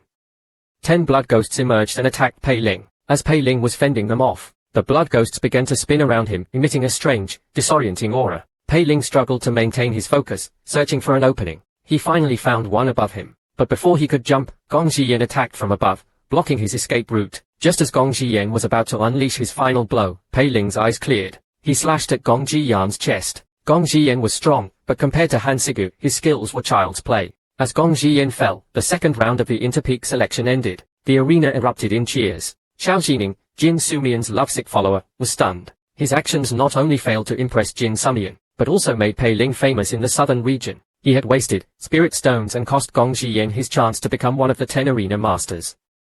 He was in deep trouble. To his horror, Jin Sumian seemed to have developed feelings for Pei Ling and even thought becoming Pei Ling's partner wasn't a bad idea. This was the typical fate of a lovesick fool. They end up with nothing. Pei Ling, on the other hand, not only advanced directly to the finals, but also gained fame and a private meeting with Li Xianzi. He was excited about experiencing another unique dual cultivation session. There's nothing worse than a. Pei Ling thought Li Xianzi's reward was within his grasp, but Zheng Jingshan's words angered Li Xianzi. Led by Zheng Jingshan, Pei Ling arrived at Li Xianzi's cultivation chamber. The layout of the chamber felt strangely familiar. He vaguely remembered having a passionate encounter with Li Xianzi here. As Pei Ling was lost in thought, Zheng Jingshan asked him for a favor. Before the outer sect competition, disciples could visit the sect's library. The chi-gathering demonic yin lotus, which Zheng Jingshan needed to complete the bone-eroding charm, was there. Pei Ling agreed without hesitation. Zheng Jingshan had suffered enough because of him. He wasn't interested in the reward Zheng Jingshan promised. However, Zheng Jingshan insisted, "He'll get you something nice." Pei Ling was intrigued. They met Li Xianzi. Zheng Jingshan praised Pei Ling's pill refining skills, implying Li Xianzi had good taste in not overlooking such talent. He then recounted Pei Ling's performance in the interpeak selection, exaggerating his achievements. He defeated the armored warrior in one blow and cleared the first round. In the second round, he was unstoppable. Even Gong Xiyan, the so-called number 1 disciple of the southern region, was no match for him. Pei Ling was embarrassed by the praise. Old Zheng is actually reliable this time. Even Li Xianzi, who rarely showed emotion, was impressed. Zheng Jingshan said, "Shijie, with Pei Ling's talent, he'll become your right-hand man in 10 days. He's a valuable asset to our sect and deserves a reward." Li Xianzi asked Pei Ling what he wanted. Pei Ling was overjoyed. "Senior Zheng is the best. I have to get him the 7-star demonic yin lotus." He hesitated, unsure what to ask for. Asking for something too trivial would be a waste of this opportunity. Asking for too much might make Li Xianzi think he was greedy. He looked at Zheng Jingshan. "Master, Senior Zheng knows what I want." Li Xianzi looked at Zheng Jingshan. Zheng Jingshan smiled at Pei Ling reassuringly and said, "Shijie, Pei Ling has taken a liking to Jin Sumian of the Jin family." Pei Ling, staring at Li Xianzi, froze. His mind went blank. The temperature in the chamber plummeted. A thin layer of ice formed on the ground. The flames on the torches flickered. Zheng Jingshan, oblivious, continued, "Pei Ling is talented, but he comes from a humble background. The Jin family values Jin Sumian and might not agree, so Pei Ling asked me to ask you for help. If you speak, the Jin family wouldn't dare refuse." Pei Ling finally reacted. "Damn you, Zheng Jingshan. When did I say that? Is this your surprise?" He felt a surge of killing intent. Pei Ling quickly said, "Master, I am loyal to you." Senior Zheng must have misunderstood. Li Xianzi's killing intent subsided. She said calmly, "Win the outer sect competition and become a true disciple within 10 years. You're dismissed." Pei Ling quickly dragged Zheng Jingshan out of the chamber. As soon as they were safe, Zheng Jingshan said smugly, "See. Unreliable. Just win the competition, and Jin Sumian will be yours." Pei Ling's face darkened. "You almost got me killed. And you're still talking about this. Are you an idiot? Love makes people do crazy things, even saintesses." Upon learning about Pei Ling's supposed interest in Jin Sumian, Li Xianzi was furious. She summoned Jiao Ni and ordered her to bring Jin Sumian to her. In just a few hours, Jin Sumian was brought before Li Xianzi. After a brief examination, Jiao Ni ordered Jin Sumian to recount her encounters with Pei Ling. Jin Sumian hesitated, then recounted how Pei Ling robbed her of the cold fire water and, more recently, the pill cauldron. He'll defeat him in the outer sect competition. However, Li Xianzi wasn't interested in her revenge. She asked calmly, "The first time, he stole your cleansing pill and the 9 yin cold spring water. The second time, he knocked you unconscious and stole your cauldron to refine pills. Did he touch you either time?" Jin Sumian nodded. Pei Ling hadn't touched her. Li Xianzi's expression softened. "If he didn't touch you, why are you so upset?" Jin Sumian was stunned. "Upset? What do you mean upset?" Before she could react, she was sent away by Wu Liu. Wu Liu, back beside Li Xianzi, said, "Mistress, Zheng Jingshan is probably trying to use the Jin family's influence. That's why he said that. Does his reward still stand? Li Xianzi, realizing it was a misunderstanding, wouldn't rescind Pei Ling's reward. She gave Jiao Ni a jade slip containing insights into saber techniques and cultivation, instructing her to give it to Pei Ling. As for that idiot, Zheng Jingshan, send him to the Inu Mountains to mine spirit stones. He's not allowed to return until he mines kilograms. Pei Ling was sitting in his courtyard, feeling dejected. Zheng Jingshan is truly unreliable. Li Xianzi punished me for something I didn't do. I almost died, and it was all because of Zheng Jingshan's stupid words. Suddenly, the air grew cold, and Jiao Ni appeared. She threw him a jade slip. This is from my mistress. Cultivate diligently. Don't disappoint me, and don't disappoint my mistress. Pei Ling instinctively took the jade slip, and the system immediately activated. Unidentified saber technique detected. Recording in progress. However, Pei Ling ignored the system, and grabbed Jiao Ni's leg, pleading, Jiao Ni. Zheng Jingshan lied. You have to believe me. Seeing his sincerity, Jiao Ni softened her gaze. My mistress already knows the truth. Prove yourself. If you complete this mission, you'll recommend you for promotion to the inner sect. You'll also ensure you receive half of Jiankang Peak's resources. As for that idiot, Zheng Jingshan, has been sent to mine spirit stones. He won't be back for 7 or 8 years. Hearing this, Pei Ling was intrigued. Mining. That sounds easy. Then he thought, without Zheng Jingshan, who's going to take the blame for me? Pei Ling sighed. Looks like I'm on my own now. After Jiao Ni left, Pei Ling looked at the jade slip. Overbearing saber intent and blood saber intent. This sounds dangerous. He was worried about the system causing trouble. He instructed Xiao Xi, his female ghost servant, to stop him if he started acting strangely. He then activated smart cultivation mode. As expected, the system prompted. Insufficient saber chi and killing chi detected. Providing both, the system then dragged Pei Ling outside. Xiao Xi, remembering his instructions, jumped in front of him and slapped him. Pei Ling was sent sprawling, landing face first on the ground. Xiao Xi, you're going too far. That hurt. Where can I find saber chi and killing chi? Just then, Xiao Xi had an idea. Master, why not ask Elder Li Ping? This was a brilliant idea. Pei Ling immediately went to seek Li Ping's help. To his surprise, Li Ping treated him like his own son. He not only provided food and lodging but also agreed to provide the 2 types of chi without asking any questions. Within a day, Li Ping personally delivered the saber chi and killing chi to Pei Ling. This made Pei Ling suspicious. He discreetly inquired and learned that the results of the outer sect competition directly affected the allocation of resources for the next 10 years. The southern region was already weak, and Huayin Peak was the weakest among them. If Pei Ling could lead the southern region to victory, the entire region's cultivation resources would increase significantly. However, besides Pei Ling, the southern region had no other strong contenders. Thus, they even allowed Gong Xiyan, who had been eliminated, to rejoin the competition. Hearing this, Pei Ling felt immense pressure. Since his teammates were weak, he had to carry the team. I should learn more about the other region's strong contenders. Li Ping continued. Chu Erkong from the northern region and Wan Chuchu from the western region are both at the foundation establishment stage. Be careful of them. As for Yu Xian from the eastern region, she was originally Luo Qiao's disciple from the southern region. After defecting to the eastern region, she gained some opportunities and is probably at the foundation establishment stage now. She's ruthless and especially hates those associated with Li Xianzi. If you encounter her, show no mercy. Pei Ling was speechless. I haven't even started the competition, and I already have a mortal enemy. And you want me, a chi refining cultivator, to kill a foundation establishment cultivator? How am I supposed to do that? Li Ping said confidently. Outer disciples have limited resources. Even those at the foundation establishment stage are mostly at the human Dao level. They are no match for you. The outer sect competition allows life and death battles. This is your chance to shine. Pei Ling wanted to ask, can I quit now? The day of the competition arrived. The discipline hall master stood above the water, saying, every 10 years, the 4 regions compete. The water below is the entrance to the Mirror Sky Realm, one of our sect's secret realms. As he spoke, the water's surface cracked, and shards of the mirror appeared in everyone's hands. The mirror glowed red, with several dots of light. One blue dot, representing the participant, and several red dots, representing their opponents. The discipline hall master continued, enter and hunt monsters, gather treasures, and earn points. The crystal will record your score and your location. The first 10 to reach points within 10 days will advance. This realm has no formations to protect you. Once you enter, it's every man for himself. The holy sect doesn't tolerate weakness or cowardice. The calm water suddenly erupted, and the outer disciples were pulled in. When Pei Ling opened his eyes, he was in a bamboo forest. He looked around and found his teammates were missing. The teleportation is random. Hopefully, I won't run into Yuan right away. He took out the crystal mirror and saw a blue dot and a red dot. The blue dot, representing him, was stationary. The red dot was approaching him rapidly. Pei Ling frowned. Is that a teammate or an enemy? Suddenly, green light shot towards him. Pei Ling dodged. A young man in a jade crown appeared.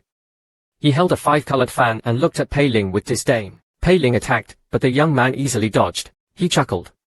You're quite arrogant. I heard Li Zhenchuan favors you, but I see no such talent. She must have been mistaken. Pei Ling unleashed the blood slaughter blade art, deflecting the green lights. A massive, blood-red blade chi shot towards the young man. The young man's expression turned cold. He waved his 5-colored fan, and a barrier of light appeared before him. Pei Ling frowned. That fan seems ordinary, but it's powerful. It must be a high-grade magical tool.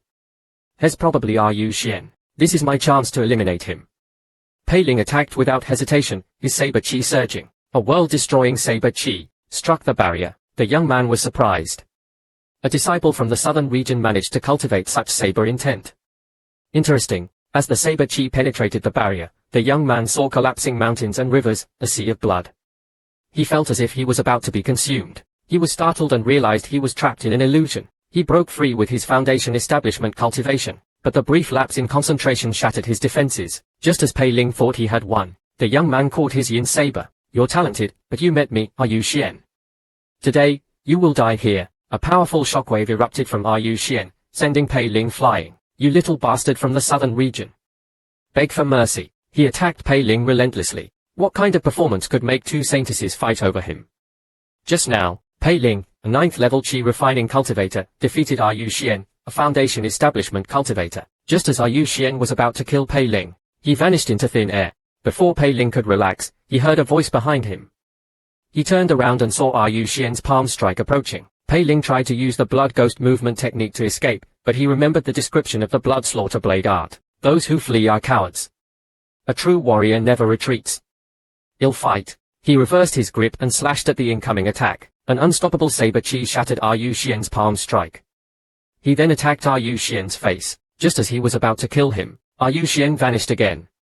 Pei Ling cautiously looked around. After confirming Yuan had escaped, he began to heal his wounds. However, Yuan's palm strike was potent. Even after taking pills, he didn't feel any better. He activated smart cultivation mode for the bone forging technique, letting the system heal him. Meanwhile, everyone was shocked by Pei Ling's display of power. When did Pei Ling learn saber intent and sword intent? He even forced Yuan to retreat. Jiao explained. He obtained the saber intent from the Jew ghost in the Huner Estate.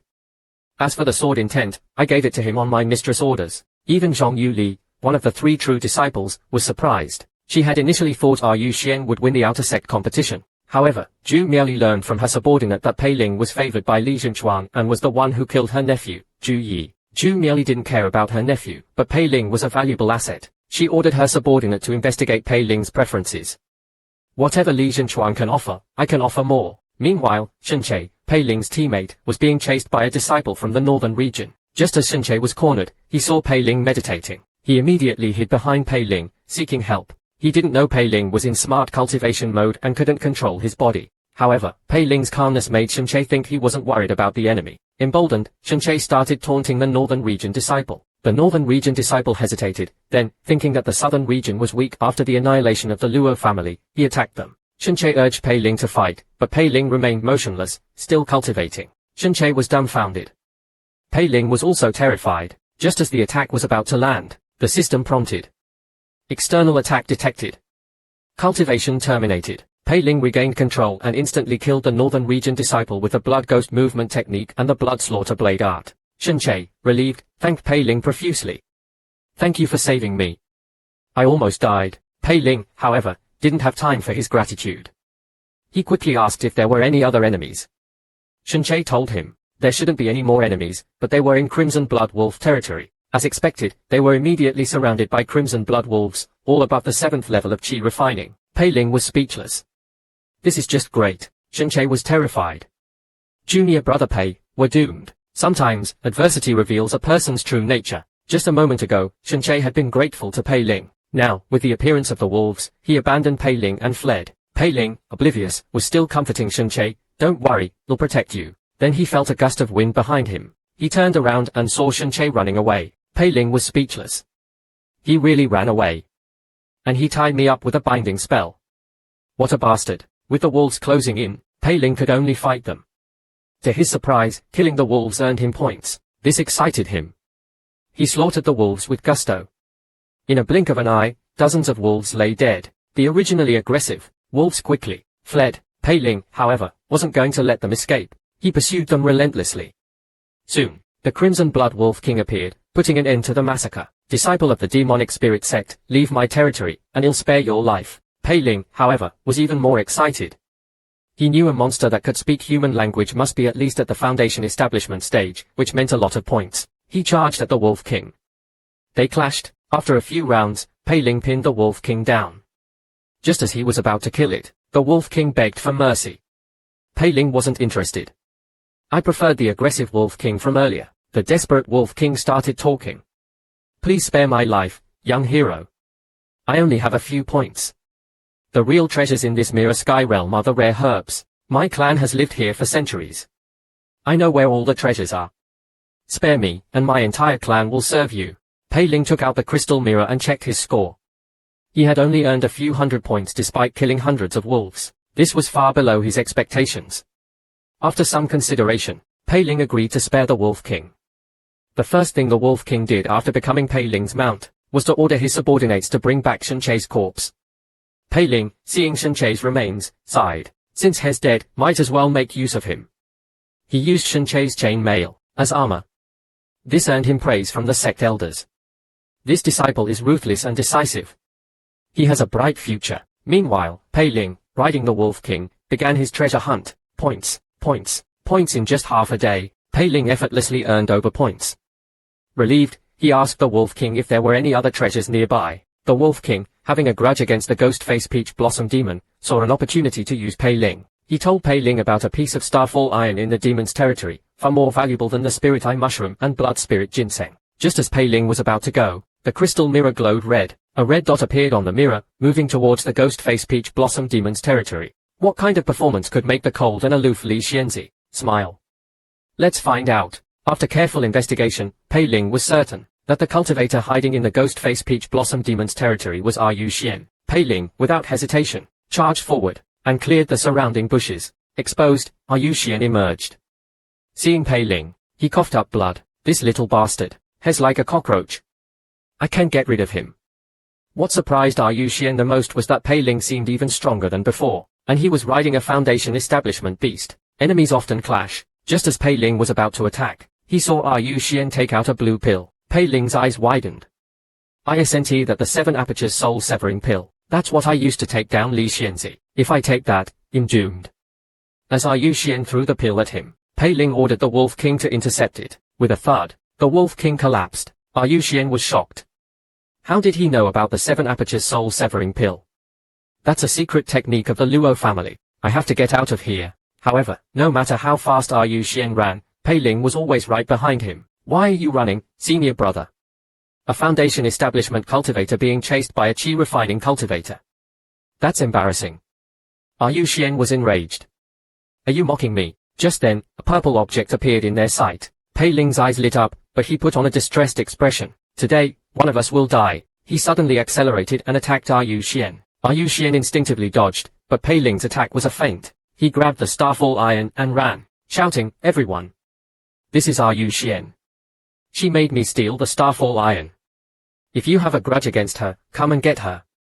Yu Xian realized he had been tricked. Pei Ling had lured him into finding the starfall iron and then made him take the blame. As he was about to escape, a terrifying aura erupted behind him. Before he could react, he was entangled by countless tentacles. Meanwhile, the Wolf King, seeing Pei Ling return so quickly, thought he had been defeated. However, Pei Ling said nonchalantly, "What do you mean he got away? I just found him a more suitable companion." Li Xianzi, watching the scene, smiled faintly. Wu Liu, however, thought it was an illusion and asked Jiao Enai for help. Jiao Enai said calmly, "He's resourceful and decisive. He's worthy of being our mistress subordinate, unlike that useless fool who's only good for mining." Meanwhile, the lovesick fool Pei Hongyan was planning to take Sun Yinland to visit Yu Xian's remains. However, Pei Ling thought, this mirror sky realm is too small. There's no rush. Suddenly, a seductive ghost approached them. Pei Ling was startled. Is this another assassin? When did I offend the wife of a core formation cultivator? In this perilous situation, they were approached by a ghostly figure. To their relief, the ghost chuckled and said, "Don't be alarmed. I'm Yugui, a merchant appointed by the holy sect. I'm here to offer you 3 items." He laid out 3 items for Pei Ling to inspect. The items were the explosive rune technique, the binding blood contract, and the Dao accumulation mirror. The explosive rune technique was a spell to detonate treasures. The binding blood contract could bind a foundation establishment level 7 beast. The Dao accumulation mirror contained a fragment of Earth Dao foundation establishment power, allowing the user to wield Earth Dao power for an hour. Pei Ling wanted all 3. Unfortunately, I can only choose one. Treasures are purchased with points earned in the Mirror Sky realm. As Pei Ling hesitated, Yugui impatiently recommended the explosive rune technique. The system immediately started recording. Pei Ling stalled for time. Yugui, seeing Pei Ling's hesitation, explained, the explosive rune technique consumes a lot of points, but it's a growth-type technique, not a one-time use item. Pei Ling pretended to ponder, and after the system finished recording, he said, the explosive rune technique sounds tempting, but I choose the Dao accumulation mirror. Yugui was stunned. After Yugui left, Pei Ling immediately examined the explosive rune technique. He confirmed that cultivating the technique required treasures as catalysts. He had looted a large number of treasures from his teammates. To be safe, he instructed the Crimson Blood Wolf King, if I start walking somewhere else while cultivating, stop me. The Wolf King, although puzzled, agreed. Prepared, Pei Ling activated Smart Cultivation mode for the explosive rune technique. The system controlled Pei Ling's hands, retrieving a bone artifact from Shenchei's storage pouch. It then channeled spiritual energy into the artifact, until it was about to explode. Then, it threw the artifact away. A loud boom echoed, and a small forest was engulfed in flames. The explosion interrupted Pei Ling's cultivation. Seeing the explosive rune's power, Pei Ling was overjoyed. However, his joy was short-lived. ISNT that the direction Yugui left in. Pei Ling looked closer, and saw a figure standing in a crater, its clothes tattered. Its bald head had a sinister expression. Pei Ling and the Wolf King were terrified. Pei Ling activated the Blood Ghost movement technique and fled. The Wolf King, equally terrified, followed closely behind. The wolf pups instinctively followed. The enraged Yugui finally realized he had been attacked. His body swelled, transforming into a giant demon. He slammed his hand down where Pei Ling had been standing, creating a massive crater, and obliterating countless wolf corpses. Yugui glanced in Pei Ling's direction but didn't pursue. The holy sect forbade him from attacking participants in the competition. Damn you, Pei Ling. It'll get you next time. Some people enjoy flirting with death. Pei Ling had narrowly escaped thanks to the sect's rules. He checked the crystal mirror and saw Yu Xian, who was supposed to be dead, in first place. He must have killed the ghost-face peach blossom demon and obtained some treasures. Just as Pei Ling was pondering this, Yu Xian's ranking dropped significantly. Pei Ling understood. He made a deal with Yugui. He'll go see what he chose. Meanwhile, Yu Xian, covered in wounds, was sitting in a tree. He couldn't understand why Pei Ling could easily subdue the Wolf King, while he had to use all his trump cards to barely kill the peach blossom demon. What if I encounter that bastard again? Suddenly, a powerful aura descended. A booming voice echoed from above. Listen up, brat. I'm Yugui. I'm here on behalf of the holy sect to offer you 3 items. You'll need points to buy them. He threw 3 items on the ground. Hurry up and choose. I don't have all day.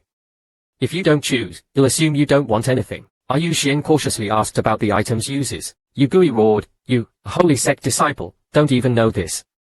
You're useless. He turned to leave. Yu Xian quickly chose the binding blood contract.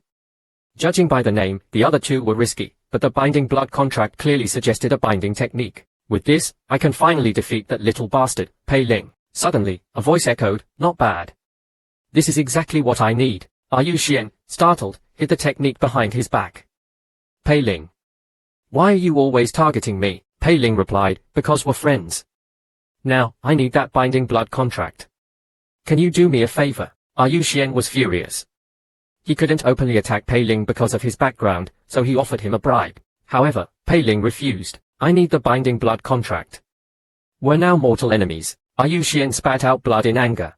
He took out a pill and said, this is the Luo family's secret technique, the 5 Viscera strengthening pill. It enhances all physical abilities but damages the internal organs. You'll see how you handle this. He swallowed the pill. His aura surged, his eyes glowing red.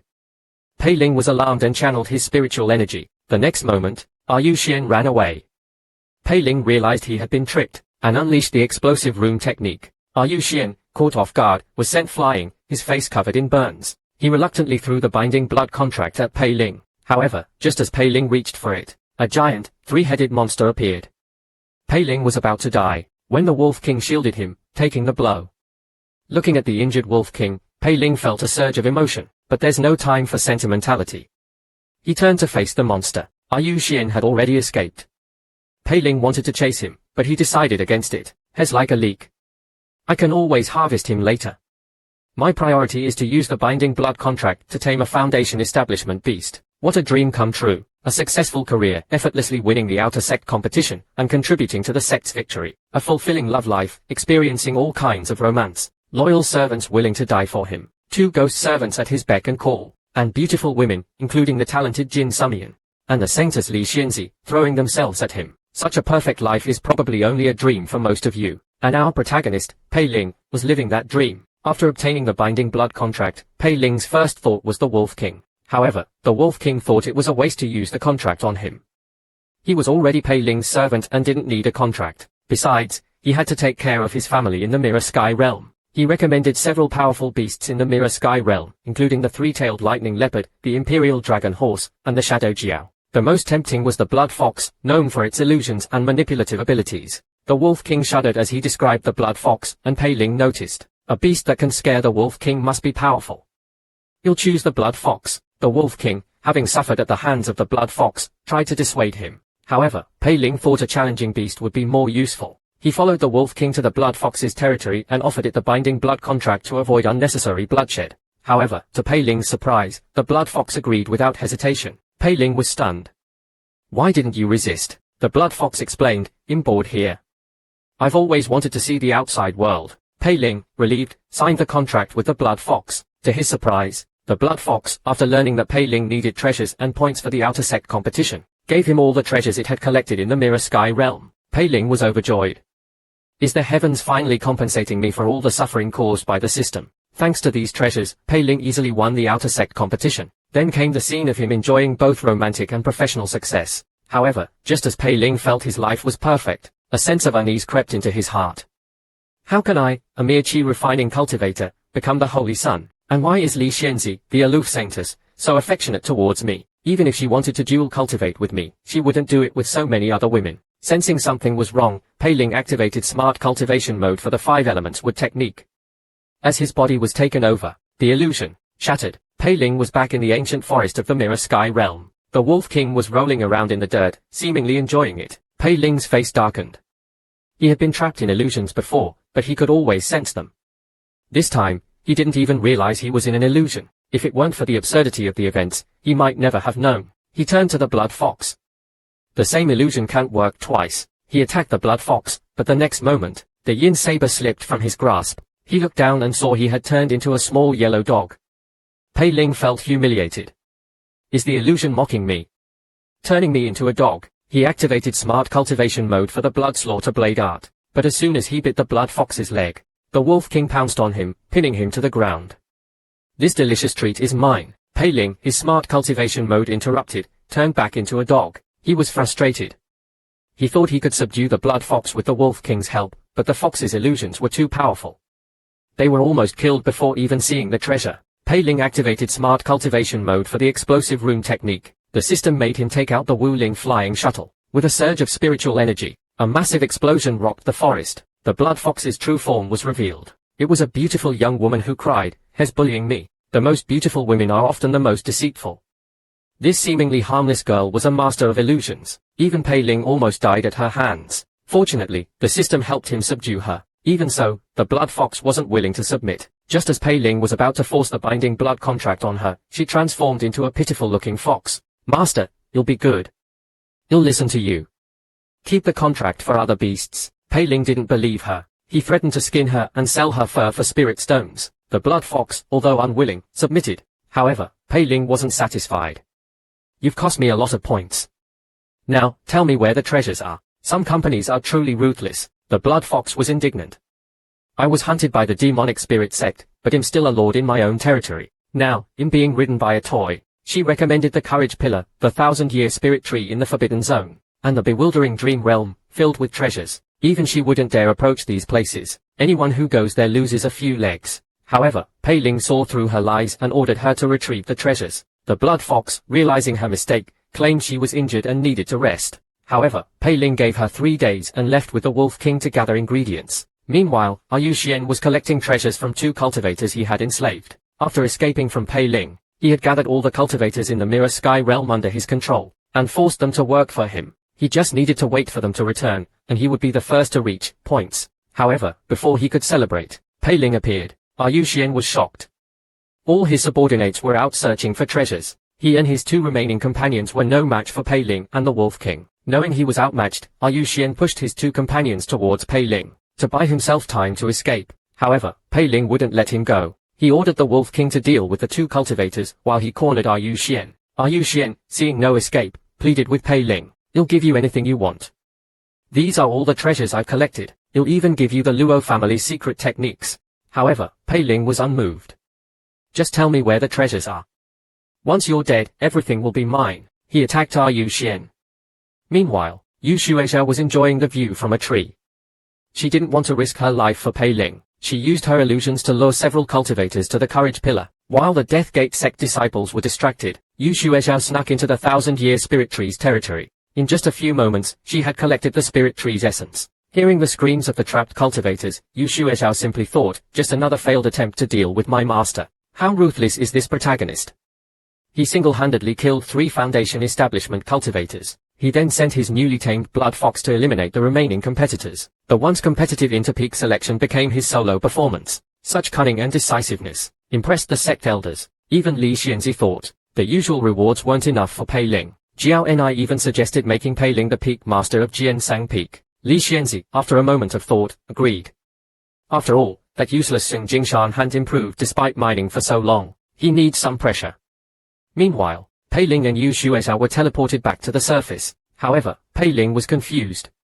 "I just finished looting Yuan. I haven't reached points yet." Then he saw the sect elders and the approaching discipline hall master. They congratulated him on winning the outer sect competition. This familiar scene is that damned fox playing tricks again. Furious, Pei Ling activated smart cultivation mode for the Dao accumulation mirror and attacked the discipline hall master with the yin saber. The sudden attack caught the discipline hall master off guard. He instinctively blocked the attack. The yin saber shattered, but the discipline hall master was unharmed. He looked dazed. What was that about? The once noisy arena fell silent. Pei Ling observed the unchanged environment and the stunned atmosphere. He suddenly realized something.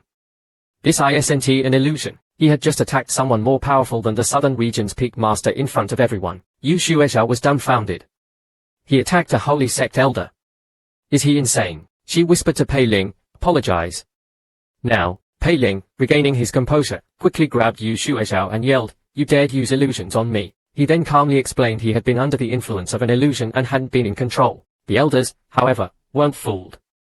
They knew Pei Ling was fully conscious and simply chose not to expose him. The discipline hall master thought, such ruthlessness and decisiveness, he has the makings of a future leader. He fined Pei Ling, low-grade spirit stones, and let him go. He waved his hand, and the water's surface rippled. 10 figures emerged. These figures, emanating a powerful aura, were all at the core formation stage.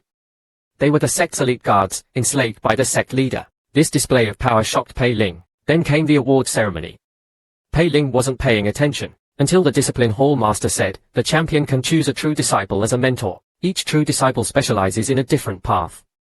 Do you have anyone in mind?" As soon as Pei Ling was about to answer, Zhu Miaoli approached him. "I hear you have a talent for killing. My blood slaughter Dao is perfect for you. I'll even let you choose any of my female disciples as concubines. Anything Li Xianzi can offer, I can offer more." Pei Ling thought Zhu Miaoli was much more generous than Li Xianzi. However, power struggles are unpredictable. If I side with Zhu Miaoli, I'll become a target. Besides, without Li Xianzi, I wouldn't be here today. He chose Li Xianzi. If Li Xianzi is cold and aloof, what do you call someone who's passionate and unrestrained? After Pei Ling chose Li Xianzi ignored Zhu Miaoli and walked towards Pei Ling, asking him about his preferred cultivation path. Pei Ling chose saber techniques.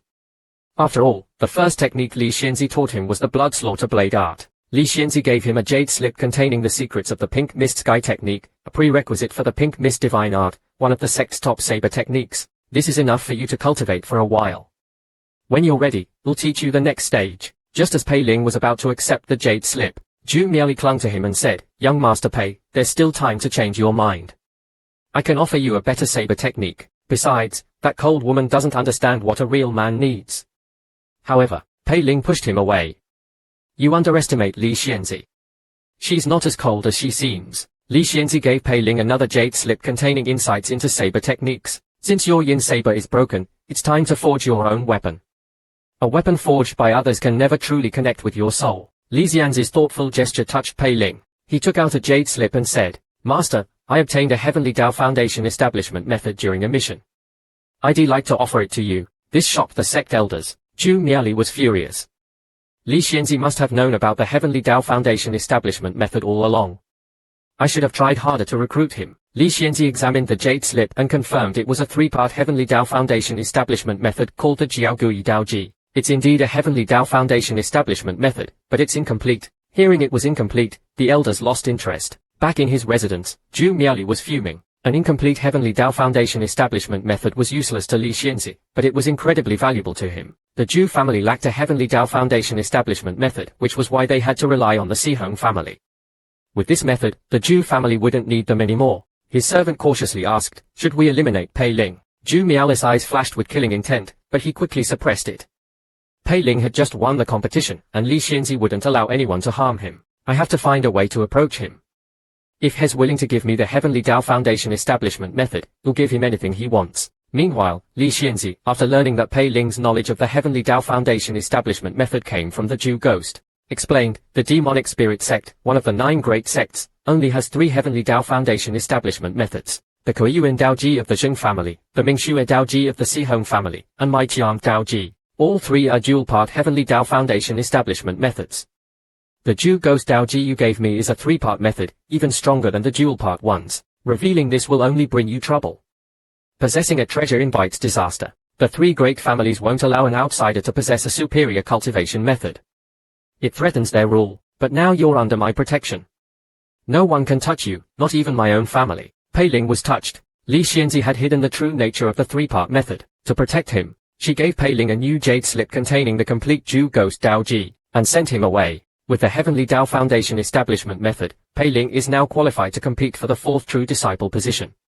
I, with my Earth Tao cultivation, should at least be a true disciple. Is that appropriate attire for a righteous cultivator? Jin Sumian had been listless ever since losing the outer sect competition. Pei Ling's victory had dealt a heavy blow to her confidence, affecting her pill refining. Her cauldron frequently exploded, and her pills were often of inferior quality. Those who had previously thought Pei Ling was beneath her now mocked her, saying she had tried to seduce him but failed. As Jin Sumian was wallowing in self-pity, a beautiful woman entered.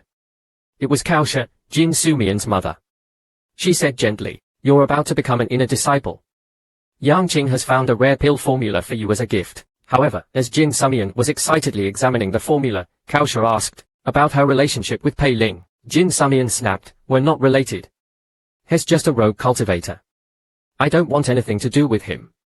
Kaosha, seeing her daughter's reaction, said, "Pei Ling is now the Holy Son. Everyone wants to be associated with him. You're about to enter the inner sect. Have you decided which peak to join?" Jin Sumian wanted to join Tangjie's Shijin peak. However, Tangjie, under Kaosha's influence, said, "You'll be under my protection if you join Shijin peak. But how can you grow if you're always relying on others? Join Pei Ling's Jiankeng peak and hone your skills." Kaosha interrupted Jin Sumian. Pei Ling endured years of humiliation before rising to prominence. Do you want to admit you're inferior to him? This is the latest fashion for female cultivators. You've been cooped up refining pills.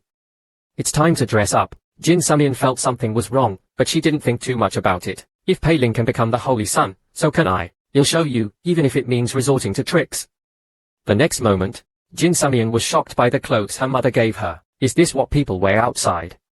This see-through dress and barely their underwear. But then she thought, my mother wouldn't harm me. Besides, we're cultivators, not bound by mortal customs. I must be out of touch. Meanwhile, Jiao Ni escorted Pei Ling back to his courtyard. Pei Ling was annoyed by the scene before him. Yu Shuexiao was lounging on a chair, eating fruit, while Xiao Xi fanned her. And when he entered, Yu Shuexiao called out, "Master, you're back." Pei Ling was about to scold her when Yu Shuexiao quickly apologized. Just then, Pei Ling realized Jiao Ni wasn't leaving. She told him, Li Xianzi had assigned her to protect him. Pei Ling was overjoyed. With Jiao Ni as my bodyguard, I can finally do whatever I want. I'm the peak master of Jiansang Peak now. Sheng Jingshan, enjoy your mining job. You'll take care of your peak. However, being a peak master wasn't easy. Since Sheng Jingshan had been mining for a while, Jiankang Peak was in decline. With no one managing it, it was falling apart. Fortunately, Pei Ling's victory in the outer sect competition attracted new disciples. Although some were talented, they still needed training. Pei Ling, impatient, delegated the task to Ouyang Xianxing. He preferred being a hands-off peak master. As he was about to rest, Jin Sumian's arrival caught his attention. The already beautiful Jin Sumian, now dressed in revealing attire, was stunning. Her curves were accentuated by the thin dress. All the male disciples were staring at her. Jin Sumian felt uneasy, but she said softly, I admire senior brother's character and wish to join Jiankang Peak after my foundation establishment. I hope senior brother will accept me. Kaosha, to elevate the Jin family's status, had forced her daughter to wear a seductive outfit to Pei Ling's recruitment. This blatant seduction tempted the male disciples. Pei Ling, however, was conflicted. If Li Xianzi finds out, she'll skin me alive, he said awkwardly. Why are you dressed like this? Are you trying to use your beauty to gain favor? The other female disciples glared at Jin Sumian jealously. Jin Sumian realized she had been tricked. My mother lied. She said everyone dresses like this outside. I'm a talented pill refiner. I've never been so humiliated. Pei Ling's words stung even more. Pei Ling, equally embarrassed, to avoid Li Xianzi's wrath, delegated the matter to Ouyang Xianxing, giving her a look that suggested she should reject Jin Sumian. Ouyang Xianxing smiled and understood. Junior brother Pei is clearly interested but too shy to admit it. Fine, you'll help him. After delegating the Jiansang Peak matters to Ouyang Xianxing, Pei Ling went to Li Xianzi's cultivation chamber with Jiao Ni to retrieve the materials for his tribulation. Li Xianzi said calmly, the materials for the Zhu Ghost Dao Ji are ready. I've also chosen 9 ghost puppets for you to refine. Pei Ling quickly added, just in case, I've also prepared some of my own. Jiao Ni and Wu Liu were both from the ghost clan. Pei Ling thought, they are enslaved. Those 9 puppets must be Jiao Ni and Wu Liu's close friends. He felt sorry for them. Li Xianzi, however, didn't care. She warned Pei Ling, you have days. You must complete your tribulation outside the sect. She gave him a sound transmission talisman. Contact me when you're ready. Li Xianzi's meticulous arrangements touched Pei Ling. But why is she staring at me? I heard Jin Sumian wants to join Jiansang Peak. Hearing this, Pei Ling broke out in a cold sweat. He quickly said he treated all disciples equally and that anyone who wanted to join Jiansang Peak had to pass the test. However, Li Xianzi pressed him. Why was Jin Sumian's test easier than the others? Pei Ling panicked. I already told Ouyang Shijie to reject her. Did Ouyang Shijie disobey me? Li Xianzi continued, she's a talented pill refiner. Having her under your command would be beneficial. But don't neglect your cultivation. Pei Ling quickly assured her he was focused on his cultivation and wouldn't touch Jin Sumian. After leaving Li Xianzi, Pei Ling began preparing for his tribulation. He needed a weapon for his Heavenly Dao Foundation establishment.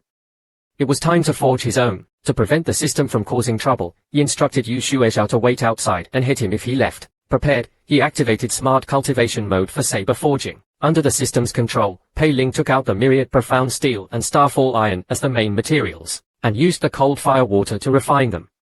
Everything was proceeding smoothly until it was time to imbue the saber with a spirit. Pei Ling was worried. He only needed 1 ghost, but Li Xianzi had given him 9. This meant the process was dangerous. Hopefully, I won't get something troublesome. The first ghost he drew was a green-haired, ferocious-looking ghost. This ghost was clearly not friendly. As soon as it was released, it attacked Pei Ling. I was expecting a beautiful ghost, but it's so ugly. As the green-haired ghost pounced, the system-controlled Pei Ling didn't react, and let the ghost bite him. Pei Ling was horrified. This system is definitely getting back at me. A sharp pain jolted him back to reality. He punched the ghost away. Suddenly, the puppet behind him shattered. Ghostly laughter echoed, and the 9 ghosts charged at Pei Ling. Pei Ling, enraged, grabbed his newly forged saber and unleashed the blood slaughter blade art. Since you're all out, I'll refine you all into my saber. As he continued to use the blood slaughter blade art, the saber's aura grew stronger. The originally crude blade, black and stained with blood, gradually turned crimson. The crimson color spread across the blade, exuding a sinister aura. The 9 ghosts fused with the saber, awakening its dormant power. A long, black saber, now stained with blood, appeared before Pei Ling. I've fused all 9 ghosts into the saber. You'll call you the 9 Yin Saber. Well, fight together from now on. The next moment, 9 seductive voices echoed from the saber, calling him master. The alluring voices, coupled with the saber's seductive form, were almost too much for Pei Ling to handle. He thought, this saber is too dangerous. You'll have to wait until after my tribulation to use it. Or should I just refine it? With his saber forged, he needed to find a secluded place for his tribulation. However, as soon as he left the forging room, Yu Shuexiao tapped him on the shoulder. Pei Ling lost his balance and almost fell. He remembered his instructions and was about to scold her, but seeing Yu Shuexiao's smug expression, he sent her flying with a slap. As he was about to rest, he was informed he had visitors. It was Pei Hongyan and Sun Yinlan. They were no longer acting like a goddess and a lovesick fool. Sun Yinlan was dressed elegantly, holding Pei Hongyan's hand affectionately. They exchanged loving glances. Seeing Pei Ling, Pei Hongyan said excitedly, "Pei Ling, Yinlan finally agreed to marry me.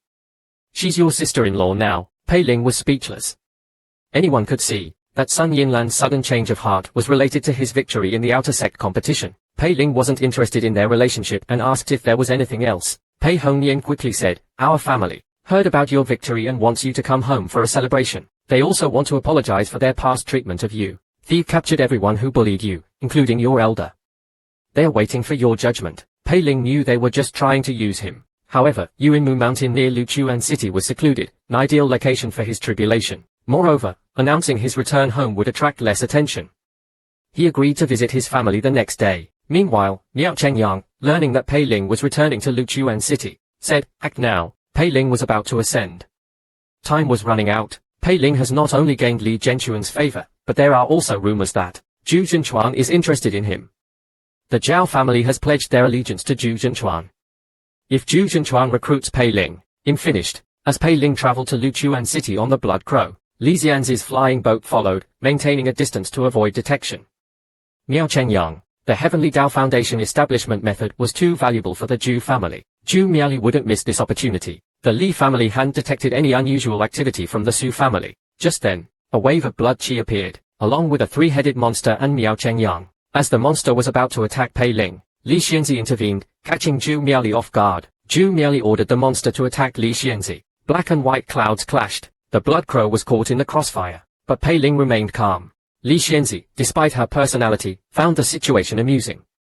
"A mere ant dares to challenge me." Zhu Miali, clearly at a disadvantage, was bleeding profusely, but he thought Li Xianzi wouldn't be so interested in a mere outer disciple unless he had something valuable. "You'll kill Li Xianzi and take it from Pei Ling." He stabbed himself with a crimson blade. The sky turned blood red, and a cage of blood trapped Li Xianzi. This desperate technique sacrificed his essence to refine his opponent. However, Li Xianzi remained calm. She could easily outlast him. As Zhu Miali weakened, a giant skeletal hand appeared. Li Xianzi, with a wave of her hand, unleashed her spiritual energy, forming a giant skeleton. Meanwhile, Pei Ling was pondering his tribulation. Pei Hongyan was whispering to Sun Yinlan, "Yinlan, this carriage is so comfortable. Let's buy one." "Sure, but you should learn from your brother. He's much stronger than you." Sun Yinlan thought, "If it weren't for your connection to Pei Ling, I wouldn't waste my time on you." Although Pei Ling had no feelings for the Pei family, he gave them some high-grade pills. Suddenly, a roar came from outside. Pei Ling went to investigate, and saw a dozen figures. Pei Hongyan and Sun Yinlan were terrified. Pei Ling took out a protective talisman and observed. The leader's aura was incredibly powerful. Pei Ling hoped Jiao Enai would appear, so he could save the talisman. However, the leader attacked the Blood Crow. Pei Ling was shocked. "She's supposed to be protecting me. Why isn't she here?" Jiao Enai was also struggling. She was no match for a core formation cultivator. What's it like to have a system that only helps with dual cultivation? Pei Ling easily won the outer sect competition, reaching the foundation establishment stage. Then he successfully refined the Zhu Ghost Dao Ji and obtained the 9-yin saber. However, his system was unreliable, always getting him into trouble with women. He had several lovers. The ghost Wu Liu, the demon fox Yu Shuexiao, the human Jin Sumian, and the saintess Li Xianzi. Such a blessed life is the envy of many. Just then, a system prompt interrupted Pei Ling's thoughts. Smart Cultivation System. Online. Your system is now even more intelligent. Pei Ling was skeptical. He instructed Yu Shuexiao to stand guard and hit him if he acted strangely. He then took out the Dreamless powder and cultivated the Pink Knight scripture. Several hours later, the Dreamless powder was gone, but he had barely used any of the treasures. His cultivation had improved significantly. This system is efficient when I have resources. He decided to refine more Dreamless powder. Seeing him take out the pill cauldron, Ouyang Xinqing thought, "He's doing this for Shamai. He's shy, so it'll help him." However, the system-controlled Pei Ling was preparing the ingredients. The system prompted. Inferior cauldron detected. Providing a 7th grade pill cauldron. Pei Ling wasn't worried. With Ouyang Xianqing and Yu Xuezhao as safeguards, he was confident. However, the system made him walk towards the treasure hall. Meanwhile, Wanbao's owner, Yishan Guang, was talking to Sheng Changlao, the pill refining master. Elder Sheng, what brings you here today? Sheng Changlao smiled. I heard Wanbaolu recently acquired a 7th grade pill cauldron. Yishan Guang was puzzled but quickly understood. A 7th grade pill cauldron wasn't rare for them, but this particular cauldron was crafted by a renowned master. Using this cauldron, even with the same skill level, the quality of the pills would be significantly higher. This cauldron, known as the Shishui Wanhu Abanian, was comparable to some 6th grade cauldrons. However, considering Sheng Changlau's status and skill, this cauldron was beneath him. He must be getting it for his new disciple. Yishan Guang smiled wryly. The items in Wanbaolu are reserved for inner sect disciples. Ordinary items are fine, but this Shishui Wanhu Abanian cauldron was marked as a reward upon arrival. It requires a disciple to personally refine a certain number of pills, earn thousands of merit points, and spend tens of thousands of mid-grade spirit stones, along with completing a series of missions, to exchange for it. If the discipline hall finds out, well, both be punished. Sheng Changlao, however, didn't care. The discipline hall's punishment is just a fine. With my status, that's nothing. Besides, my disciple is a once in a century pill refining genius. Even without me, shall eventually be able to exchange for a 7th grade cauldron. This doesn't violate the sect's rules of nurturing disciples. The discipline hall won't be unreasonable. If there's any punishment, we'll take it. Yishan Guang had no choice but to have the cauldron brought out. What's it like to have a suicidal system? Sheng Changlao immediately decided to refine Foundation Establishment rebirth pills with the new cauldron. He channeled high-level earth fire into the cauldron, skillfully controlling the flames and activating the cauldron's unique properties. Suddenly, Pei Ling appeared beside the cauldron like a wisp of smoke. Yishan Guang was shocked. Elder Sheng was very strict when it came to observing his pill refining. Pei Ling, despite his potential and the discipline hall master's favor, was still an outer disciple. Disturbing an inner sect elder's pill refining was disrespectful. However, Pei Ling's next action shocked him even more. Pei Ling reached for the cauldron. Fortunately, Elder Sheng's cauldron was protected by a powerful formation, preventing Pei Ling from touching it. However, the system-controlled Pei Ling was persistent. He took out a pestle and started hitting Sheng Changlau's head. Sheng Changlao, focused on his pill refining, was stunned.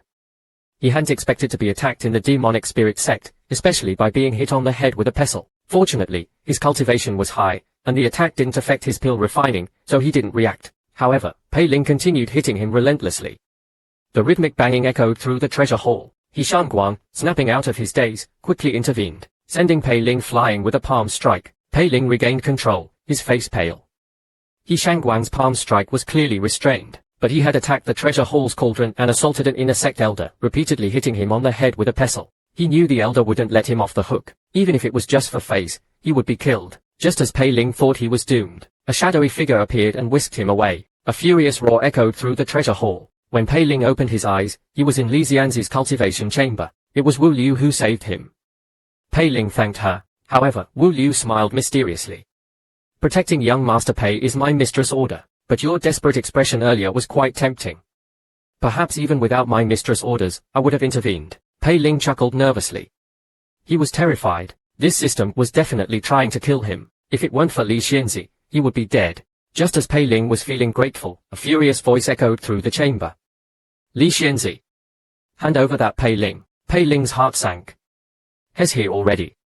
And he's asking for me by name. He wondered if Li Xianzi was in the chamber. If she wasn't, Wu Liu couldn't protect him. If she was, how would he explain? As he panicked, a graceful figure appeared. Elder Sheng, why are you looking for Pei Ling? Sheng Changlao was furious, but he was an inner sect elder, one of the 5 great pill refiners of the holy sect. Being hit on the head like a drum was humiliating. He said, maintaining his composure, Pei Ling ruined my pill refining. I'm here for an explanation. Li Xianzi, already aware of the situation, wasn't interested in the details. She simply didn't tolerate anyone targeting Pei Ling. Instantly, countless ghost servants filled the chamber, their eyes filled with malice, staring at Sheng Changlao. Sheng Changlao was stunned. Of the 3 true disciples, Su Shenhe was cunning, Zhu Miali was cautious, and Li Xianzi was the most ruthless. If it was some ignorant junior, he wouldn't hesitate to teach them a lesson. But Li Xianzi was a direct disciple, a strong contender for the next sect leader position. He said, let's see if you can protect him. He transformed into a crimson beam of light. A man with a powerful backer can get away with anything. Pei Ling, thanks to Li Xianzi's intervention, escaped unscathed. Pei Ling was still worried about how to explain. When Li Xianzi told him to stay and cultivate, she even provided him with numerous cultivation resources. Pei Ling was relieved. Shen Changlau's threat wasn't a joke. Li Xianzi was willing to protect him. A mother's love is the greatest. Pei Ling decided not to use the system for pill refining until he acquired a 7th grade cauldron. Cultivating the pink mist sky technique was safer. At least, with enough dreamless powder and treasures, the system wouldn't make him run around. To be safe, he instructed the newly acquired 9-yin saber, if I suddenly get up and leave, stop me. He then called for Wu Liu. Wu Liu, I need you to monitor my cultivation. If I leave this room, bring me back immediately. Wu Liu asked playfully, how closely do you want me to monitor you, young Master Pei? Pei Ling initially wanted to say until core formation, but he reconsidered. What if he needed to leave for something? He set the limit at mid-foundation establishment. A month later, a family elder visited Li Xianzi's cultivation chamber. The Li family ancestor had foreseen that Li Xianzi's tribulation was imminent, and sent someone to bring her back to the family's ancestral land. The ancestor promised to personally protect Li Xianzi until her tribulation was over. It wasn't that the ancestor didn't trust Li Xianzi, but her cultivation technique was the heavenly numinous scripture, a top-tier technique. During tribulation, the heavenly Tao's power would be immense. The Li family's ancestral land was more suitable than Li Xianzi's current location. Li Xianzi, however, refused. I have some matters to attend to. I'll go to the ancestral land in a month. The elder wanted to handle the matters for her, but Li Xianzi shook her head, refusing his offer. He could only tell her about the current situation in the sect. You've always been independent and headstrong. But matters of cultivation, especially those related to your Tao heart, shouldn't be taken lightly. This concerns the struggle for the saintess position. Zhu Mieli and Su Zhenhe may be weaker than you, but they both reached the late core formation stage. Besides, Zhu Mieli, although adopted, hasn't been officially recognized by the Sihong family. There's no guarantee the Sihong family will support him. They might use underhanded tactics against you. You're the most talented disciple of our generation. After your tribulation, the saintess position will be yours. Deal with your enemies then. Li Xianzi, however, was unmoved. My matters are related to my Tao heart. Compared to that, the saintess position is just a stepping stone on my path of cultivation. As for Zhu Mieli, he's just a defeated opponent. He's not worth my time. The elder didn't press the matter. A cultivator's Tao heart was paramount, especially for geniuses like Li Xianzi. A flawed Tao heart could affect their future cultivation. Even their tribulation could be affected, resulting in a lower quality core. Li Xianzi was the most promising disciple of their generation. If something went wrong, the next demonic spirit sect leader would fall into the hands of the other two families. After settling the matter of the ancestral land, they discussed Pei Ling. Li Xianzi had previously suggested to the family head that Pei Ling should become the 4th true disciple. The family's concern was Pei Ling's humble background. He had achieved Heavenly Tao Foundation establishment despite his ordinary origins. This showed his extraordinary talent. His manipulation of Su Zhenhe and Zhu Mieli, 2 true disciples, at the qi refining stage, had also become a legend among the sect elders. Such talent and cunning were worthy of the Li family's support. However, the Li family was cautious. Li Xianzi was their most promising disciple. They couldn't risk offending the entire Su family by supporting Pei Ling. Pei Ling had to prove his worth and loyalty to the Li family. To earn their full support, the holy sect's next leader would be chosen from the 3 families.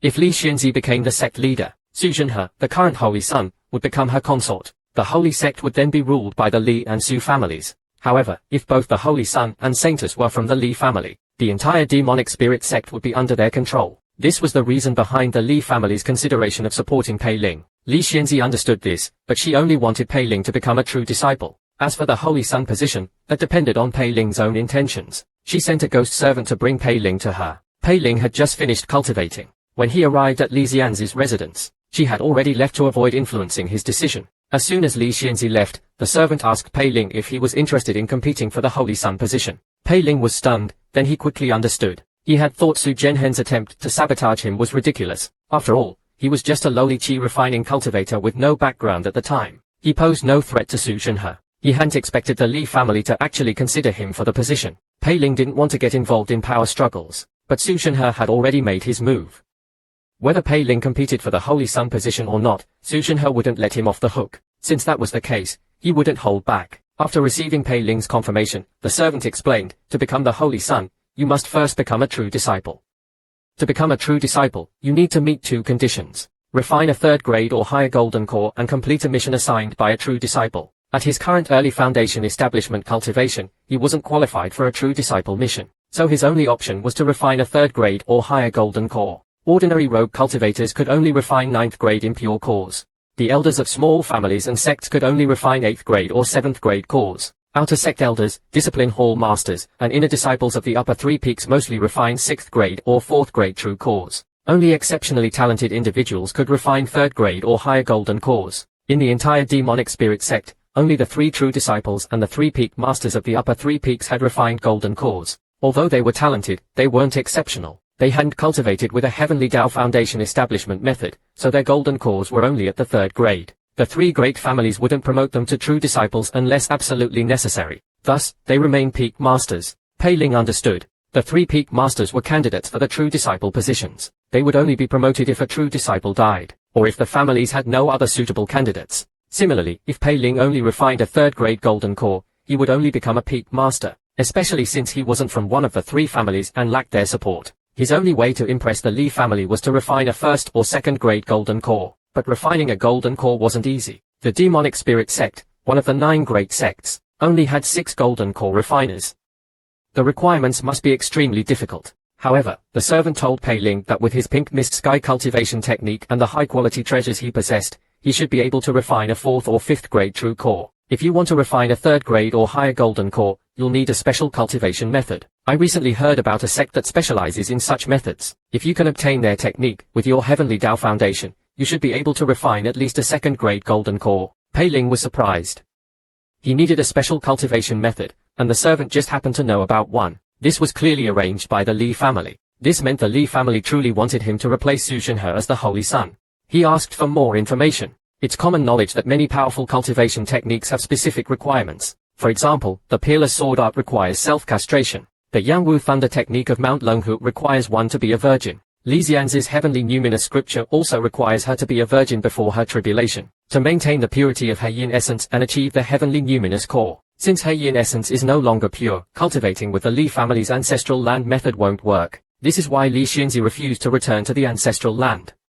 She can't, and she doesn't dare. The conversation between Pei Ling and the servant was coming to an end. The special cultivation method was located in a place called Pengying Valley, outside of Lang City. This valley was originally the residence of a 5th-level Qi refining rogue cultivator. He was captured by demonic spirit sect disciples a year ago and had only recently left to purchase supplies. Thus, Lang City initially didn't pay much attention to him. However, things started to become strange a year ago. The first strange occurrence was that anyone leaving the city through the Pengying Valley gate would forget their original purpose and rush towards the valley. The second was that anyone entering the valley would disappear before dawn. Even the valley's owner had mysteriously vanished. The third was that everyone outside the valley would forget the existence of those who disappeared inside. Only those with high cultivation could remember. Pei Ling sensed this was a type of anomaly. Most anomalies in the cultivation world were unexplainable. They appeared and disappeared without a trace. Even high-level cultivators couldn't understand them. If it were a powerful anomaly, Pei Ling would give up on this mission. A special cultivation method wasn't worth risking his life. Fortunately, the Pengying Valley anomaly disappeared every 3 months, which meant it was weakening and returning to normal. Moreover, this predictable anomaly was less dangerous. Besides, this was a test from the Li family. Although Li Xianzi hadn't explicitly stated the requirements, she hadn't objected either. This mission wasn't meant to kill him. Pei Ling decided to cultivate for a month before departing. As the servant was leaving, he warned Pei Ling, "Don't tell anyone about this. Otherwise, the entire Zheng family, and even the Sihong family, will try to eliminate you before you grow stronger." Pei Ling understood the stakes. After the servant left, Li Xianzi was pleased with Pei Ling's performance. Although she didn't know the details of the family's test, she knew it wouldn't be easy. She told Pei Ling to focus on his cultivation. Pei Ling returned to his cultivation room and continued cultivating with the system. After a month of cultivation, his cultivation had reached the peak of early foundation establishment. He would soon break through to mid-foundation establishment. Meanwhile, Li Xianzi was pondering how to achieve a perfect core within a month. As she was thinking, the Sixian scripture came to mind. Compared to her heavenly numinous scripture, the Sixian scripture was more powerful and had a stronger core foundation. However, the scripture didn't mention core formation, so she couldn't determine its level. But the heavenly numinous scripture was a top-tier technique. Thus, the Sixian scripture must be at least at the same level, if not higher. She even suspected it was a divine-level technique. Luo Qiao had immediately entered seclusion after obtaining the Sixian scripture to prepare for his core formation. The demonic spirit sect wouldn't normally covet a mere outer sect elder's cultivation technique, but the aura Luo Qiao emanated during his breakthrough had a trace of the desolate Yellow Dynasty. This triggered the sect's tracking formation, leading to an investigation by the Discipline Hall. They eventually discovered Luo Qiao was a spy from the desolate Yellow Dynasty. Thus, the sect eliminated him and his disciples. The sect assigned the task of eliminating Luo Qiao to Li Xianzi because, with her talent, status, and treatment within the sect, she would never be tempted by the desolate Yellow Dynasty. It was during this mission that she discovered the 6 Yin scripture. Then came the incident of the missing Yin essence stone in Luochuan City. Li Xianzi's eyes narrowed. Her already cold expression turned icy. You'll use the 6 Yin scripture for my core formation. Pei Ling, about to break through to mid-foundation establishment, instructed Wu Liu to keep a close watch on him. However, as soon as he opened the door of his cultivation room, his vision blurred. He didn't know how much time had passed. When he woke up feeling naked, Pei Ling jolted awake, but he couldn't see anything and couldn't speak. He must have been affected by some sort of sealing technique. He tried to circulate his spiritual energy, but it was suppressed. Pei Ling's heart sank. He couldn't see or speak, and even at his peak, he would be no match for this person. He realized he had to stall for time. If Li Xianzi discovered he was missing, he might have a chance. Just then, he felt a warm current spreading through his body, an instinctive arousal. The aphrodisiac must be taking effect. Before he could panic, a soft body pressed against him. Pei Ling tried to push away, but the skin beneath his hands was smooth and delicate. He smelled a faint fragrance, a natural body scent, not perfume. It was alluring. Before he could think, soft lips pressed against his, a pair of slender arms wrapped around his neck.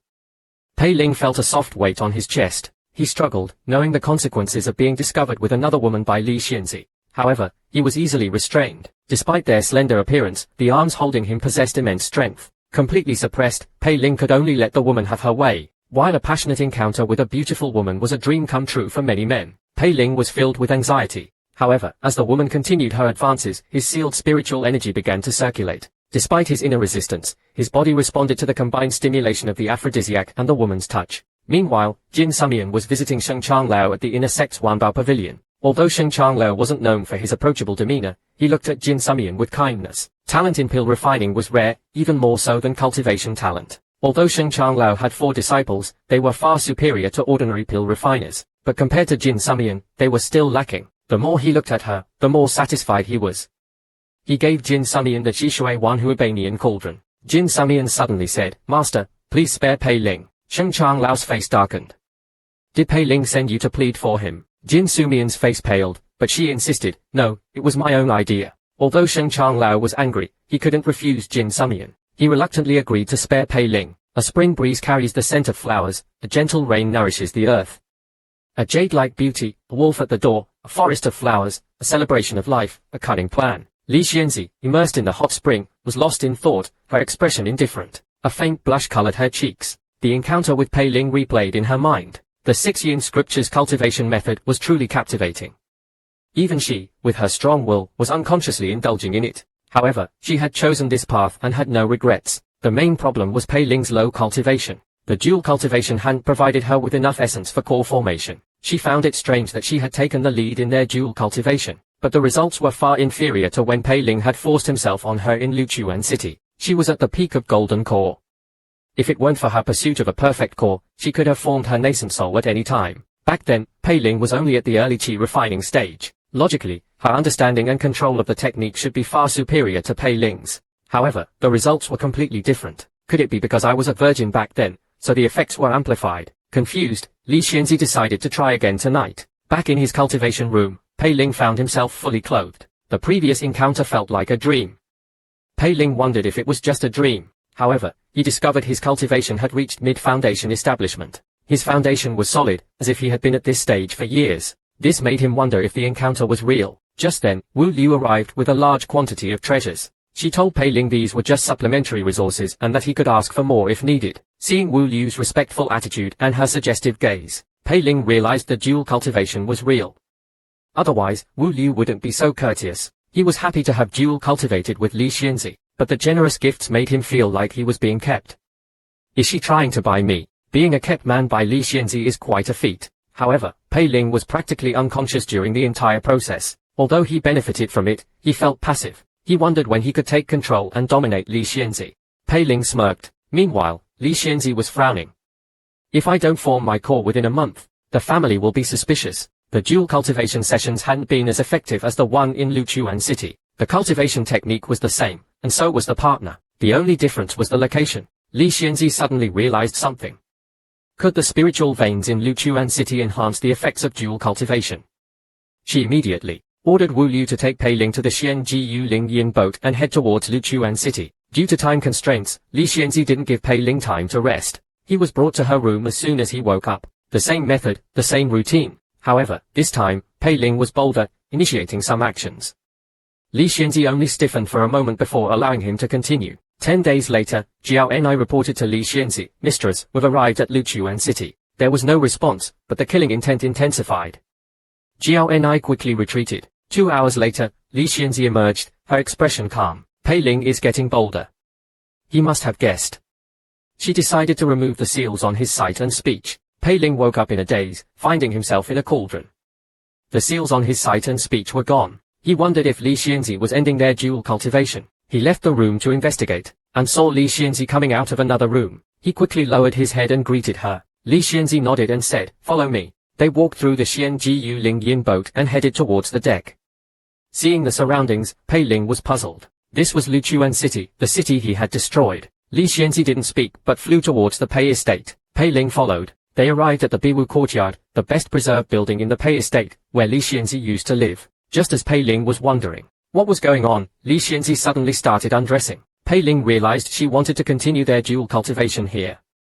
This was too exciting. Luochuan City was now in ruins, with no obstructions. Even mortals could see them from afar, let alone cultivators. More importantly, Li Xianzi hadn't sealed his senses. This thrilling experience would excite any man. However, before Pei Ling could react, Li Xianzi pushed him onto the ruined wall. With the sky as their canopy and the earth as their bed, they engaged in a passionate embrace. An hour later, the 6 yin scriptures cycle ended. However, the effects were far less potent than the first time, or even the past few days. Li Xianzi frowned.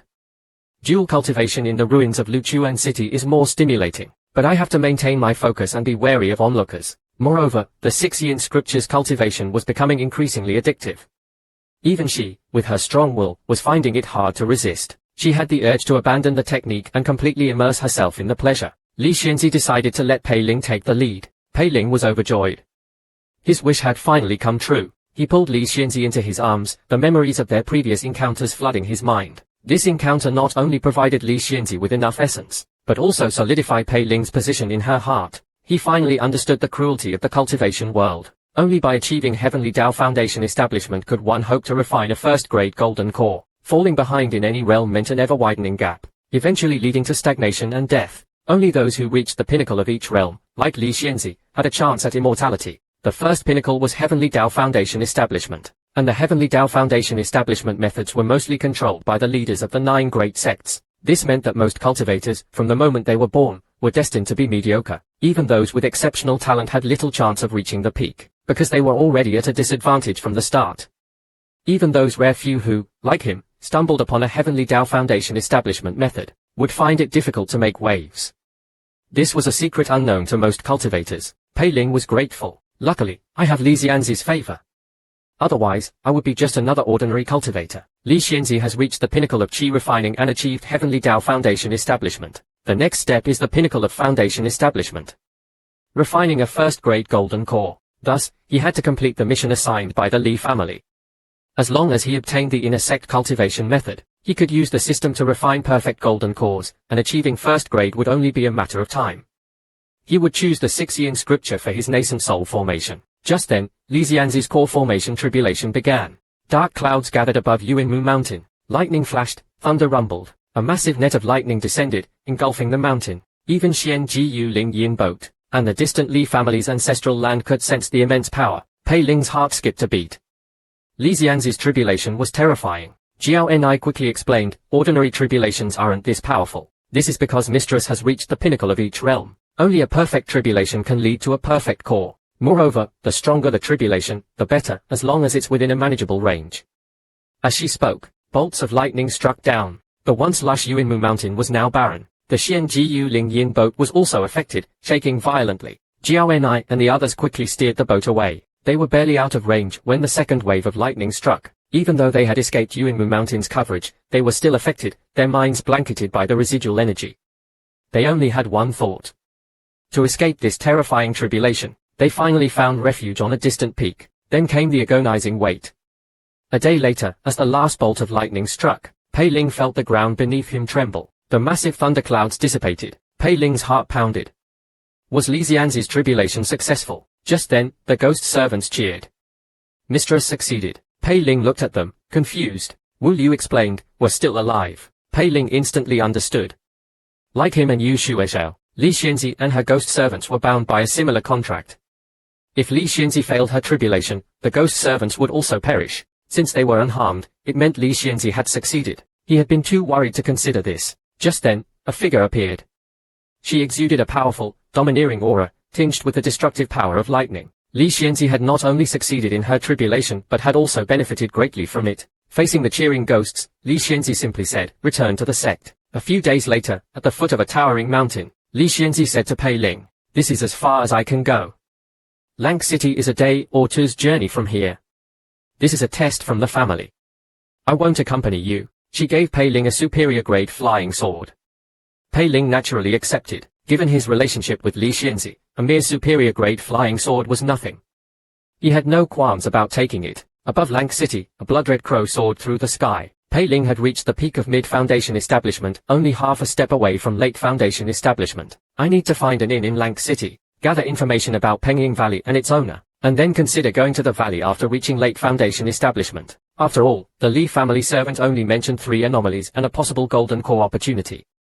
The specifics were unknown. Besides, Pei Ling was also wary of Su Zhenhen's revenge. So, before entering Lang City, he put away the blood crow and disguised himself as an ordinary cultivator. However, he inexplicably found himself at a secluded courtyard. A sign above the gate read Pengying. Pei Ling didn't realize anything was amiss at first, thinking it was just a courtyard in Lang City.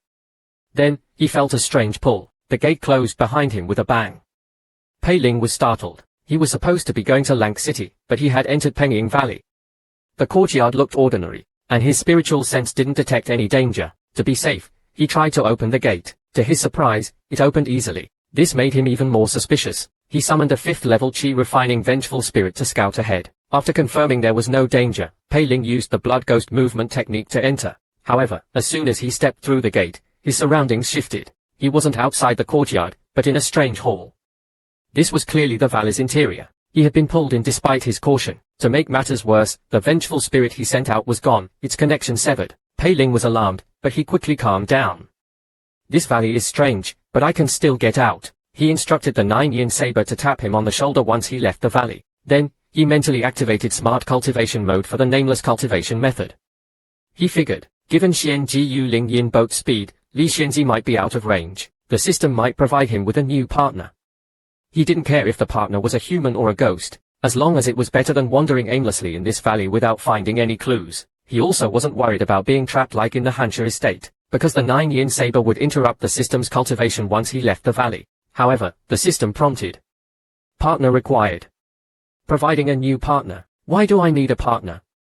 I already have one. Before Pei Ling could understand, the system dragged him towards the main hall. The hall's layout was similar to an ordinary Daoist temple, but the statues were hidden behind curtains. Offerings of fruits, meat, and wine were laid out on a table before the statues, looking fresh, as if they had just been placed there. He walked around the hall aimlessly. After circling the hall over 20 times, he sat down on a cushion. System failed to find a suitable partner. Partner acquisition failed. Pei Ling regained control, his face pale. Did the system not detect any suitable female cultivators, or is it also trapped in the valley? If it was the former, he could activate smart cultivation mode for another technique. But if it was the latter, he was in trouble. Just then, heavy rain started pouring down. The rain came suddenly and was incredibly heavy. The courtyard was quickly flooded. Even with Pei Ling's cultivation, he could only see a few feet ahead. The rain seemed to be amplifying the valley's strange aura. Pei Ling summoned a 6th-level chi-refining vengeful spirit and sent it into the rain. The vengeful spirit disappeared without a trace after a short while. Pei Ling couldn't sense it, even when he focused his spiritual energy. It was as if it had vanished into thin air. Pei Ling quickly thought about his options. He could either cultivate the pink mist sky technique and try to break through to mid-foundation establishment, then investigate the valley, or activate smart cultivation mode for another technique and try to escape. However, time was precious. He had already used the system once, and it only resulted in him being trapped deeper in the valley. Moreover, the system was unpredictable. It might provide him with something dangerous. After careful consideration, Pei Ling decided to focus on his cultivation.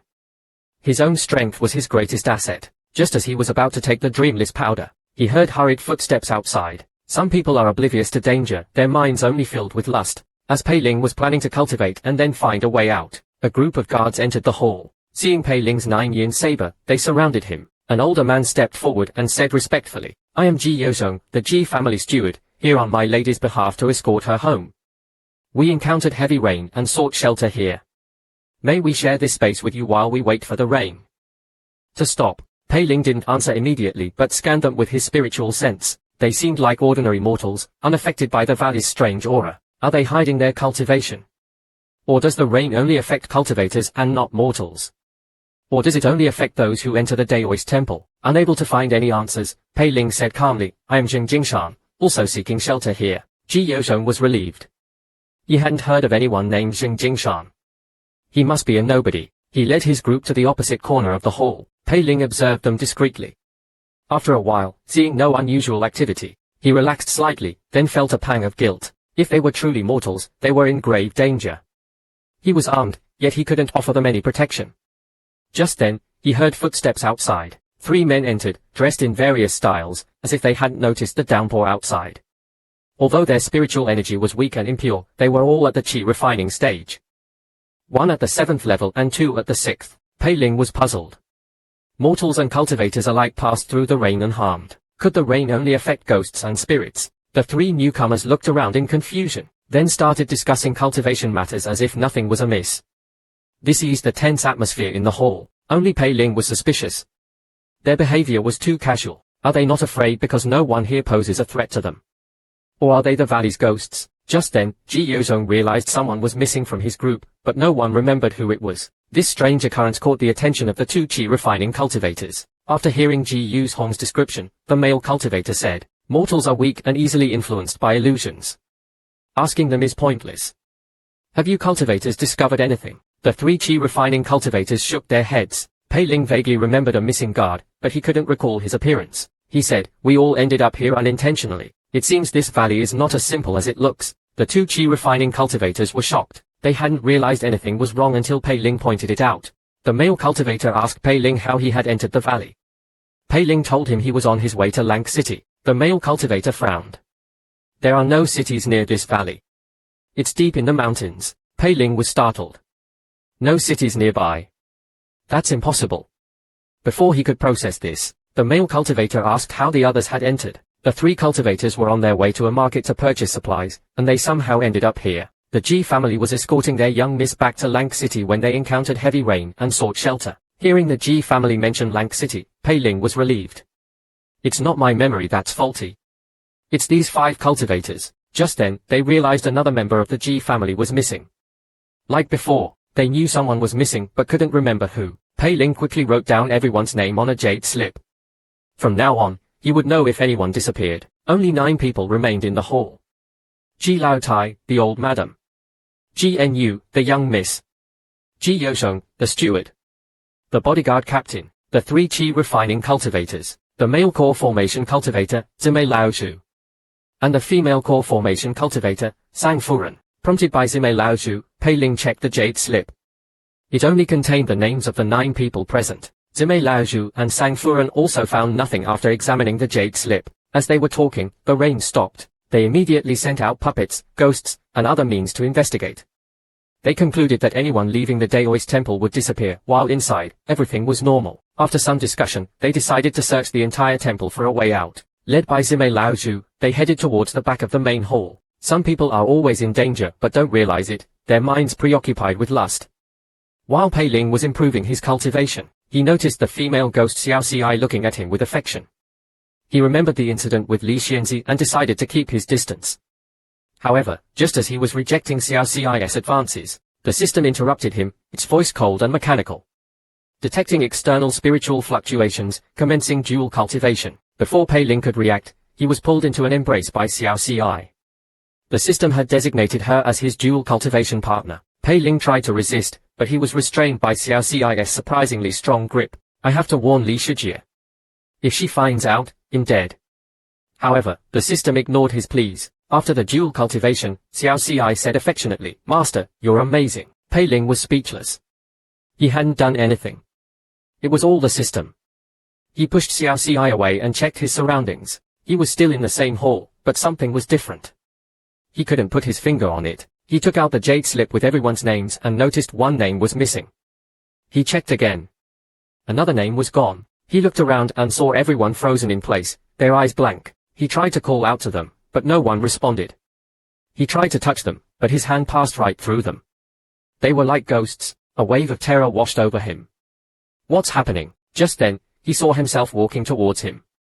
The other Pei Ling smiled and said, "It's time for your next trial."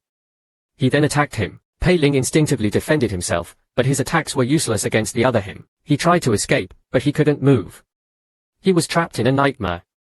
He saw Li Xianzi, Jin Sumian, Yu Shueshao, and Wu Liu, all looking at him with disappointment. He saw himself being punished by the discipline hall, his cultivation crippled. He saw himself being hunted by his enemies, dying a miserable death. He woke up screaming, drenched in sweat. He was back in the hall, everyone still frozen. He quickly checked the jade slip. More names were missing. He realized he had been trapped in an illusion, trial of his Tao heart. He had failed. He didn't know how to break this illusion or how to escape this valley. Just then, he saw the other Pei Ling walking towards him again. This time, he didn't resist.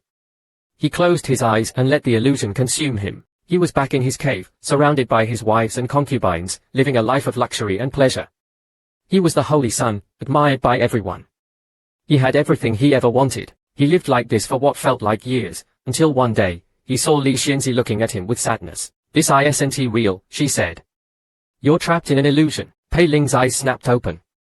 He was back in the hall, the other Pei Ling standing before him, smiling. "You failed again," he said. "This time, you'll stay here forever." Pei Ling attacked, but his attacks passed through the other him. He tried to escape, but he was still trapped. He was about to give up when he heard a voice. "Pei Ling, look at the statues." Pei Ling looked at the statues behind the curtains. They were covered in dust, their features obscured. He walked towards them, his heart pounding. As he reached out to brush away the dust, the other Pei Ling vanished. The hall began to shake, and the ground beneath his feet cracked.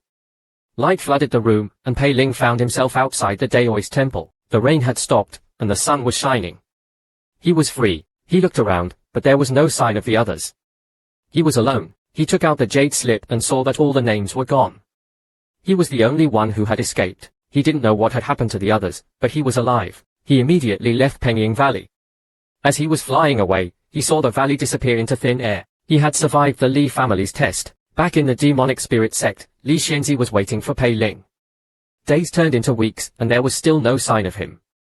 She was starting to worry. She knew the Pengying Valley anomaly was dangerous, but she hadn't expected it to be this difficult. Just then, Jiao Ni appeared. "Mistress, Pei Ling has returned." Li Xianzi was overjoyed. She saw Pei Ling standing before her, his aura stronger than before. He had clearly benefited from the experience. She asked him about his experience in Pengying Valley. Pei Ling recounted his encounter with the Ji family and the other cultivators, how they were trapped in the valley, and how he eventually escaped. Li Xianzi listened patiently, her expression unreadable. When he finished, she said, "You've passed the test. The cultivation method you need is in the sect's forbidden grounds. He'll take you there." Pei Ling was delighted. With the cultivation method, he could refine a high-grade golden core and become a true disciple. He followed Li Xianzi to the forbidden grounds. As they were walking, Li Xianzi said, "I've decided to use the 6-yin scripture for my nascent soul formation." Pei Ling was surprised. The 6-yin scripture. Isn't that? Li Xianzi interrupted him. "I know what you're thinking. It's a powerful technique, but it's incomplete. I've found a way to complete it." Pei Ling was relieved. He was worried about the consequences of using an incomplete technique. They arrived at the forbidden grounds. It was a dark, desolate place, filled with a sinister aura. Li Xianzi took out a jade slip and gave it to Pei Ling. "This is the cultivation method you need. It's called the Heartless Meridian Severing Art. It's a powerful technique. But it comes with a price. You must sever all emotional attachments to cultivate it." Pei Ling looked at the jade slip, his heart pounding. He knew this was a difficult choice. He thought about Li Xianzi, Jin Sumian, Yu Shueshao, and Wu Liu. Could he really sever all ties with them? He looked at Li Xianzi, her expression calm and resolute. He knew she had already made her choice. He took a deep breath and accepted the jade slip. "Very well," Li Xianzi said. "You'll be waiting for your return." Pei Ling returned to his cave, his mind in turmoil. He looked at the jade slip, his heart heavy. The Heartless Meridian Severing Art, could he really cultivate it? He thought about the price he had to pay. Severing all emotional attachments. Could he really become heartless? He thought about Li Xianzi. He had promised to help her obtain the materials for her nascent soul formation. Could he break his promise? He thought about Jin Sumian. He had promised to compete with her fairly in the outer sect competition. Could he betray her trust? He thought about Yu Xuezhao and Wu Liu. They had both helped him, risked their lives for him. Could he abandon them? He closed his eyes, his mind filled with conflicting emotions. He didn't know what to do. Just then, the system interrupted his thoughts. New mission detected. Obtain the 7-star demonic Yin Lotus. Reward. Unknown. Pei Ling's eyes snapped open. The 7-star demonic Yin Lotus wasn't that what Zheng Jingshan needed. He remembered Zheng Jingshan's promise. If he could obtain the lotus, he would help him pay off his debt. He also remembered Li Xianzi's promise. If he won the outer sect competition, she would make him a true disciple. He had a choice to make.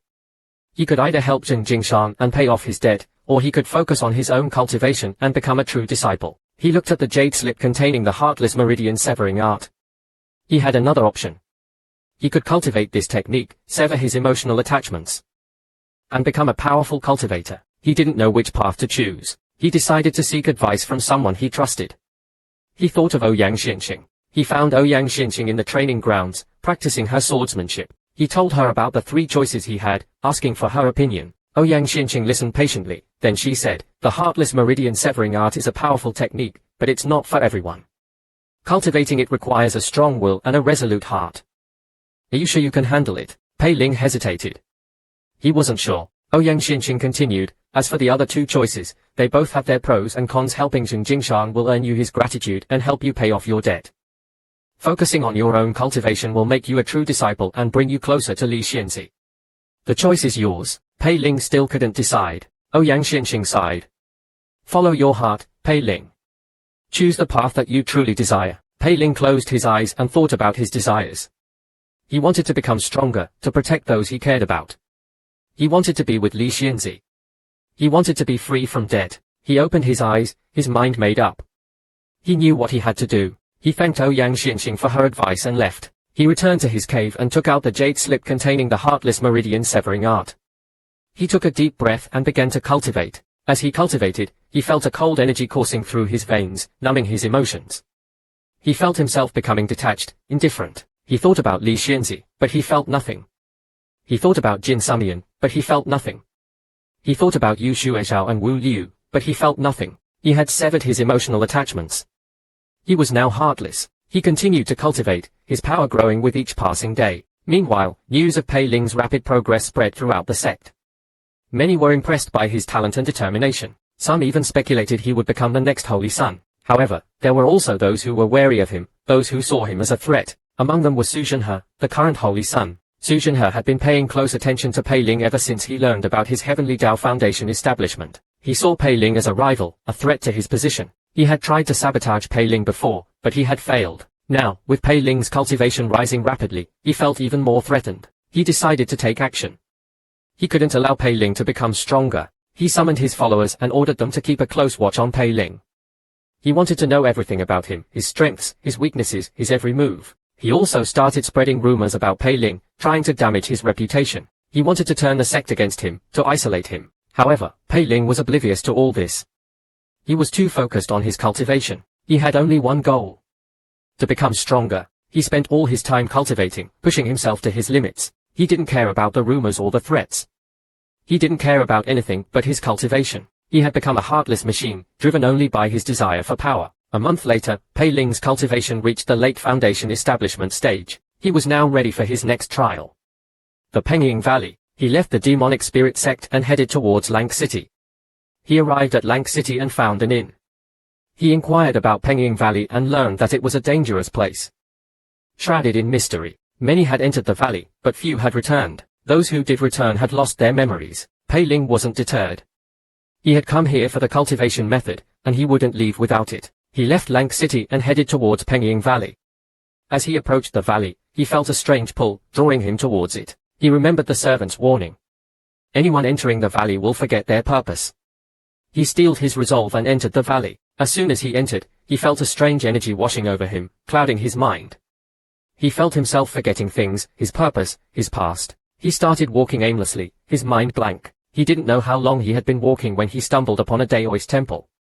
He entered the temple and saw a group of people sitting in the main hall. They were all frozen in place, their eyes blank. He tried to talk to them, but they didn't respond. He tried to touch them, but but his hand passed right through them. They were like ghosts. He suddenly remembered the servant's words. Anyone entering the temple will disappear before dawn. He looked out the window and saw that the sky was already darkening. He had to leave before dawn. He started searching for a way out, but he couldn't find one. The doors and windows were all sealed shut. He was trapped. He tried to break the seals with his spiritual energy, but they wouldn't budge. He was starting to panic. Just then, he saw himself walking towards him. The other Pei Ling smiled and said, "Welcome to Penging Valley. You're here for the cultivation method, aren't you?" Pei Ling nodded. "Then follow me," the other Pei Ling said. "I'll take you to it." Pei Ling hesitated. He wasn't sure if he could trust this other him. The other Pei Ling chuckled. "Don't worry. I'm not going to harm you. I'm here to help you." Pei Ling still hesitated. "Trust me," the other Pei Ling said. "I'm you, after all." Pei Ling finally relented and followed the other him. They walked through the temple, passing by the frozen figures. Pei Ling felt a chill run down his spine. They reached a hidden chamber behind the main hall. The other Pei Ling opened the chamber door and gestured for Pei Ling to enter. Pei Ling hesitated again. "Don't be afraid," the other Pei Ling said. "This is where the cultivation method is hidden." Pei Ling took a deep breath and entered the chamber. The chamber was dark and damp, filled with a musty smell. In the center of the chamber was a stone pedestal, and on the pedestal was a jade slip. Pei Ling walked towards the pedestal, his heart pounding. As he reached for the jade slip, the other Pei Ling suddenly appeared behind him and grabbed his shoulder. Pei Ling turned around and saw the other him smiling sinisterly. "You fool," he said. "Did you really think I would give you the cultivation method so easily?" He raised his hand and struck Pei Ling's chest. Pei Ling felt a sharp pain and cried out. He looked down and saw a black handprint on his chest.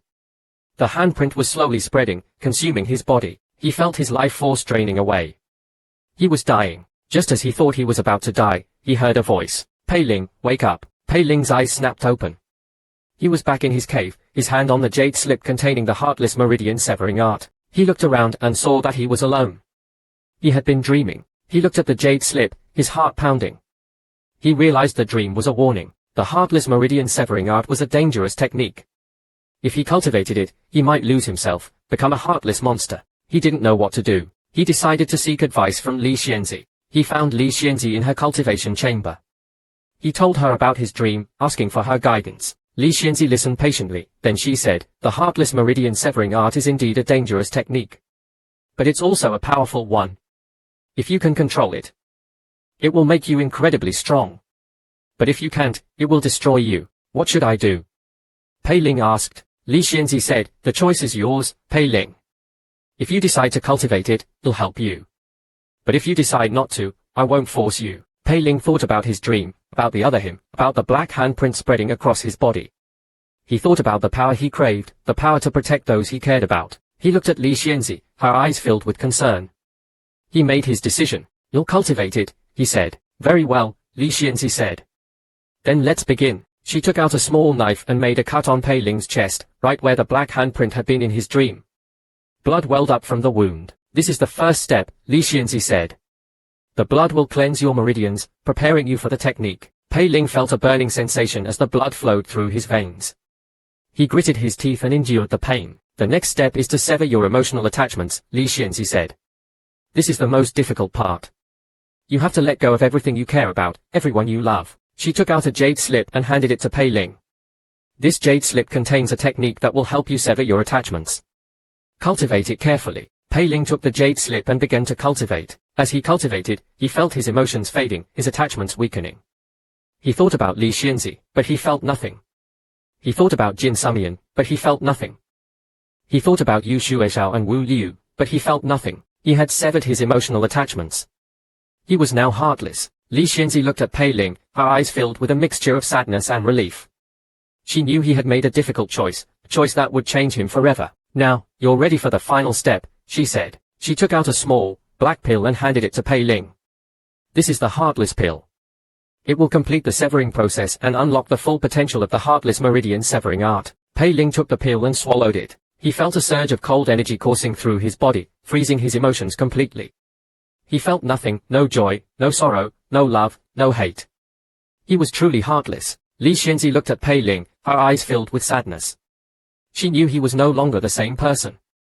He had become a heartless monster, a tool for the Li family. She had used him, manipulated him, and now, she had destroyed him. She turned and left, leaving Pei Ling alone in the chamber. Pei Ling stood there, his eyes blank, his heart empty. He had achieved his goal. He had become stronger. But at what cost? He didn't know. He didn't care. He had no emotions left to care. He was a heartless machine, a weapon of the Li family. He was ready to do their bidding. He was ready to kill. Meanwhile, news of Pei Ling's transformation spread throughout the sect. Many were shocked and horrified. They had never seen such a heartless cultivator. Some even called him a demon. However, there were also those who were impressed by his power, those who saw him as a valuable asset. Among them was Li Xianzi's grandfather, the Li family ancestor. The Li family ancestor had been watching Pei Ling closely. He was impressed by his talent and his ruthlessness. He saw Pei Ling as a potential successor, someone who could lead the Li family to greater heights. He summoned Pei Ling to his presence. Pei Ling stood before the Li family ancestor, his eyes blank, his expression emotionless. Pei Ling, the ancestor said, I've been watching you. You have great potential. I believe you can become a powerful cultivator, a valuable asset to our family. Pei Ling didn't respond. I have a mission for you, the ancestor continued. A mission that will test your strength and your loyalty. Pei Ling still didn't respond. The ancestor smiled. I see. You're a man of few words. I like that. The mission is simple, he said. Kill Su Shenhe. Pei Ling's eyes flickered for a moment, then returned to their blank state. He didn't show any emotion, no surprise, no hesitation. He was a machine, waiting for his orders. The ancestor was pleased. Very well, he said. Then go.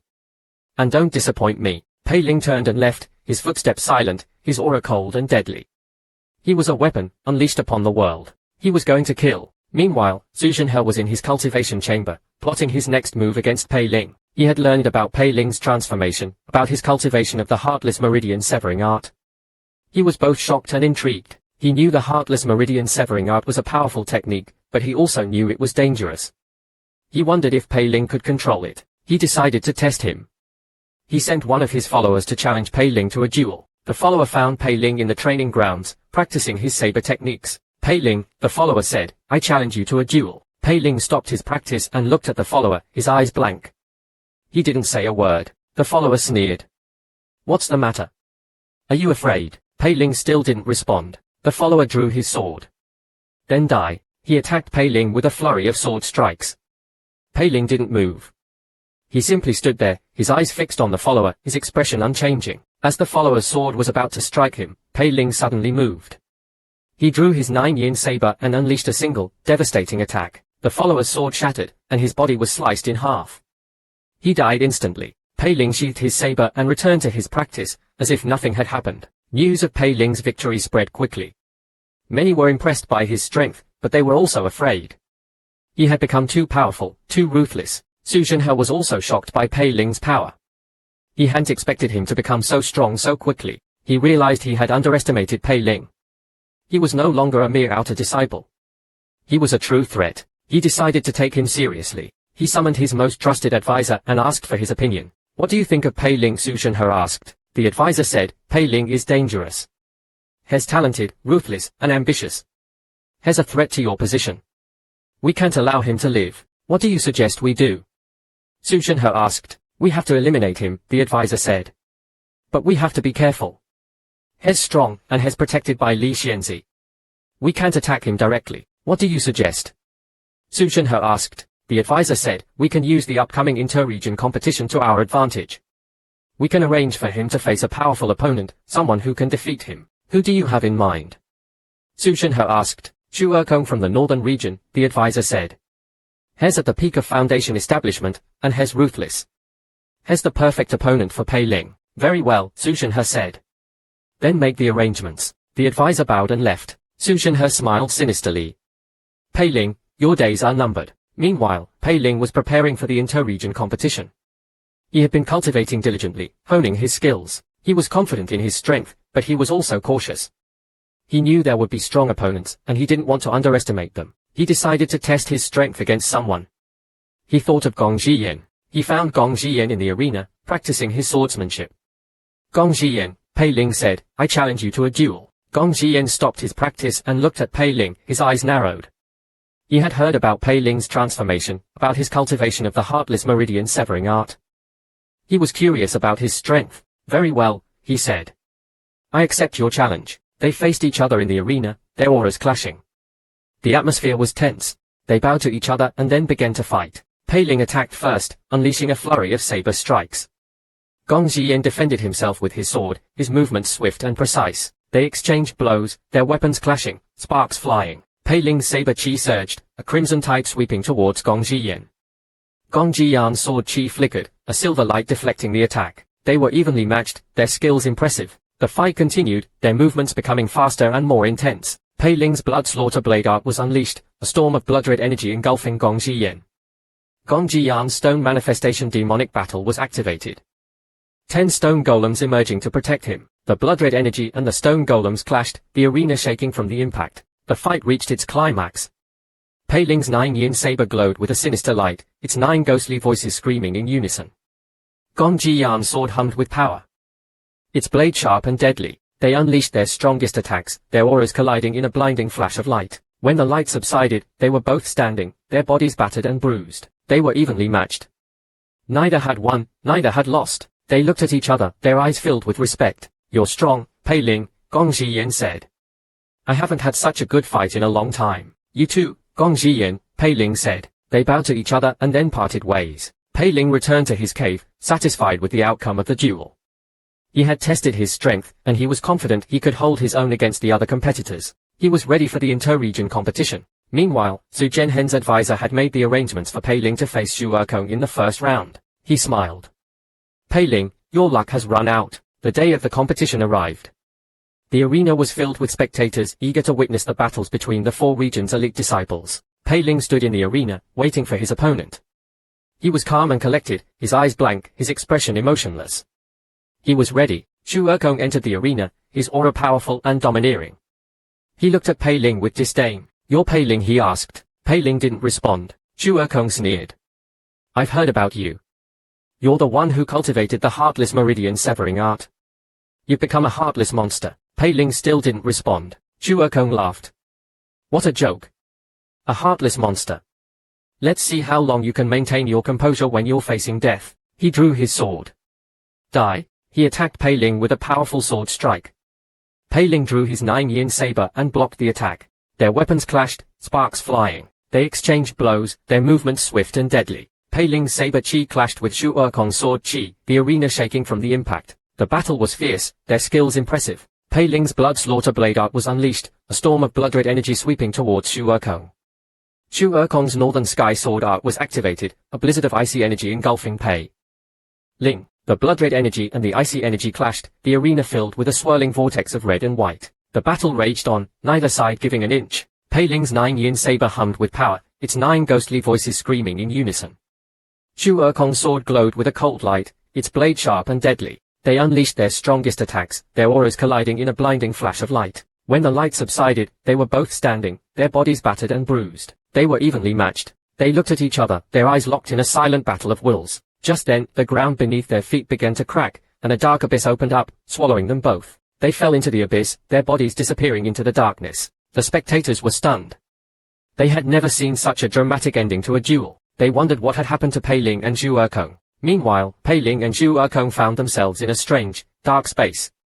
They were surrounded by a swirling vortex of energy, pulling them in all directions. They tried to resist, but the force was too strong. They were being pulled apart, their bodies stretched and distorted. They screamed in pain as their bodies were torn to shreds. They died a gruesome death, their souls scattered into the void. The inter-region competition continued, but the outcome of Pei Ling and Xu Ekong's duel remained a mystery. No one knew what had happened to them, or where they had gone. They had simply vanished into thin air. Back in the demonic spirit sect, Li Xianzi was waiting for Pei Ling's return. Days turned into weeks, and there was still no sign of him. She was starting to worry. She knew the inter-region competition was dangerous, but she hadn't expected it to be this difficult. She decided to go and look for him. She summoned Jiao Ni and Wu Liu and told them about her plan. "I'm going to the northern region to look for Pei Ling," she said. "I'm worried something has happened to him." Jiao Ni and Wu Liu were concerned.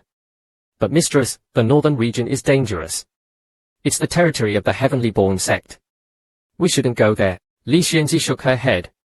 "I have to go. I can't leave Pei Ling alone." But Mistress Jiao Ni and Wu Liu tried to dissuade her, but Li Xianzi was determined. "I've made up my mind," she said. "We're leaving now." They left the demonic spirit sect and headed towards the northern region. They arrived at the border between the southern region and the northern region. It was a vast, desolate plain, with no signs of life. They were immediately attacked by a group of heavenly-born sect disciples. A fierce battle ensued. Li Xianzi and her ghost servants fought bravely, but they were outnumbered. They were forced to retreat. They fled back to the southern region, their bodies battered and bruised.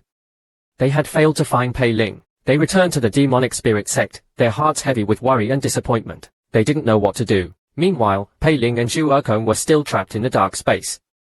They were being pulled apart, their bodies stretched and distorted. They screamed in pain as their bodies were torn to shreds. They were dying a gruesome death. Just then, a bright light appeared, engulfing them both. They felt a strange sensation, as if they were being pulled back together. Their bodies began to reform, their wounds healing. They were alive again. They opened their eyes and found themselves in a strange, white space. They were surrounded by a swirling vortex of energy, but it was no longer pulling them apart. It was healing them. They looked at each other, their eyes filled with confusion. Just then, a voice echoed through the space. Welcome to the Void Realm. You have been chosen. You will be tested. If you pass the test, you will be rewarded. If you fail, you will be destroyed. Pei Ling and Zhu Erkong looked at each other, their hearts pounding. They didn't know what the test was, or what the reward would be, but they knew one thing. They had to survive. They had to pass the test. The voice continued. The test is simple. Kill each other. Pei Ling and Zhu Erkong looked at each other, their eyes hardening. They drew their weapons and prepared to fight. They knew only one of them could survive. They knew only one of them could pass the test. They knew only one of them could claim the reward. They charged at each other, their weapons clashing, sparks flying. The battle was fierce, their skills impressive. They fought with all their might, their desire to survive fueling their every move. They knew this was a fight to the death. They knew there could be only one victor. They fought on, their bodies battered and bruised, their spiritual energy dwindling. They were both nearing their limits. Just then, Pei Ling saw an opening. He unleashed his strongest attack, his 9-yin saber glowing with a sinister light. Zhu Erkong tried to block the attack, but he was too slow. The saber pierced through his defenses, striking his heart. Zhu Erkong cried out in pain and collapsed to the ground, his life force fading away. He was dead. Pei Ling had won. He had passed the test. He had claimed the reward. He looked at Zhu Erkong's lifeless body, his eyes blank, his expression emotionless. He had killed him, but he felt nothing. He had no emotions left to feel. He was a heartless monster. He was a weapon of the Li family. He was ready for his next mission. The bright light appeared again, engulfing Pei Ling. He felt a strange sensation, as if he was being transported somewhere. He closed his eyes and waited. When he opened his eyes, he was back in the arena. The crowd was cheering, their voices deafening. He had won the inter-region competition. He had proven himself to be the strongest outer disciple in the demonic spirit sect. He looked around, but he didn't see Li Xianzi. He wondered where she was. Just then, the discipline hall master approached him. Congratulations, Pei Ling, he said. You have won the competition. You have brought honor to our sect. Pei Ling bowed his head respectfully. As the champion, the discipline hall master continued, you are entitled to a reward. You can choose any treasure from our treasury, or you can ask for a favor from the sect leader. Pei Ling thought for a moment, then he said, I would like to ask for a favor from the sect leader. Very well, the discipline hall master said. I will arrange a meeting for you. Pei Ling thanked him and then left the arena. He returned to his cave and waited for the meeting with the sect leader. A few days later, he was summoned to the sect leader's palace. He entered the palace and saw the sect leader sitting on his throne, his aura powerful and imposing. Pei Ling bowed his head respectfully. Pei Ling, the sect leader said, I've heard about your achievements. You have brought great honor to our sect.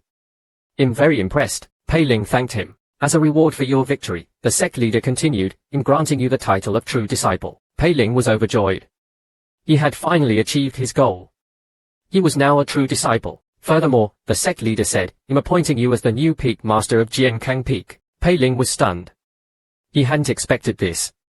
He had only wanted to become a true disciple, but now he was a peak master as well. He quickly thanked the sect leader. Jiankang Peak has been in decline for many years, the sect leader said. I believe you can restore it to its former glory. Pei Ling nodded. He was confident he could do it. I have one more thing to ask of you, the sect leader said. I need you to retrieve a treasure for me. It's called the 9 Netherworld Heart Flame. It's located in the 9 Netherworld realm. A dangerous place. Are you willing to undertake this mission? Pei Ling didn't hesitate. I am willing, sect leader, he said. Very well, the sect leader said. I'll give you the details of the mission later. You can leave now. Pei Ling bowed and left the palace. He returned to his cave and began to prepare for his mission to the 9 Netherworld realm. He knew it would be a dangerous journey, but he was also excited. He was finally going to embark on a real mission, a mission that would test his strength and his courage. He was ready for the challenge. Meanwhile, Li Xianzi had returned to the demonic spirit sect. She had failed to find Pei Ling in the northern region. She was worried about him, but she couldn't leave the sect again so soon. She had to focus on her own cultivation. She went to her cultivation chamber and began to cultivate the 6 yin scripture. As she cultivated, she thought about Pei Ling, about his smile, his touch, his kiss. She missed him. She wondered if he was safe, if he was thinking about her too. She closed her eyes and continued to cultivate, her heart filled with longing. Meanwhile, Jin Sumian had also returned to the demonic spirit sect. She had been practicing her pill refining skills diligently, hoping to surpass Pei Ling. She had heard about Pei Ling's appointment as the peak master of Jiankang Peak. She was both surprised and jealous. She wanted to congratulate him, but she also wanted to challenge him. She wanted to prove that she was better than him. She decided to visit him. She went to Jiankang Peak and found Pei Ling in his cave, cultivating. Pei Ling, she said, I'd like to congratulate you on your appointment as peak master. Pei Ling opened his eyes and looked at Jin Sumian, his expression indifferent. He didn't seem surprised to see her. Thank you, he said. Jin Sumian hesitated, then she said, I also want to challenge you to a pill refining competition. Pei Ling raised an eyebrow. A pill refining competition? He asked. Jin Sumian nodded. Yes, she said. I want to prove that I'm a better pill refiner than you. Pei Ling smiled. Very well, he said. I accept your challenge. They agreed on a time and place for the competition, and then Jin Sumian left. Pei Ling closed his eyes and continued to cultivate, a faint smile playing on his lips. He was looking forward to the competition. Meanwhile, Yu Shueisha was in her cave, thinking about Pei Ling. She had heard about his upcoming mission to the 9 Netherworld realm. She was worried about him. She knew the 9 Netherworld realm was a dangerous place, filled with powerful demons and ghosts. She didn't want him to go. She decided to talk to him. She went to Jiankang Peak and found Pei Ling in his cave, preparing for his mission. Pei Ling, she said, I heard you're going to the 9 Netherworld realm. It's a dangerous place. You shouldn't go. Pei Ling looked at Yu Shueisha, his expression indifferent. I have to go, he said.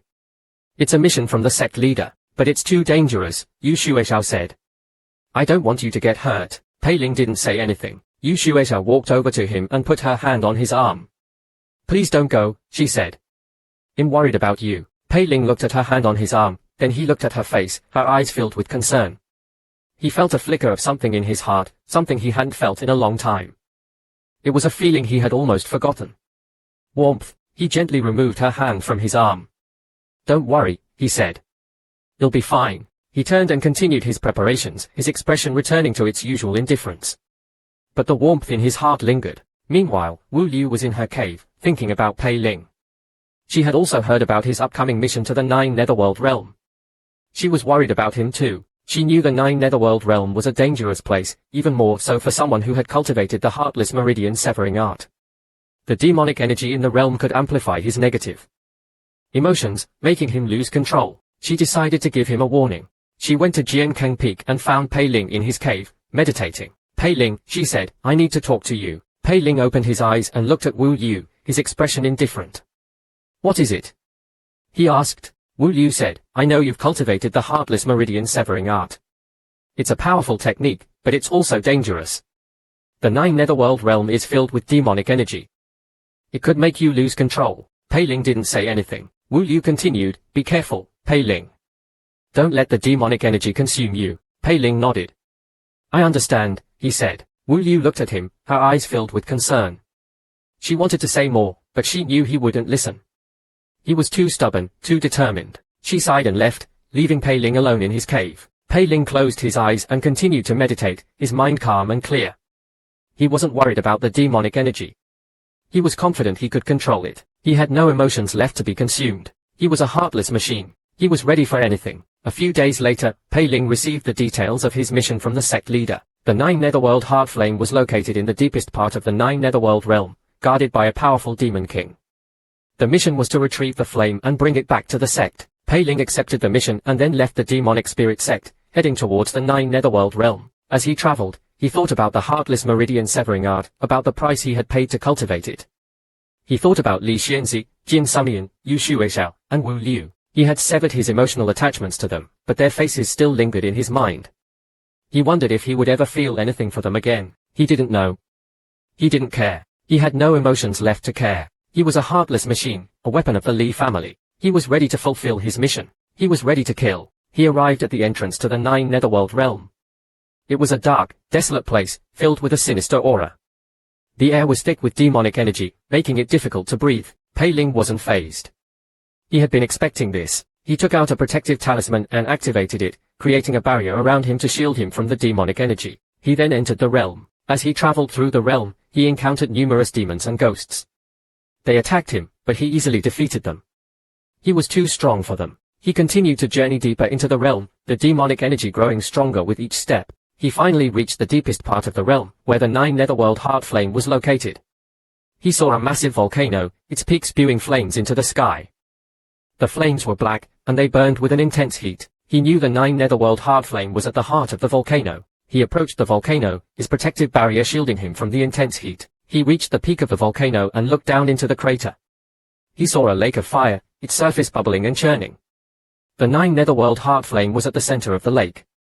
Burning brightly, he jumped into the lake, his protective barrier shielding him from the flames. He swam towards the center of the lake, the heat growing more intense with each stroke. He finally reached the 9 netherworld heart flame.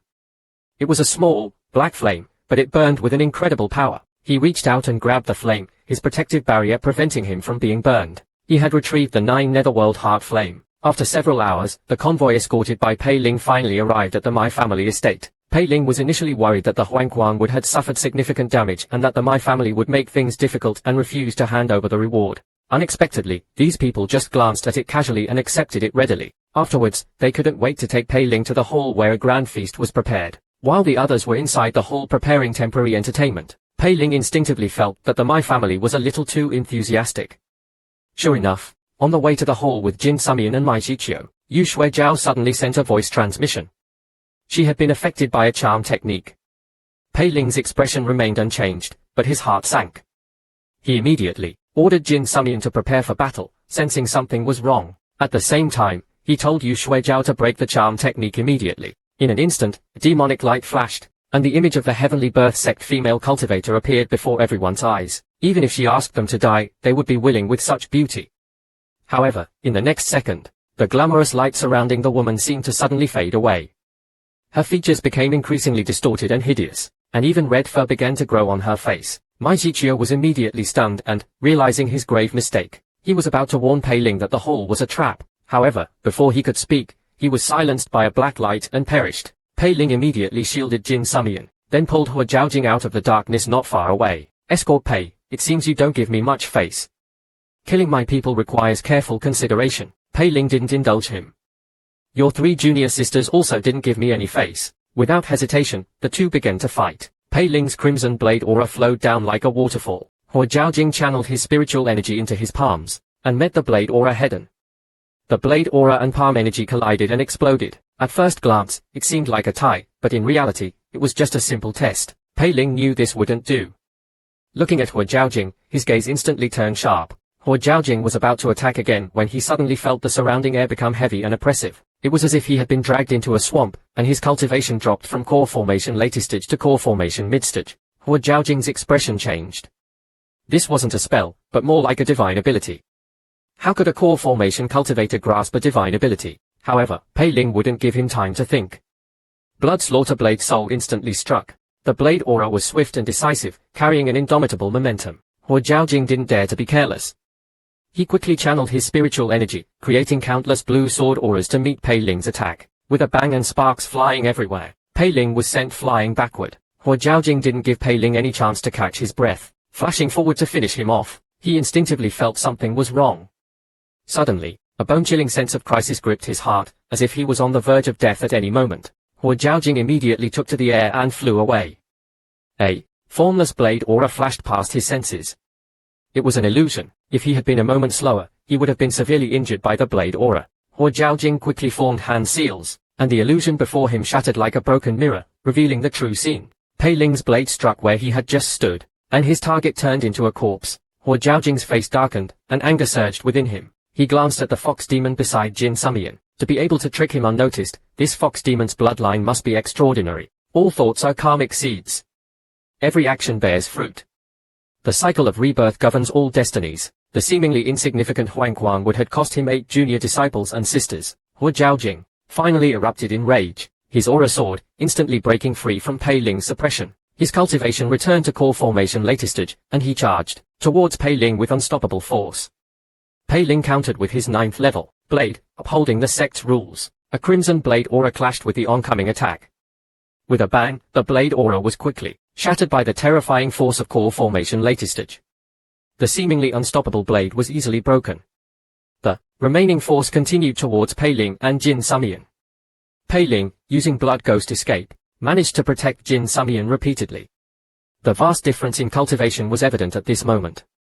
Pei Ling's expression was grave. Now, using divine abilities and Yu Shuejiao's illusion, he couldn't achieve any effect. Although he wouldn't be defeated, he couldn't see any hope of victory. Hua Jiaojing was about to attack again, when he suddenly staggered and coughed up a mouthful of blood. The internal injuries he suffered from the battle with Mice Old Patriarch flared up again under the continuous fierce fighting. Seeing this, Pei Ling quickly swallowed a handful of pills and launched an attack. The two sides were thus locked in a brief standoff. Suddenly, the voice of the old patriarch reached Pei Ling's ears. Young man, he cultivates the Heavenly Birth Sect's Fury King manual. The greater his rage, the stronger he becomes. You just need to have the female cultivator beside you sacrifice herself to let his rage vent, and you'll have a chance. Or, I can create an opportunity for you to kill him. Pei Ling chose to have Mice Old Patriarch take action without hesitation. After all, having someone else handle it was safer than risking his own life. Any condition was negotiable as long as he could survive. Mice Old Patriarch slowly raised a withered, bloodless finger, and pointed it towards Hua Jiaojing. Silently, a surge of pure blood energy shot out towards Hua Jiaojing's back. At the same time, Pei Ling gripped the 9-break blade tightly, unleashing a powerful strike that fused blade aura, blade spirit, true essence, and curse divine ability. Hua Jiaojing, who had barely suppressed his injuries, suddenly felt a sense of impending doom from all directions. The core belief of the Heavenly Birth sect was that all beings are born with predetermined fates. Therefore, they deeply believed in destiny. Even though Hua Jiaojing had strong confidence in his own strength, he didn't dare to ignore this instinctive warning. He quickly channeled his spiritual energy, covering his body with a protective layer of light, and summoned a massive bone shield in front of him. Just then, he felt another piercing sense of danger. The direction of the danger was the secret chamber where the half-step nascent soul my patriarch was secluded. Before he could react, a condensed sword aura appeared silently and pierced his back. Hua Jiaojing was terrified. He hadn't even managed to escape from the my patriarch's grasp, and the my patriarch still had such a powerful trick up his sleeve. With his life on the line, Hua Jiaojing didn't have time to think. He desperately moved the bone shield to his back to block the attack. However, after a loud clang, the bone shield remained intact. The attack was a feint. A crimson blade aura descended from the sky like a divine punishment. With no time to dodge or counterattack, he could only watch helplessly as the blade aura pierced through his body. His true essence was absorbed by the blade aura, turning into fresh nourishment. This single strike depleted almost all of Pei Ling's true essence. Not daring to delay, Pei Ling quickly swallowed a bottle of pills and launched an attack towards Dai Baisha and Yang Yuming. Fortunately, these two disciples had brought many life-saving treasures from their families, so they weren't seriously injured. An hour later, Pei Ling's aura finally fully recovered. Yang Yuming and the others still believed that since the Mai family had been destroyed, Pei Ling should take over the family estate. However, Pei Ling took the core formation demon fox and the Huangquan wood into Mice Old Patriarch's secret chamber.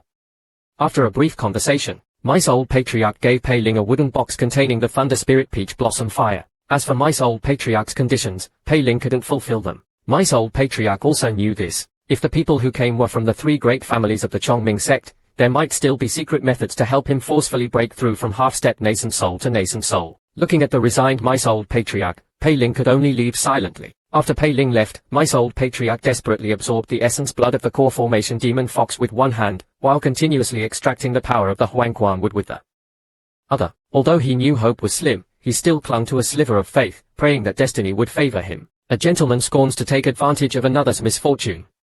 After leaving the secret chamber, Pei Ling immediately took Jin Sumian and the others back to the Chongming sect. After he left, a powerful aura erupted from the Mai family estate, but it quickly dissipated. Meanwhile, the Supervision Hall Master stood above the ruins of Luoshan City. The news that the new champion of the Chongming sect outer sect competition had returned to his family only to be ambushed by nascent soul cultivators was a slap in the face to the Supervision Hall and the entire Chongming sect. It was only because Pei Ling was unharmed that Su Zhenhe and Zhu Miaoli weren't stripped of their true inheritance status. However, attempting to destroy the champion's family and massacre the entire city was an unforgivable crime. While the Supervision Hall Master was still pondering how to punish the 2 true inheritances, a middle-aged cultivator came to report. The matter has been investigated. Almost all of the Pei family and the people of Luoshan City were killed by Pei Ling. Only a few died at the hands of Su Zhenhe's servants. None of Zhu Miaoli's people were involved. The supervision hall master snorted coldly. Su Zhenhe and Zhu Miaoli are truly audacious, but he quickly reacted. What? All killed by Pei Ling. After listening to the report on the Luoshan city massacre, the supervision hall master was clearly confused. He immediately grabbed the myriad transformations illusory realm from the cultivator and began his own deduction. However, the deduced process and result were identical to the report. The culprit was Pei Ling. Could it be that the Su and Sihong families tampered with the evidence to reduce the punishment for Su Zhenhe and Zhu Miaoli? He then used a different method to recalculate the two's fates.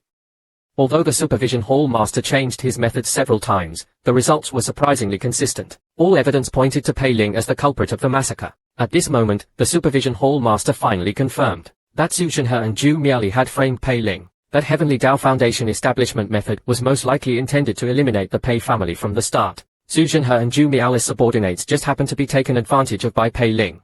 With a qi refining cultivation, he plotted against two true inheritances of the Holy Sect's eastern region and succeeded. Decisive in killing, ruthless and ambitious. With such a mentality, as long as he doesn't fall prematurely, he will surely achieve greatness in the future. In contrast, the two true inheritances appeared rather incompetent. Moreover, as true inheritances, they were used by an ordinary disciple. This time, not only would they be punished, but they would also be severely punished. Having ascertained the truth, the supervision hall master immediately returned to the Chongming sect.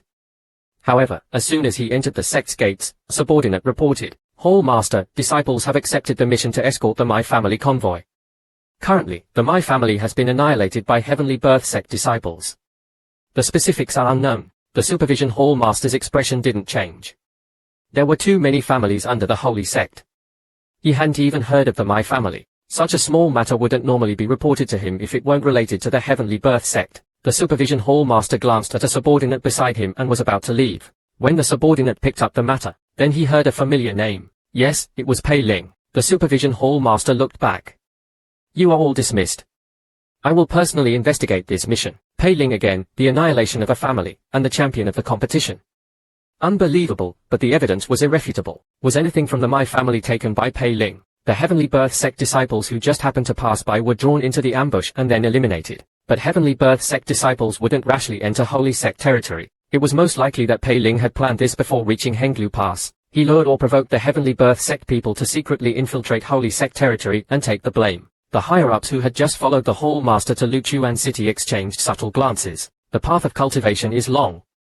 The burden is heavy, and the journey is far. Back in his cave residence, Pei Ling immediately took out various treasures and prepared to continue cultivating. However, his Heavenly Dao Foundation was too profound, and relying solely on his own cultivation would take far too long to achieve nascent soul. But using the system to cultivate was different. The problem was that his system had become even more useless after the upgrade, which made him cautious. Thinking about this, the first person Pei Ling thought of was Ouyang Xianxin. So he called Ouyang Xianxin over, using the excuse that his cultivation method was dangerous. "If I suddenly get up and leave, senior sister Ouyang, don't hesitate, just attack me." Although Ouyang Xianxin found this request strange, seeing Pei Ling's reluctance to elaborate, she didn't press further. Pei Ling then gave Yu Shuijiao some instructions and silently activated the system to cultivate the Divide Night manual. After a day and a night, the Wu Mengsan needed for cultivation was all used up, while barely any of the heavenly and earthly treasures were consumed. Pei Ling's system-assisted cultivation ended successfully. Feeling the significant improvement in his cultivation, Pei Ling instantly felt that the system wasn't so bad after all. With sufficient resources, it was quite efficient. However, his priority was to refine more Wu Mengsan using the system. Seeing Pei Ling suddenly take out the cauldron and start refining pills, Ouyang Xianxin was a little surprised but quickly understood. This was most likely due to junior sister Jin. Although junior brother Pei was talented and a sect leader, he was still a young man when it came to relationships. He was a bit shy. As a senior sister, she should be understanding of Pei Ling's awkwardness. She mustn't ruin things for him. Unaware, Pei Ling was preparing the pill ingredients under the system's control. Suddenly, a system prompt sounded. Detecting that the host's cauldron is of low quality, the system will provide a 7th grade cauldron for free. However, Pei Ling wasn't worried at all. With the double insurance of Ouyang Xianxin and Yu Shuijiao, Pei Ling didn't believe the system could cause any trouble. However, he didn't expect that Ouyang Xianxin, who was supposed to protect him, would be attacked by his 9-break blade. The 9-break blade, while flying, unleashed several blade auras directly towards Ouyang Xianxin. Hearing the dense whistling sounds behind him, Pei Ling's heart sank. Fortunately, Yu Shuijiao was still outside. However, the 3 illusionary foxfires that Yu Shuijiao unleashed were easily dodged by the system using the blood ghost escape. Pei Ling could only watch helplessly as he was taken to the Wanbao Hall. Meanwhile, Hall Master Guang of the Wanbao Hall was conversing with Pill Master Sheng, the elder. After a while, Guang probed, "I wonder if Elder Sheng has taken a liking to something in the hall." Elder Sheng smiled slightly.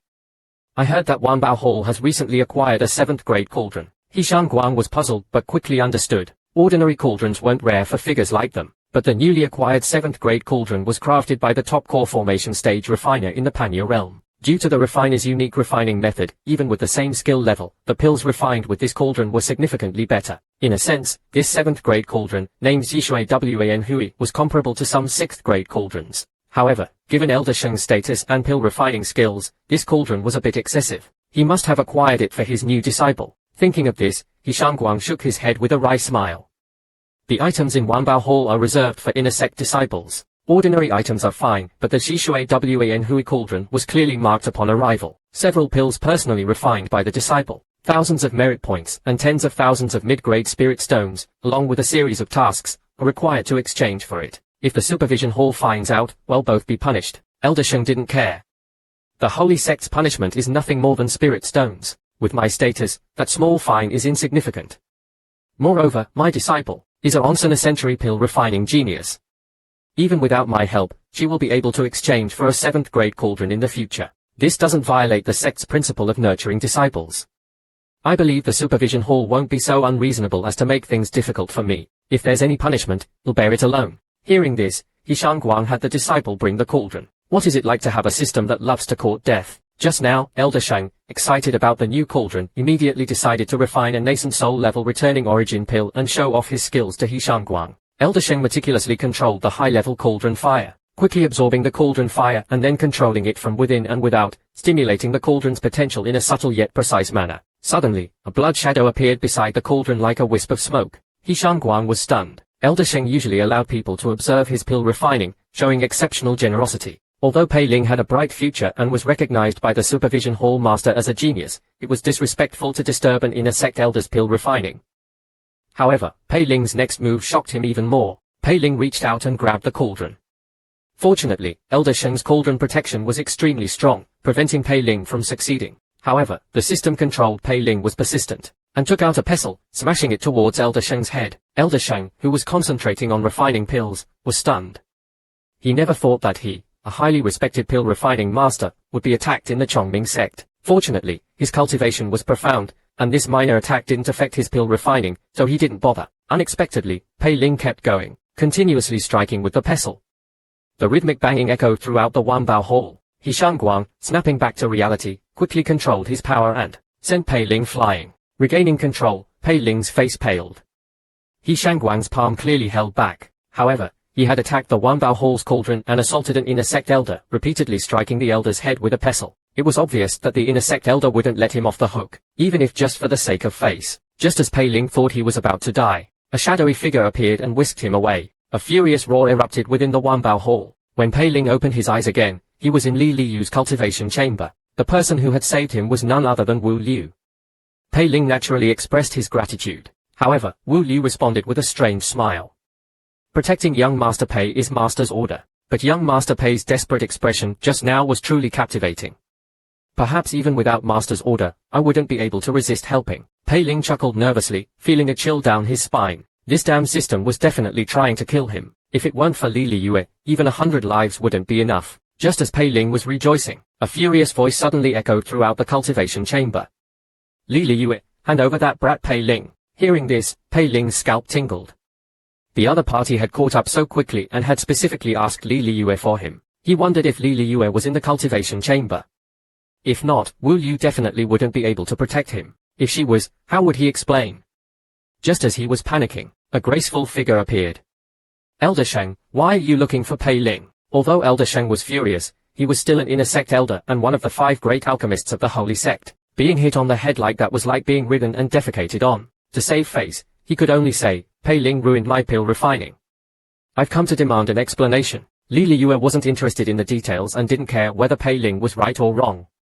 Anyone who touched him was in the wrong. In an instant, countless female ghost servants appeared in the cultivation chamber, all staring at Elder Sheng with bloodlust and malice. Elder Sheng was stunned. Among the 3 true inheritances of the Chongming sect, Su Zhenhe was ambitious and scheming, Zhu Miaoli was cautious, and only Li Liyue was known for her ruthlessness. If it were some ignorant junior, he wouldn't mind teaching them a lesson. With his status in the holy sect, he could discipline a few juniors privately without consequence. However, Li Liyue was the long-established rival and the strongest contender for the position of saintess. Thinking of this, Elder Shen could only suppress his anger. Very well, then I'll see if you can protect him. He then transformed into a streak of crimson light and flew away. Being backed by a powerful figure makes things easier. With a single word from Li Liyue, Pei Ling's life was spared. Just as Pei Ling was struggling to come up with an explanation, Li Liyue didn't bother asking and instead had him stay in the cultivation chamber to continue his cultivation, even providing him with numerous cultivation resources. Pei Ling was instantly relieved. Elder Shen's parting threat wasn't a joke. That Li Liyue would let him stay here to cultivate meant that she truly cared for him. There was no better woman in the world. From now on, Pei Ling decided not to use the system for pill refining until he acquired a 7th grade or higher cauldron. It was much safer to cultivate the Divide Night manual with the system. At least with enough Wu Meng San and heavenly and earthly treasures, the system wouldn't make him run around. However, to be safe, Pei Ling still instructed the newly acquired 9-break blade, if I suddenly get up and leave, give me a hard slap on the back. Then he called for Wu Liu. Wu Liu, I'd like you to monitor my cultivation. If I leave this cultivation chamber, immediately bring me back, right? Wu Liu asked with interest. I wonder how long young Master Pei wants me to monitor you. Pei Ling initially wanted to set the limit at nascent soul, but then thought it might be impractical. What if he needed to leave for something? So he set the limit at core formation mid-stage. A month later, a family elder visited Li Liyue's cultivation chamber. It turned out that the Li family's ancestor had divined that Li Liyue's nascent soul tribulation was only 10 days away. Therefore, he sent someone to bring Li Liyue back to the family's ancestral cultivation grounds. The ancestor also promised to personally protect Li Liyue until her nascent soul tribulation was successful. It wasn't that the ancestor didn't trust Li Liyue, but the cultivation method Li Liyue practiced was the Heavenly Maiden Secret Art, a top-tier cultivation method in the Holy Sect. During the tribulation, the power of the Heavenly Tao would be extremely potent. The Li family's ancestral cultivation grounds were clearly more suitable than Li Liyue's current location. Li Liyue, however, refused. I have matters to attend to. I will go to the ancestral cultivation grounds in a month. The middle-aged cultivator wanted to arrange for someone to handle the matter for Li Liyue, but Li Liyue shook her head, clearly not wanting anyone else to interfere. He could only explain the complex relationships within the sect to Li Liyue. Liyue, you are naturally gifted and have always had your own ideas. However, matters of cultivation are no small matter, and it's best not to be careless, especially when it involves the saintess competition. Although Zhu Mieli and Su Shenhe are not as talented as you, they have both reached nascent soul latest stage. Moreover, although Zhu Mieli is of the Sihong bloodline, due to various reasons, he has yet to return to his ancestral family. The Sihong family may not necessarily support him as they would a direct descendant. Therefore, in order to gain an advantage, they might resort to unconventional methods. You are the most promising disciple of our Li family. After forming your nascent soul, the position of saintess will be within your grasp. Then you can deal with anyone you wish with ease. Li Liyue, however, remained unmoved. The matter I need to deal with concerns my Tao heart. In comparison, nascent soul is just a small step in my long journey of cultivation. As for Zhu Mieli, he is but a defeated opponent, not worth mentioning. Hearing this, the middle-aged cultivator didn't say more. A cultivator's Tao heart, especially for a genius like Li Liyue, was absolutely crucial. If her Tao heart wavered, it would not only affect her future cultivation, but also the quality of her nascent soul. Li Liyue was the most outstanding disciple of their Li family in this generation. If something went wrong, the next Chongming sect master would fall into the hands of the other two families. After settling the matter of the ancestral grounds, the two then discussed Pei Ling. Previously, Li Liyue had mentioned to the family patriarch that she wanted Pei Ling to become the fourth true inheritance of the holy sect. Family's initial intention was to obstruct. Pei Ling was the champion of the outer sect competition, yet he had established a heavenly Tao foundation with a humble background and questionable conduct. It was evident that his talent was far superior to his reputation. Moreover, the incident where he, with a qi refining cultivation, had schemed against Su Shenhe and Zhu Mieli, two true inheritances, had spread among the higher-ups of the Chongming sect. With such mentality, methods, and talent, he was indeed worthy of the Li family's careful consideration and nurturing. However, geniuses were rare, and there was even a genius admirer like Li Liyue. Nevertheless, a true inheritance was nothing more than a trivial matter to the Li family. It wouldn't affect the bigger picture. It was a small price to pay to promote him to the position of saint. However, before doing so, two things needed to be confirmed. First, whether Pei Ling could shoulder the responsibility of a saint and possess the strength to defeat Su Shenhe. Second, the hearts of the people.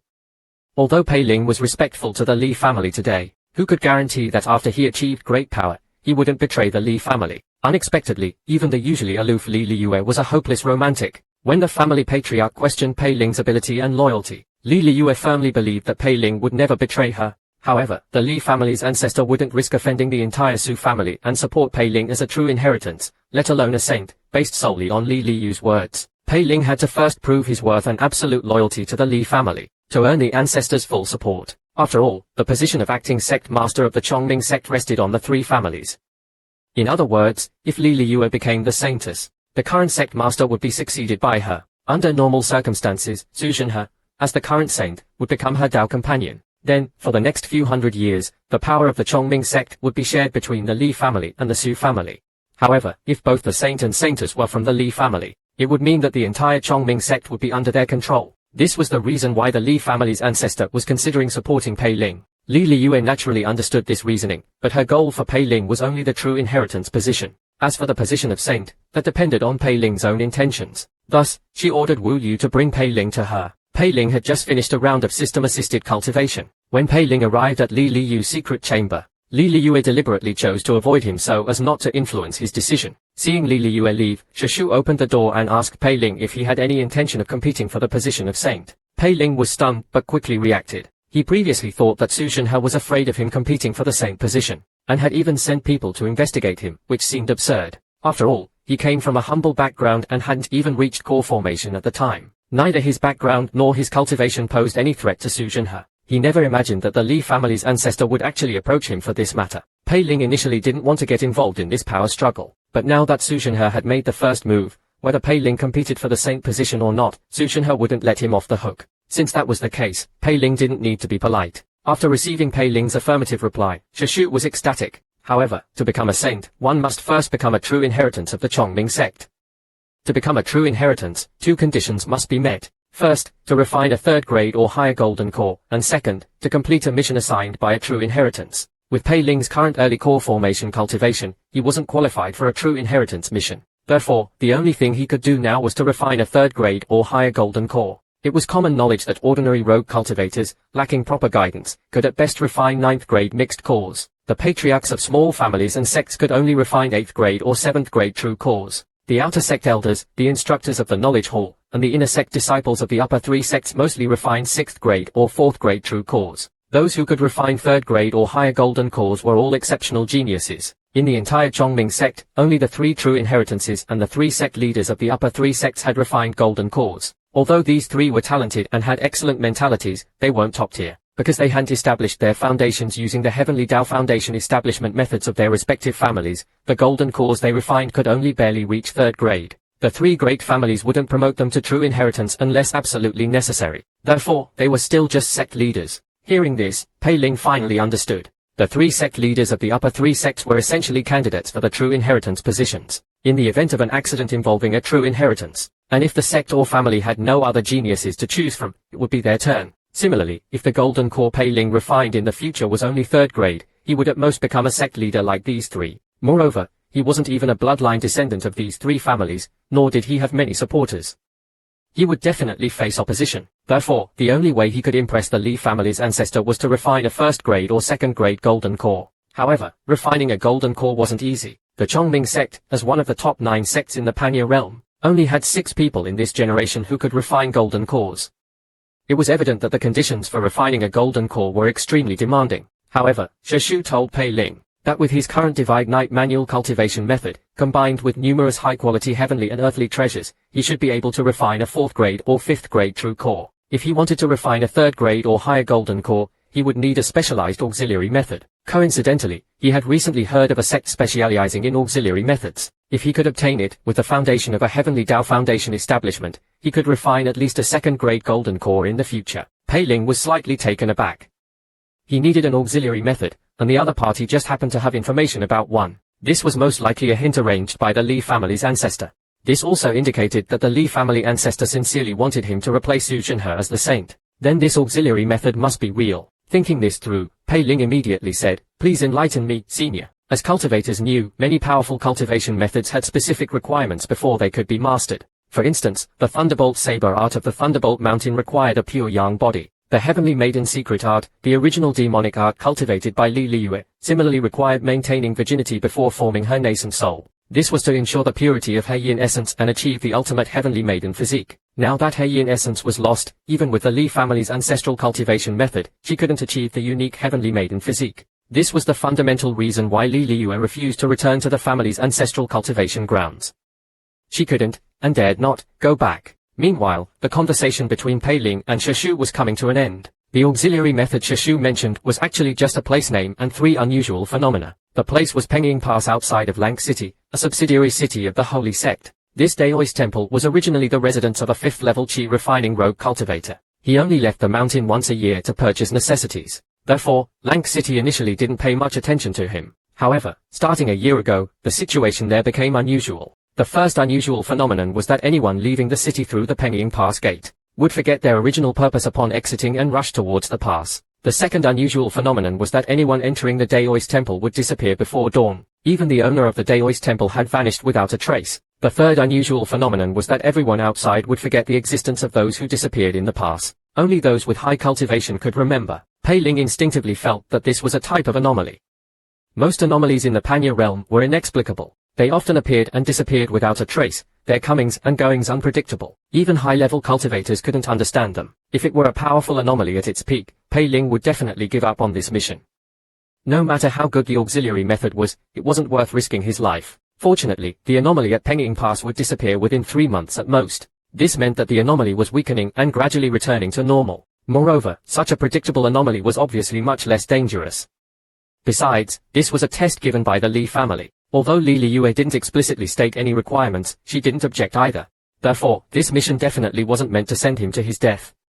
Thinking this through, Pei Ling decided to cultivate for a month before setting off. As Sheshu left, he specifically warned Pei Ling, "Do not breathe a word of what we've discussed today. Otherwise, the entire Zheng family, and even the entire Sihong family, will try to eliminate you before you grow stronger." Pei Ling naturally understood the implications. After Sheshu left, Li Liyue showed a hint of approval for Pei Ling's performance. Although she didn't know the specifics of the family's test for Pei Ling, it definitely wouldn't be easy. So she instructed Pei Ling to focus on improving his cultivation. Hearing this, Pei Ling immediately returned to his cultivation chamber and continued his system-assisted divide night cultivation. After a month of system-assisted cultivation, Pei Ling's cultivation had reached the peak of core formation initial stage. He figured he would break through to core formation midstage in a few days.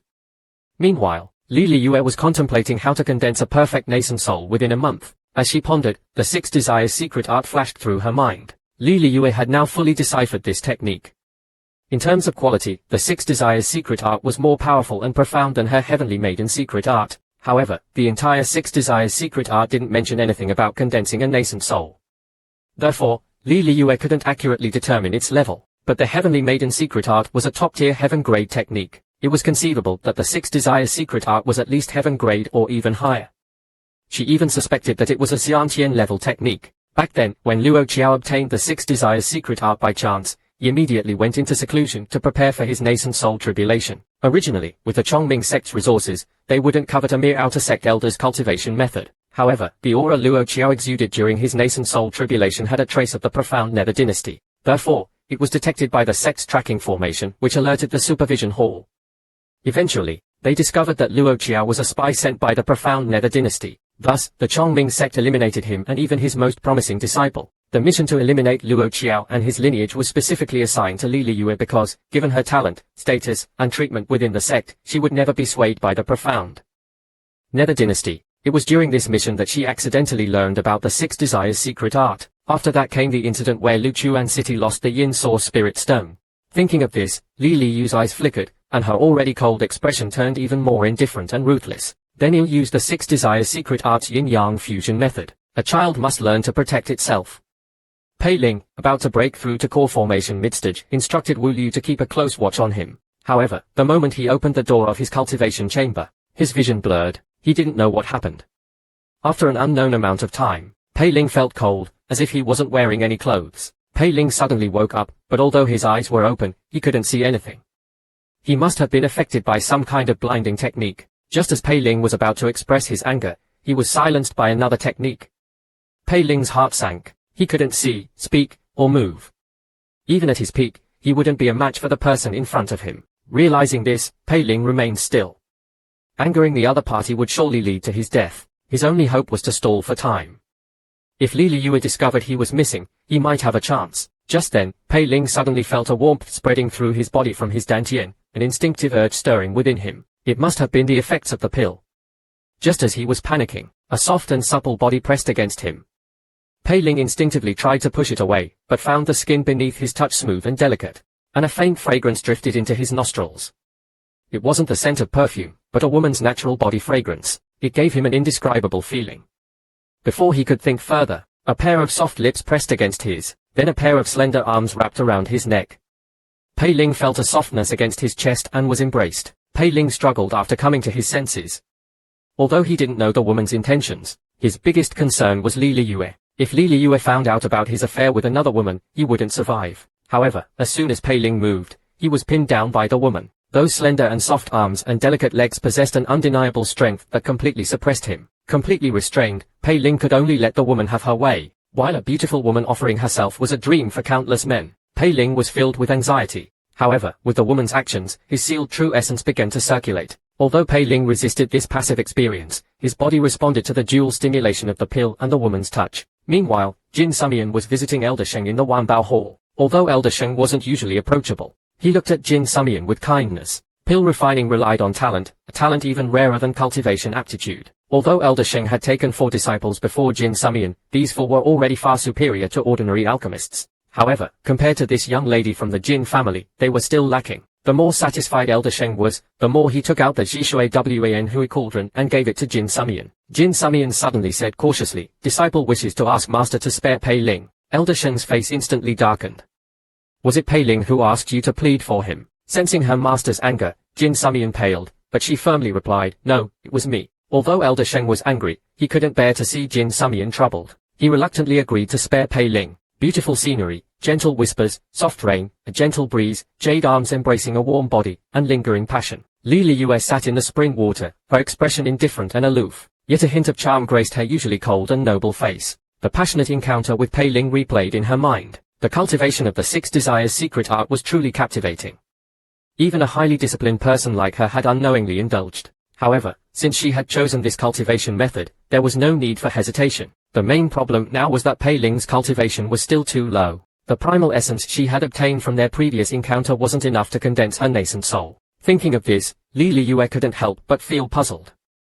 This time, she was the one leading the cultivation of the 6 desires secret art, but the results were far inferior to when Pei Ling had forced himself on her. She was now at the peak of golden core, and could condense her nascent soul at any time if not for pursuing perfection. However, Pei Ling back then was only at the initial stage of core formation. Logically, she should be far superior to Pei Ling in both understanding and control of the technique. But the outcome of this cultivation session was completely different from what she had imagined. Could it be because she was still a virgin back then, so the cultivation effect was better? Without a clue, Li Liyue pondered for a moment and decided to try again tonight. Meanwhile, Pei Ling woke up to find himself still in the cultivation chamber, his clothes neatly arranged. The previous day's events felt like a dream. Pei Ling wondered if it was just a bizarre dream. However, just as he was about to continue cultivating, he discovered that his cultivation had reached core formation mid-stage. Moreover, it was the solid and stable kind, as if he had been at mid-stage core formation for many years. This made Pei Ling wonder if the previous passionate encounter was real or not. Just then, Wu Liu quietly arrived with a large quantity of heavenly and earthly treasures. She also told Pei Ling that these were just external possessions. If he needed any other resources, he could just ask. Seeing Wu Liu's respectful attitude and her ambiguous gaze, Pei Ling instantly understood. The dual cultivation must have really happened. Otherwise, Wu Liu wouldn't be so respectful. Being able to dual cultivate with Li Liyue was naturally a dream come true. However, that she had sent so many heavenly and earthly treasures after their dual cultivation made him, as a man, feel a bit like he was being kept. Nevertheless, Pei Ling didn't dwell on it, and picked up a spiritual herb to consume. As he ingested the herb, the medicinal power quickly entered his meridians and spread throughout his body. Pei Ling instantly felt refreshed and invigorated, as if he had just taken a stroll in the mountains. Delighted with the effect, Pei Ling consumed more than a dozen spiritual herbs, until his body could no longer absorb the medicinal power.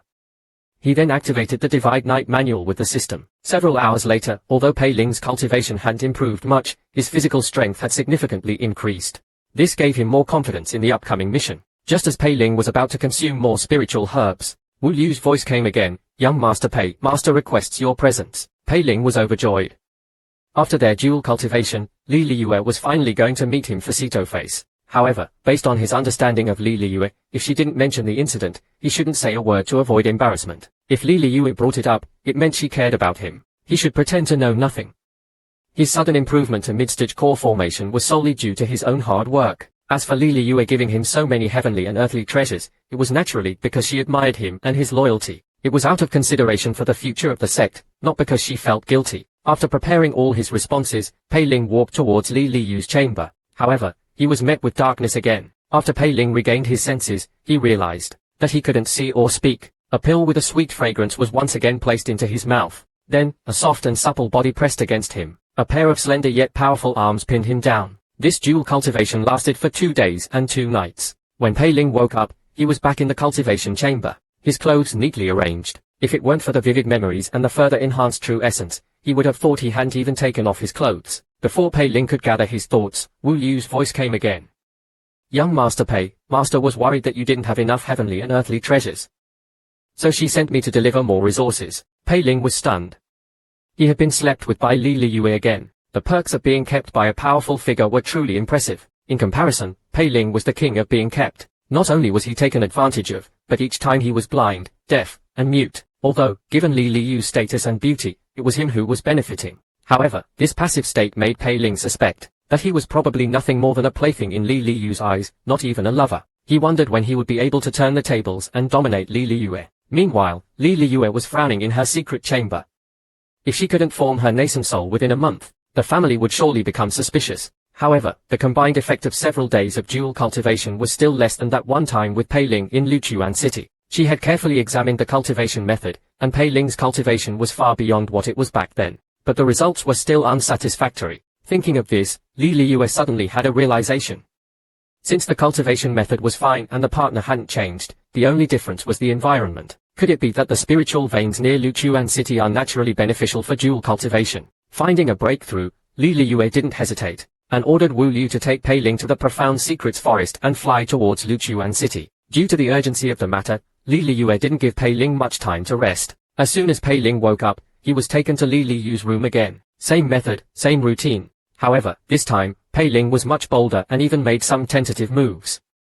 Li Liyue only stiffened briefly before allowing him to continue. 10 days later, Jiao Enai quietly approached a secret chamber and reported, Master, we've arrived at Luoshan City. Receiving no response from inside but sensing the growing killing intent, Jiao Enai didn't dare to linger and quickly retreated. 2 hours later, Li Liyue, fully dressed, emerged from the chamber with an indifferent expression. Pei Ling has become bolder these past few days. He must have guessed.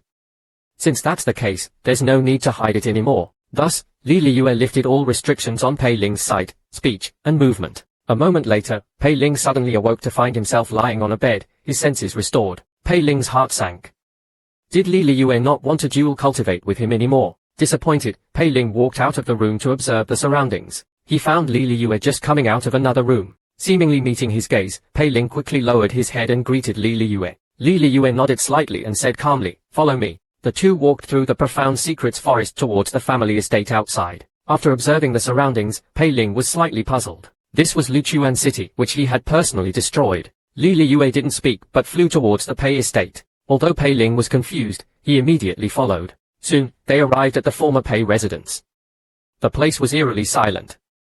This was the best preserved building in the entire Pei estate, the former residence of Li Liyue. It also happened to be Pei Ling's former home. Just as Pei Ling was lost in thought, Li Liyue suddenly took off her outer garment. After making sure no one was around, she started to undress. Pei Ling then realized what Li Liyue was going to do. She was going to continue cultivating with him here. This was too exciting. Luoshan City was now in ruins, with no cover whatsoever. Even ordinary people could see everything from a high vantage point, let alone cultivators. More importantly, this time Li Liyue didn't restrict his senses or movement. This thrilling experience would excite any man. However, before Pei Ling could make a move, Li Liyue pushed him onto the broken wall. With the sky as their canopy and the earth as their bed, their embrace was a scene of passionate bliss. An hour later, the circulation of the 6 Desires secret art finally ended. However, the effect of this cultivation session was far less than the first time, or even the past 10 days. Li Liyue was slightly disappointed. She had thought that the ruins of Luoshan City would enhance the experience. However, while circulating the 6 Desires secret art, she also had to use her divine sense to monitor the surroundings in case someone passed by. More fatally, the cultivation of the 6 Desires secret art was becoming increasingly captivating. Even a highly disciplined person like her could barely resist the urge to abandon the cultivation and fully immerse herself in the pleasure. Seeing this, Li Liyue decided to let Pei Ling take the lead in circulating the 6 Desires secret art. Pei Ling was overjoyed. His wish from the past few days had come true so quickly. He immediately pulled Li Liyue into his arms, the memories of their previous encounter flooding back. This encounter not only provided Li Liyue with sufficient primal essence, but also solidified Pei Ling's position in Li Liyue's heart. It was only now that he truly understood the cruelty of the cultivation world. It turned out that only by achieving Heavenly Tao Foundation establishment did one have the hope of refining a first-grade golden core, and so on. If one fell behind in any realm, the gap would only widen, eventually leading to stagnation and a premature death. Only those like Li Liyue, who pushed every realm to its limits, could truly achieve immortality. The first limit was Heavenly Tao Foundation establishment. The Heavenly Tao Foundation establishment methods were mostly controlled by the leaders of the 9 great sects. This meant that of cultivators were destined from birth to never reach the peak, even if they were exceptionally talented, because they were already behind from the start of core formation. Even if a few lucky ones like him obtained a Heavenly Tao Foundation establishment method by chance, it would be difficult to make a difference. This was a secret that ordinary cultivators couldn't comprehend. Thinking of this, Pei Ling was sobered. Fortunately, he had already earned the favor of the Li family ancestor. Otherwise, he would be just another ordinary cultivator. Now that he had achieved Heavenly Tao Foundation establishment at the peak of Qi refining, his next goal was the pinnacle of core formation. A first-grade golden core. Therefore, he had to complete the mission given by Shishu no matter what.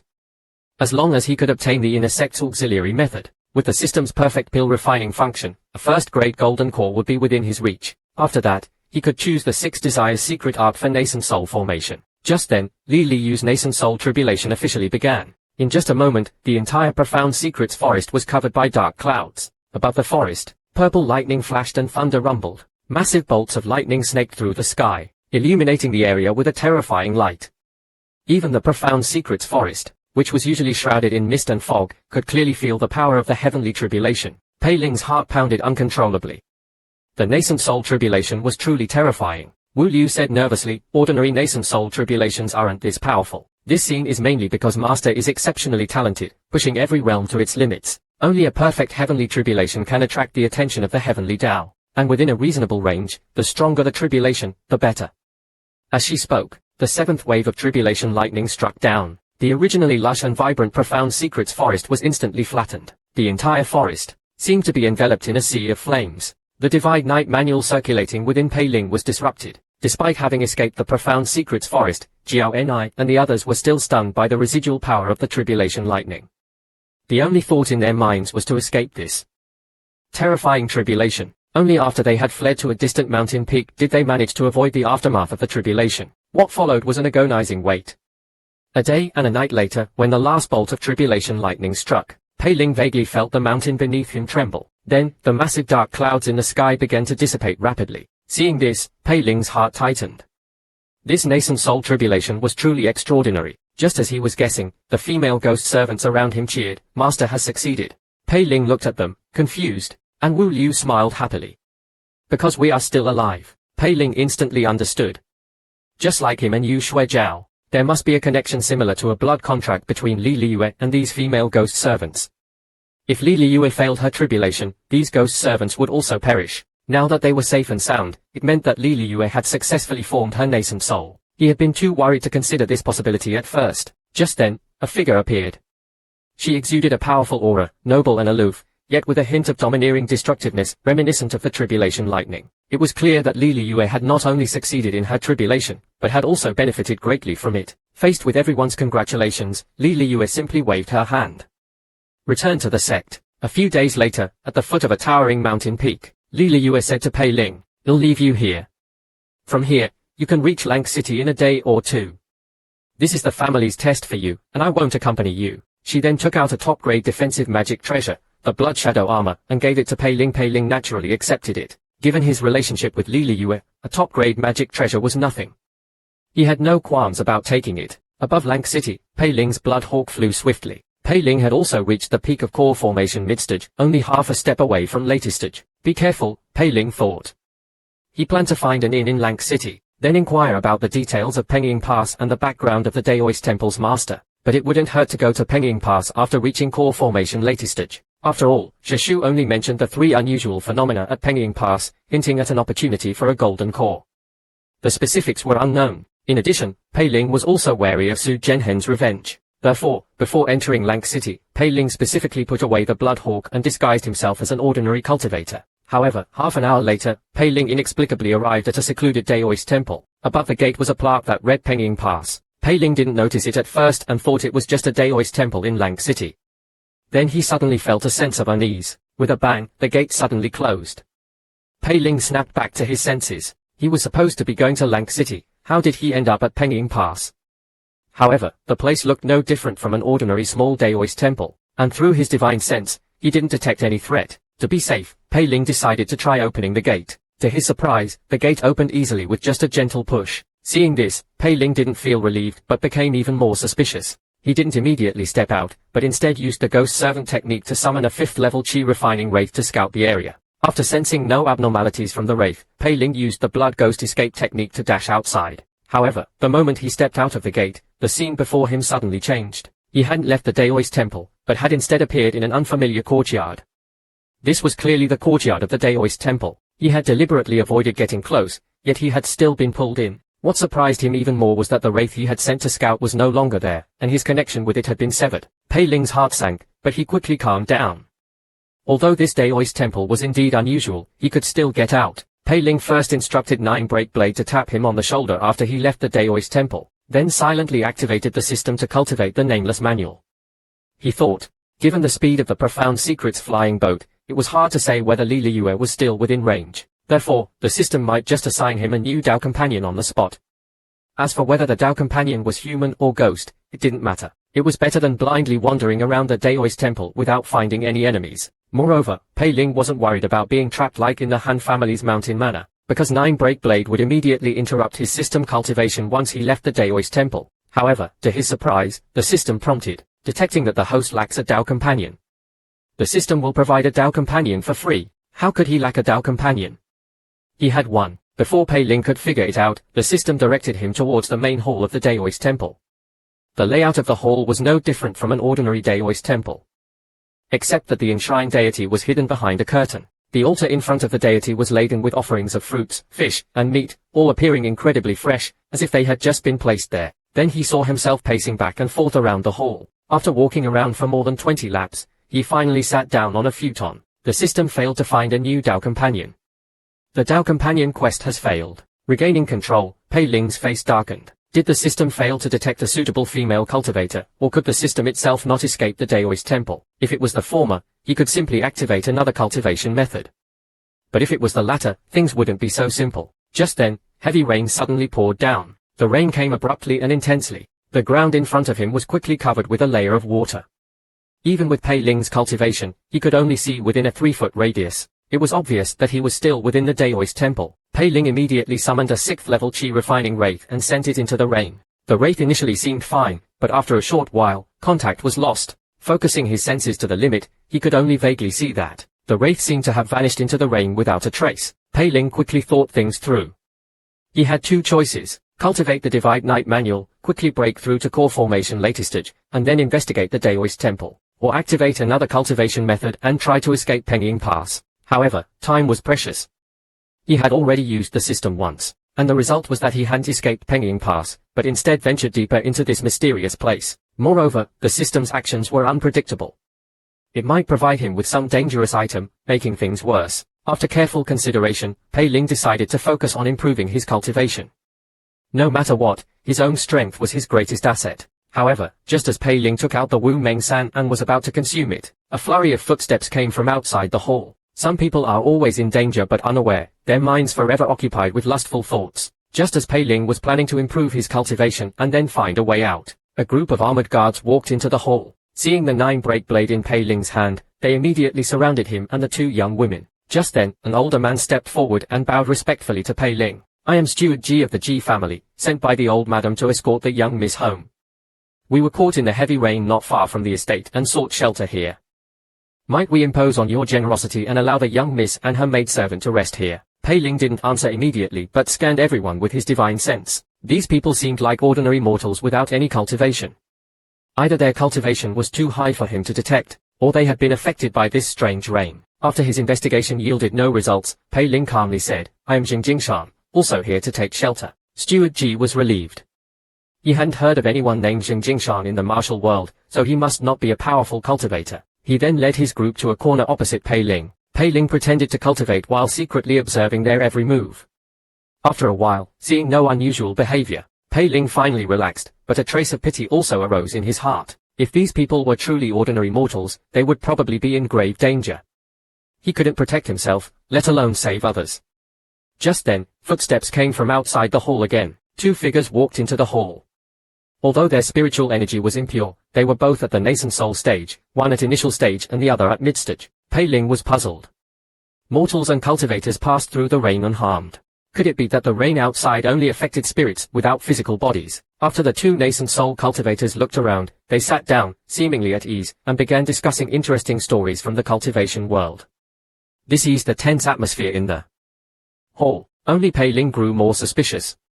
Their behavior was too casual. Were they truly unafraid because no one in the Daoist temple posed a threat, or were they the ghosts of this Daoist temple? Just then, Steward Ji suddenly realized that someone seemed to be missing from the Ji family group, but no one remembered who it was. This strange situation naturally caught the attention of the two nascent soul cultivators. After listening to Steward Ji's description, the male nascent soul cultivator said, "Mortals are weak and easily influenced.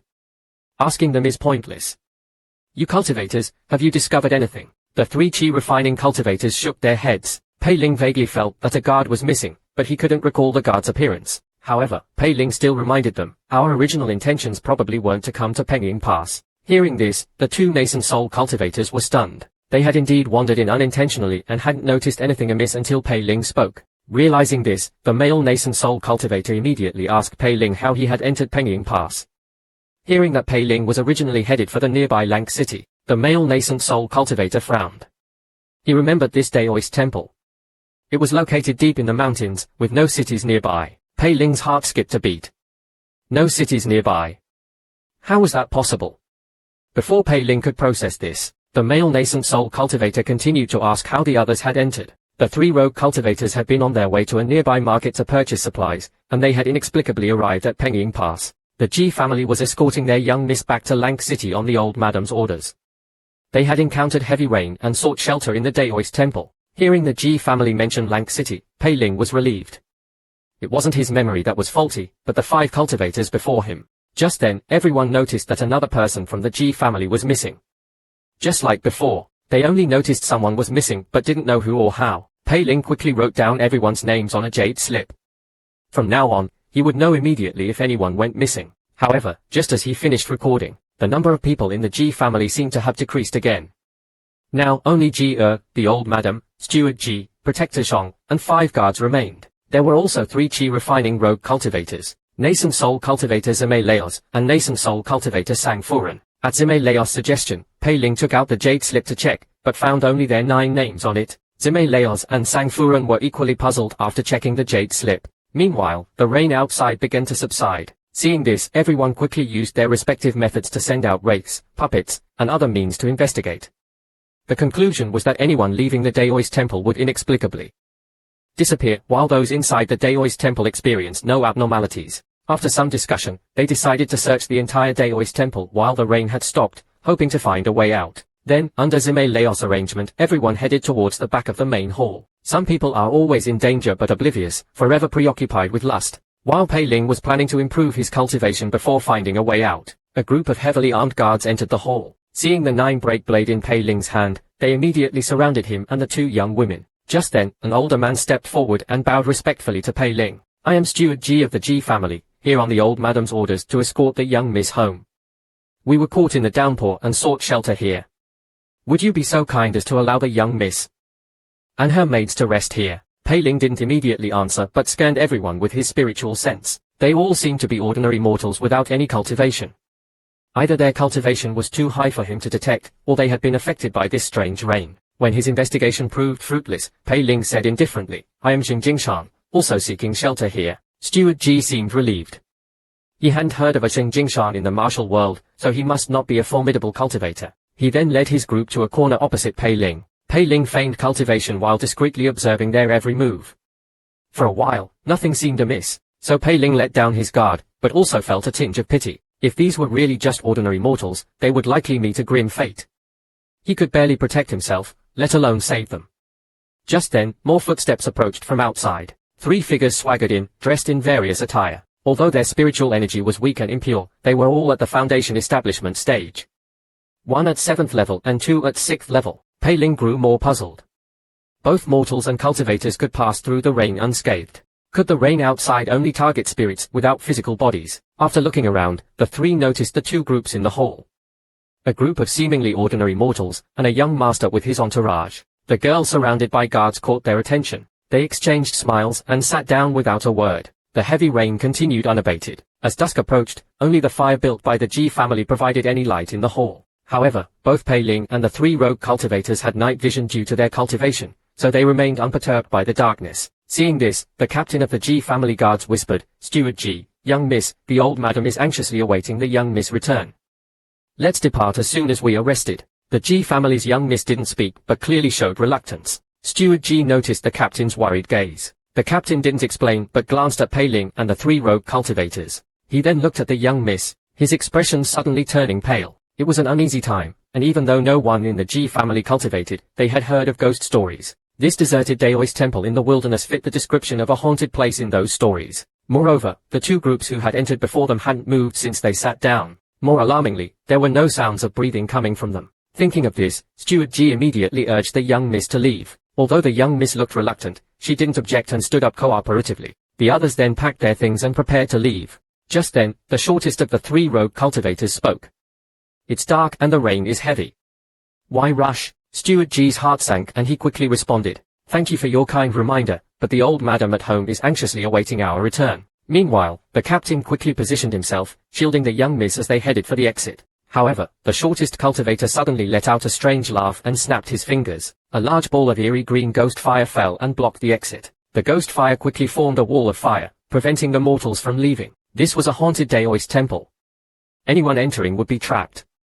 However, the 3 rogue cultivators in the Daoist temple were completely oblivious, and continued to sow discord. Seeing their unwillingness to cooperate, Pei Ling decided to eliminate these mortals. He summoned hundreds of wraiths to attack. The 3 rogue cultivators hurriedly apologized to Pei Ling and asked him to let them go. However, Pei Ling was firm and ordered everyone to stay where they were. He had already lost 2 wraiths.